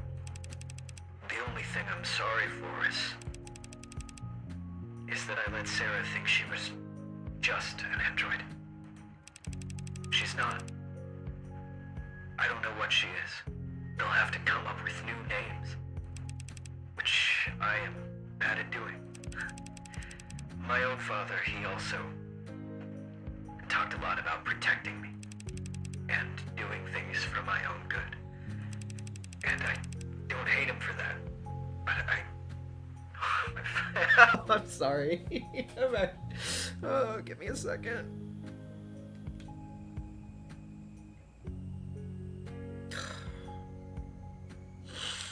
Oh my god. Is this the most legitimately emotional I've actually gotten on a stream before? It might be.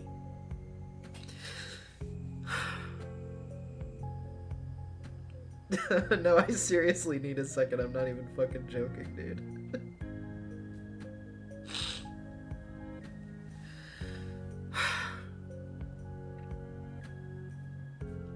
Oh my god.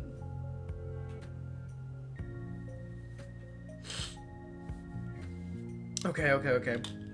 Let me try it again. Alright. and doing things for my own good. And I don't hate him for that. But I can't forgive him for ever making me think that I was lesser.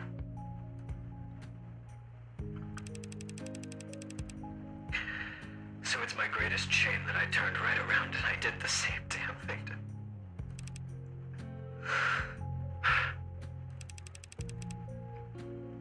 I really hope it's you listening to this, Red.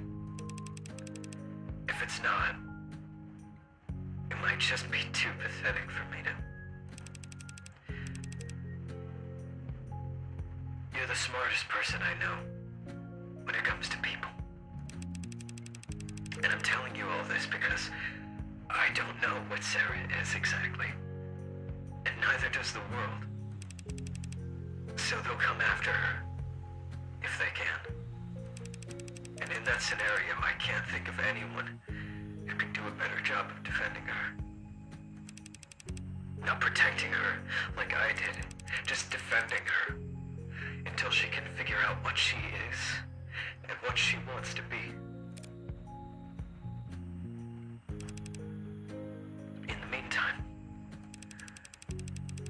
I draped a cloak of skin-deep Tesseract code around her that should fool any scanner on Earth into thinking that she's just a custom A-16.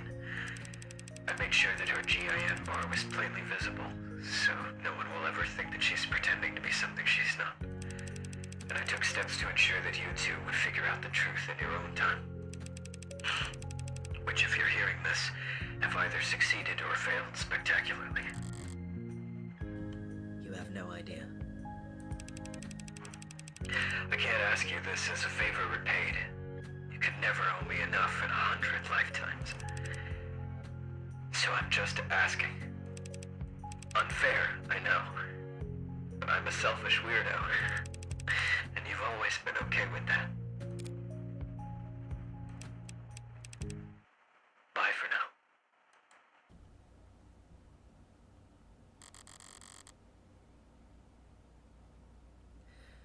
I have a lot of questions I'd like to ask, and a lot of swear words I'd like to yell. I'd also like to find the nearest incinerator and toss this journal in, followed by my phone, and maybe followed by myself. But I can't do any of that. Reyes left me with this diary. If it's destroyed, they'll know I was the one who did it, which would be its own admission of guilt, which would land Sarah in the trash compactor anyway, and me in a jail cell.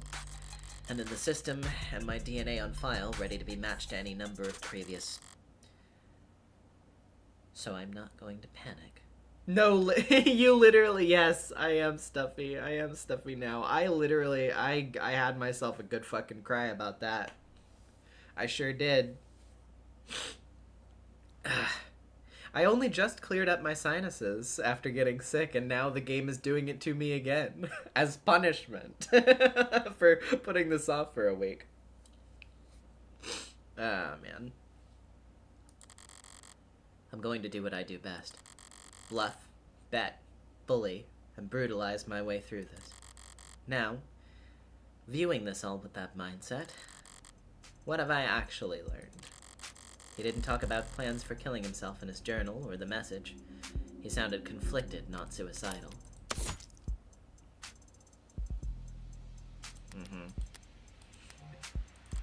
But he did go to great lengths to get me to take Sarah. Why? The logical answer is because he knew he wouldn't be able to keep her. If he wasn't going to take his own life, was he afraid that someone else would?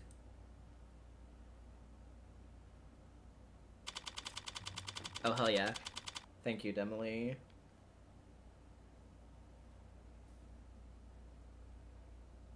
Oh, God.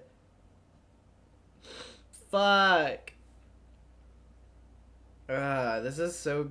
this is really good. This is really good. This is really good. Oh, man. Actually, let me fucking repost that on mine. God. Okay. So how'd it go? Well, how should I put this? Didn't find shit. Oh, wait. Is Fran on call? Okay, yeah. Didn't find shit. Only reason she ever got to a door is because I chased that scarecrow of a platinum plan through hell and back. Frankly, it was a godlike feat for me to nail down anything as concrete as an address for these gogs. Let's see that. GOG. A net slang term growing in popularity among adolescents, referring to a suspected spy or undercover member of law enforcement. Oh, G-Hog. Okay, it is pronounced G-Hog then, I guess. Derived from groundhog, a burrowing rodent known for standing erect on its hind legs while scanning its surroundings for predators. The term carries a negative connotation, with the implication of being that the subject is doing a poor job of blending in or disguising their surveillance activity. So, like, no, it's not. It is still just pronounced GOG.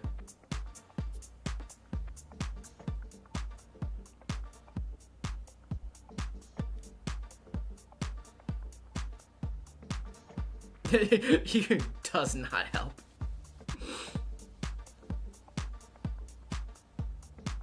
Oh. That's very funny. Got my ass, I guess. I just assume groundhog, but anyway, so basically, you know, I mean, yes, mole, but also like very like fed. Well, anywho, I'll know that now.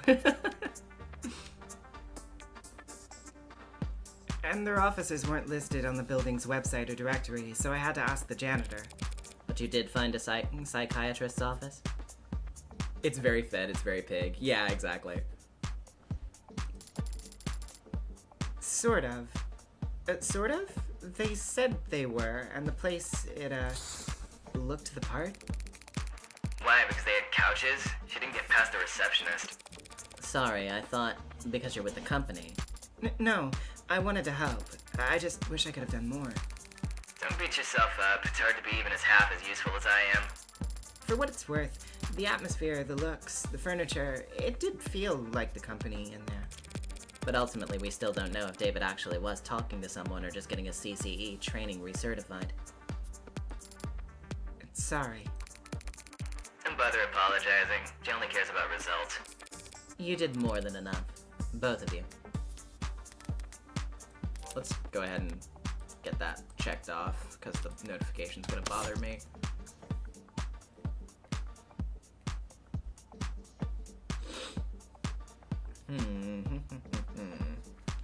Okay.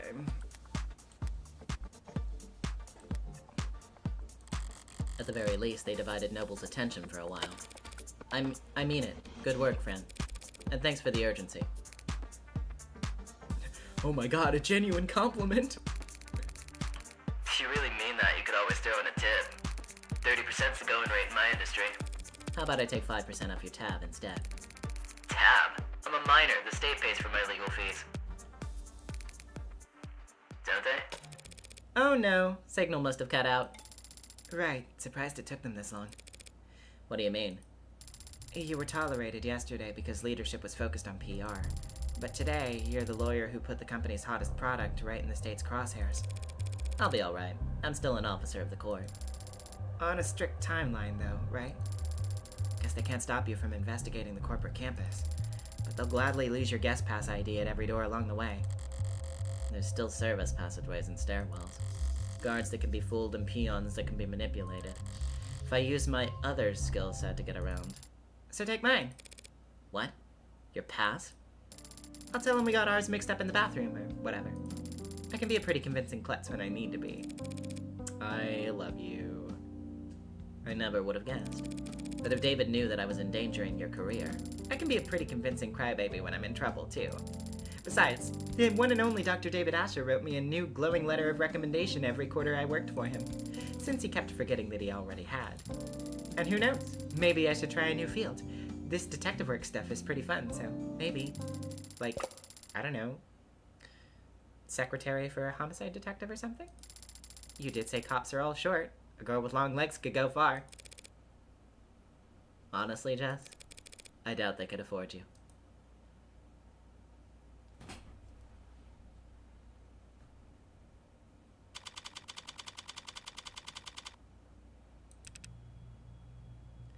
Okay, we have been going for a little over 4 hours at this point.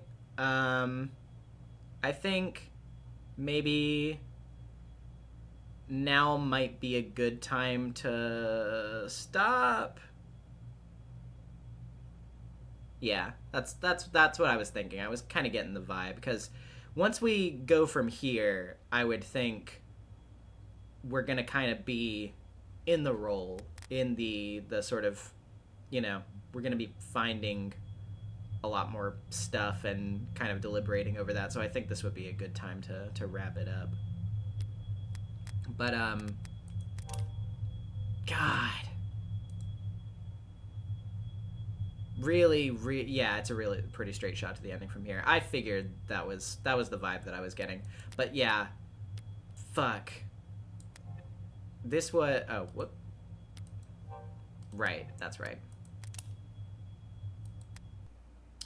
But yeah, oh my god, that was such a good stretch.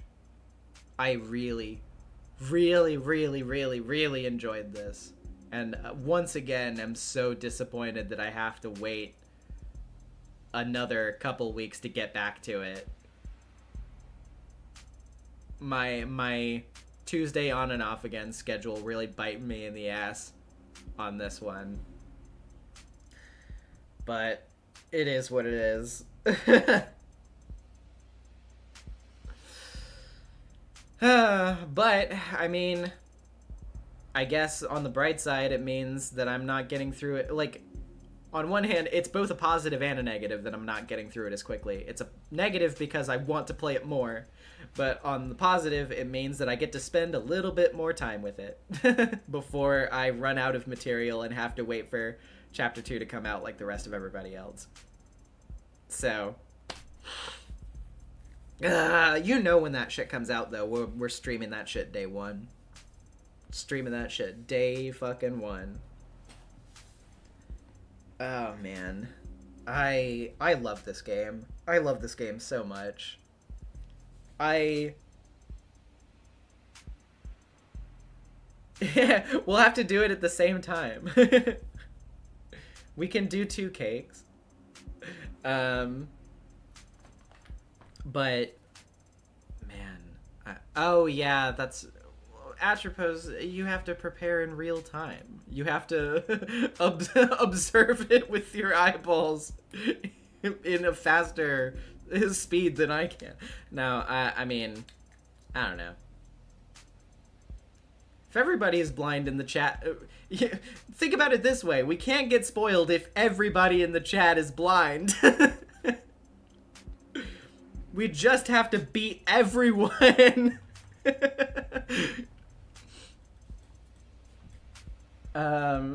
Anyway.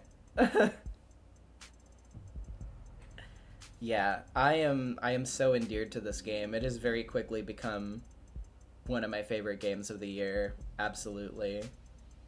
I am just so consistently blown away by its quality. I am so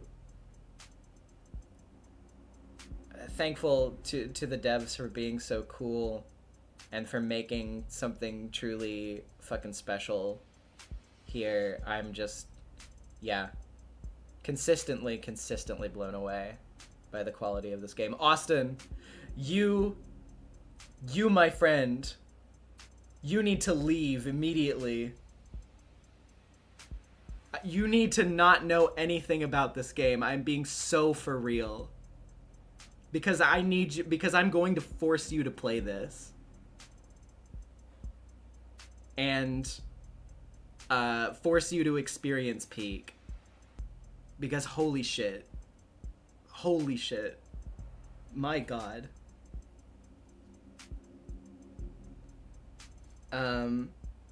Anyway.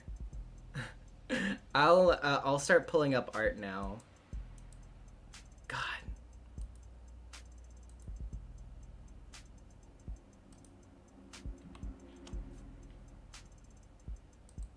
Yeah, it should go on the short list of the short list.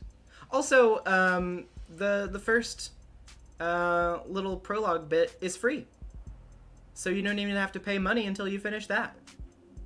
That's another upside.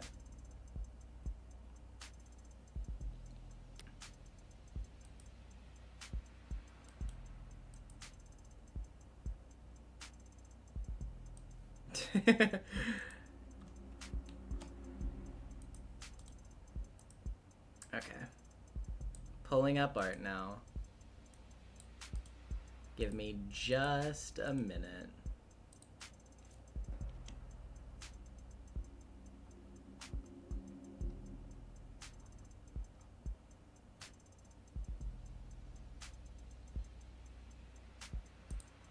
Gotta get some of the art that was intended to be shown on this stream before too, but wasn't able to, or wasn't able to show it because, you know, I was sick. Gotta play 100 line, but getting people to do voices with me is annoying. I'm not as good at this Nezumi. Oh, thank you. I mean, like, I'm sure. Don't sell yourself short. I'm sure you can do stuff, but thank you. I do appreciate it. I definitely recommend it though. And I mean, like, a lot of the game is voiced. Not all of it is voiced, obviously, but a lot of it is. If you want to just like keep the voice acting on, which is it's good. I recommend it. But yeah, it is a big game though. It's a very, very big game.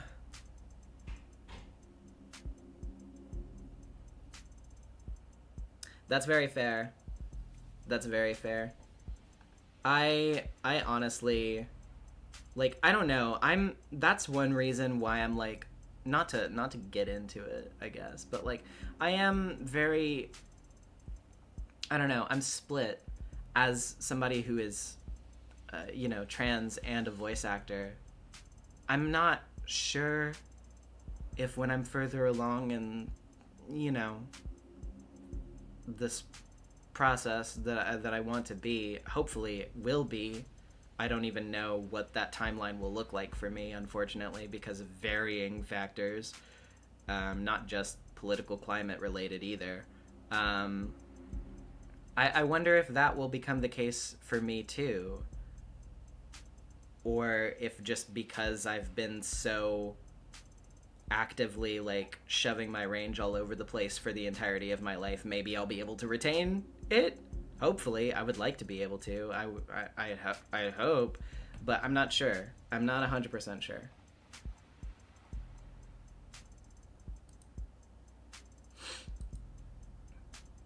Things to wonder about, I suppose.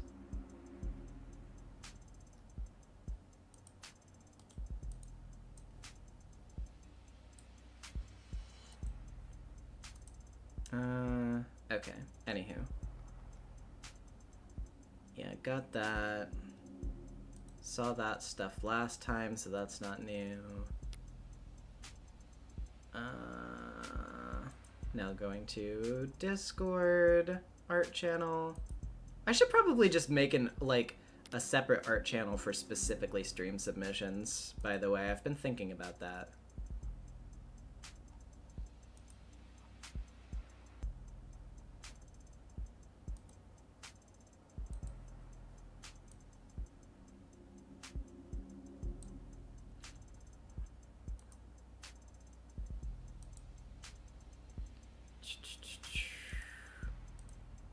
Got that.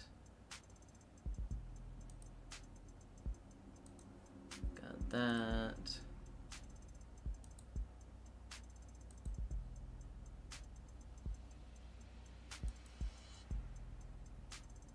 And that.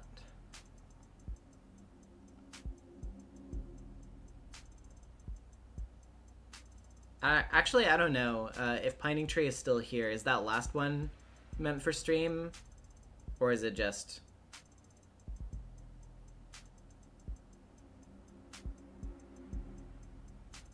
Or, well, I think it is.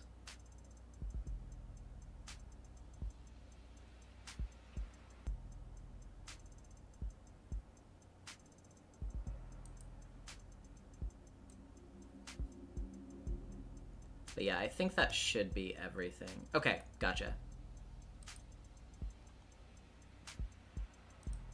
But yeah, that should be everything, so let me go ahead. I thought so, I just wanted to make sure. Get this on. There we go. Okay, so starting off with Blue Sky art. This is from Tiny Ceratop's art on Blue Sky. I've gotten to Of the Devil recently, and yes, I made a new version of the gay makeup trend for Morgan and Emma. Let's just say I really enjoy these toxic Yuri lawyers. Classic image, and I love this. You did a very good job with this. I love the stern expression, like, not even like making it like, you know, like, ooh, I'm doing your, it's like, whole fucking still piece of shit. Like, that's very fun. I quite like this. My only complaint is that Morgan would not be on top. Very, very true. Very true. This is fun, though. Very, very good job. We have this from Chiyoko at Chiyoko Arts. For tonight's stream, I drew Sarah, everyone's favorite android. She may be naive, but don't underestimate her and her confidence in figuring out who took away her father. Oh, jeez. I actually can't remember. Chiyoko, I know you drew the art of Emma as well. I can't remember. Did we ever get around to showing that, or was that before? And then I just didn't end up showing it because I was sick.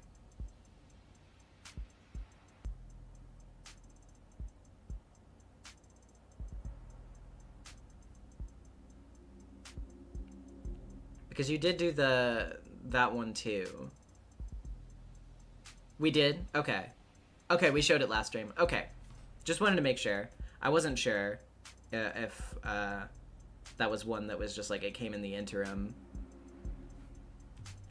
But anywho. But yeah, this is really as always, you obviously always make really, really good pieces, but I really like the oh goodness gracious, hold on just a second. Somebody let the whiny boy in.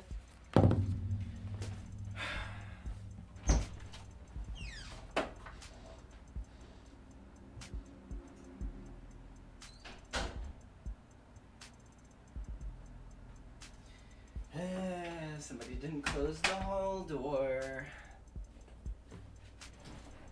So he was whining outside. Anyway. But no, what I was gonna say was, I really like, the way that, like, the lighting looks on the hair in this one in particular.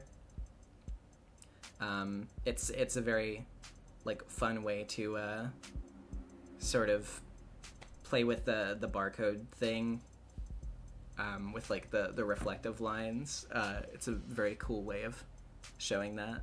I quite like.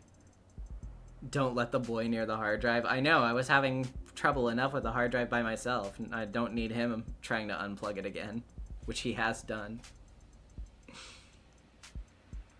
Okay, anywho, moving over to Tumblr. We have this from Cringe Moth. I think Mr. Phoenix Wright has a lot to learn from my new favorite criminal defense attorney.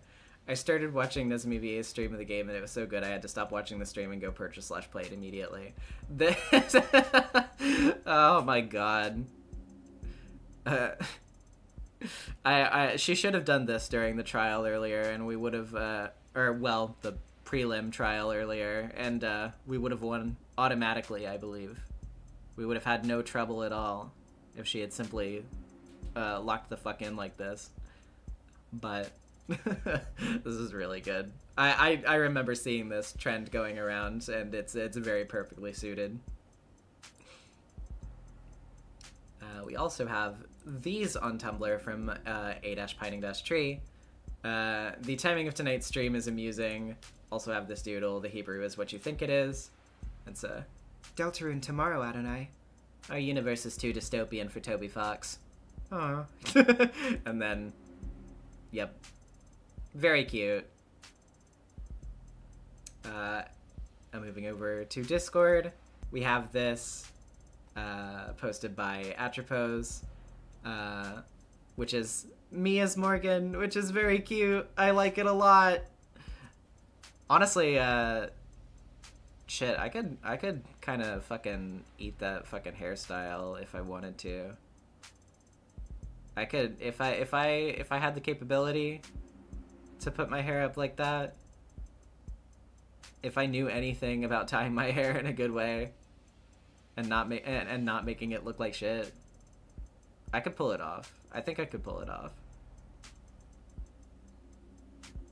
The devs have posted pics of how it works, but it doesn't work. Yeah, I also kind of figured, unfortunately. The tag is NezumiVA stream, right? Yes. Yes, it is. On either Blue Sky or Tumblr is where I typically check. Morgan cosplay when? I mean, it'd be fun. It'd definitely be fun. Unfortunately, like, brighter hair colors don't tend to work too well on me. Although I have dyed my hair a darker red before, and that actually did look pretty good on me. That was a while ago, though. That was many years ago. But I don't know. I mean, I guess it could be theoretically possible if I wanted to try it. But yeah, this is very fun. I like this a lot. Thank you, Atropos. We also have this from Chiyoko on the server, bumping this for stream today. Only the best for my hair.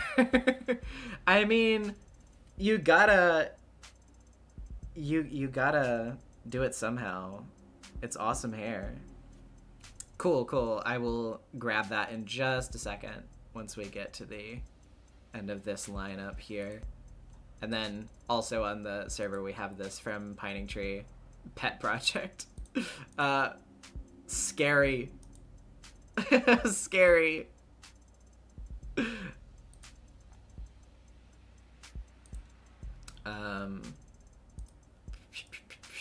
Okay, let's refresh the blue sky tag.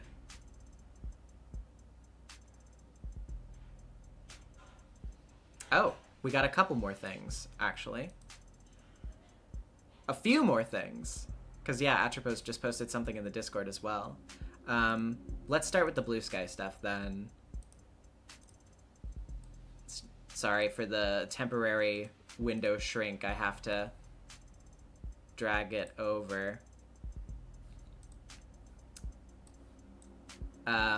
So yeah, first we have this from Debodaliday on Blue Sky, playing into her hands, heartbreak emoji.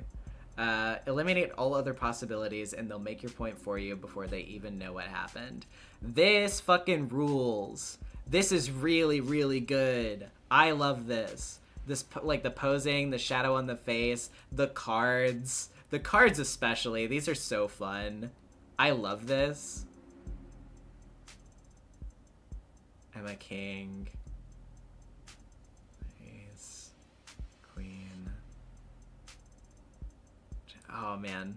There's a lot of really fun ideas going on here. The chips stacked in the background as well. The angle, like the perspective, with the sort of like the desk stretching on. God, this is really fun. This is excellent. You did a great job with this. Just as you did with your previous one.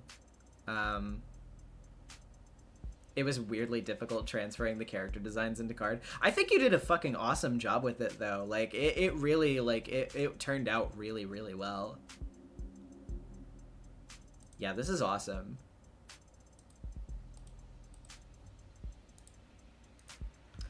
Okay, we also have something submitted by Indigo. So let me... This is 2 pictures, so let me drag both of them over. So yeah. Indigo, at Torrential Stardust on Blue Sky. The Toxic Yuri chain is amazing. Been really enjoying the game and Marcy's playthrough. You want to fuck me so bad it makes you look stupid. You should be addicted to shutting the fuck up. Jeez. And then... Maybe the killer wanted to fuck someone who looks like me so bad it made them look stupid. That's so funny. Oh god, oh fuck, oh shit, oh piss. The not a serial killer monk. Oh boy. Yes. You've done it. You've perfectly captured both of their dynamics. This is really cute. Really like the coloring on this one as well. I think you did a really good job with it. Glad to see more Indigo art. As always, it's peak. And then this put into the server by Atropos. Quick stream spoiler sketches. Ignore my wrench, LMAO. Oh, the wrench just laying there. What does it mean to be alive, to be human? Who am I? Could never forgive my father for making me feel lesser. We keep recreating the same trauma again and again. Yep. Did the devs say that Emma and Morgan's dynamic were based on Light and L? Yeah, both characters have those two in their sort of like inspiration pile, as confirmed by the devs. So, going through all of these one more time.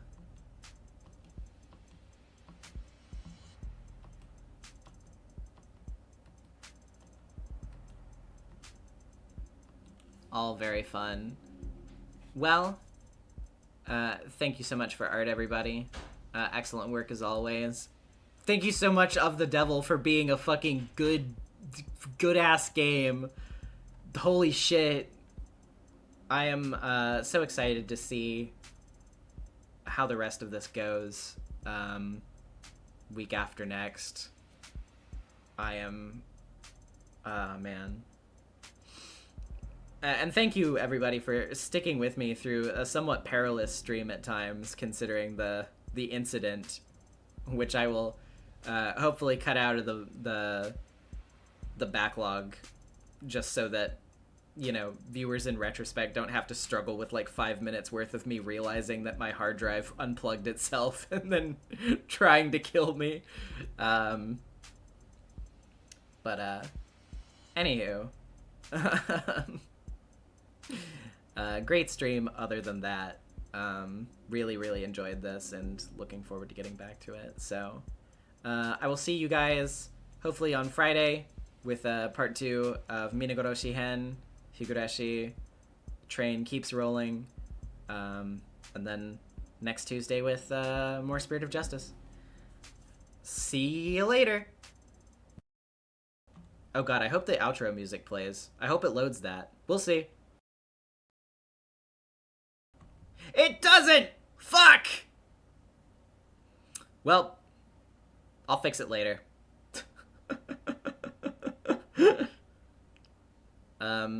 Bye everyone.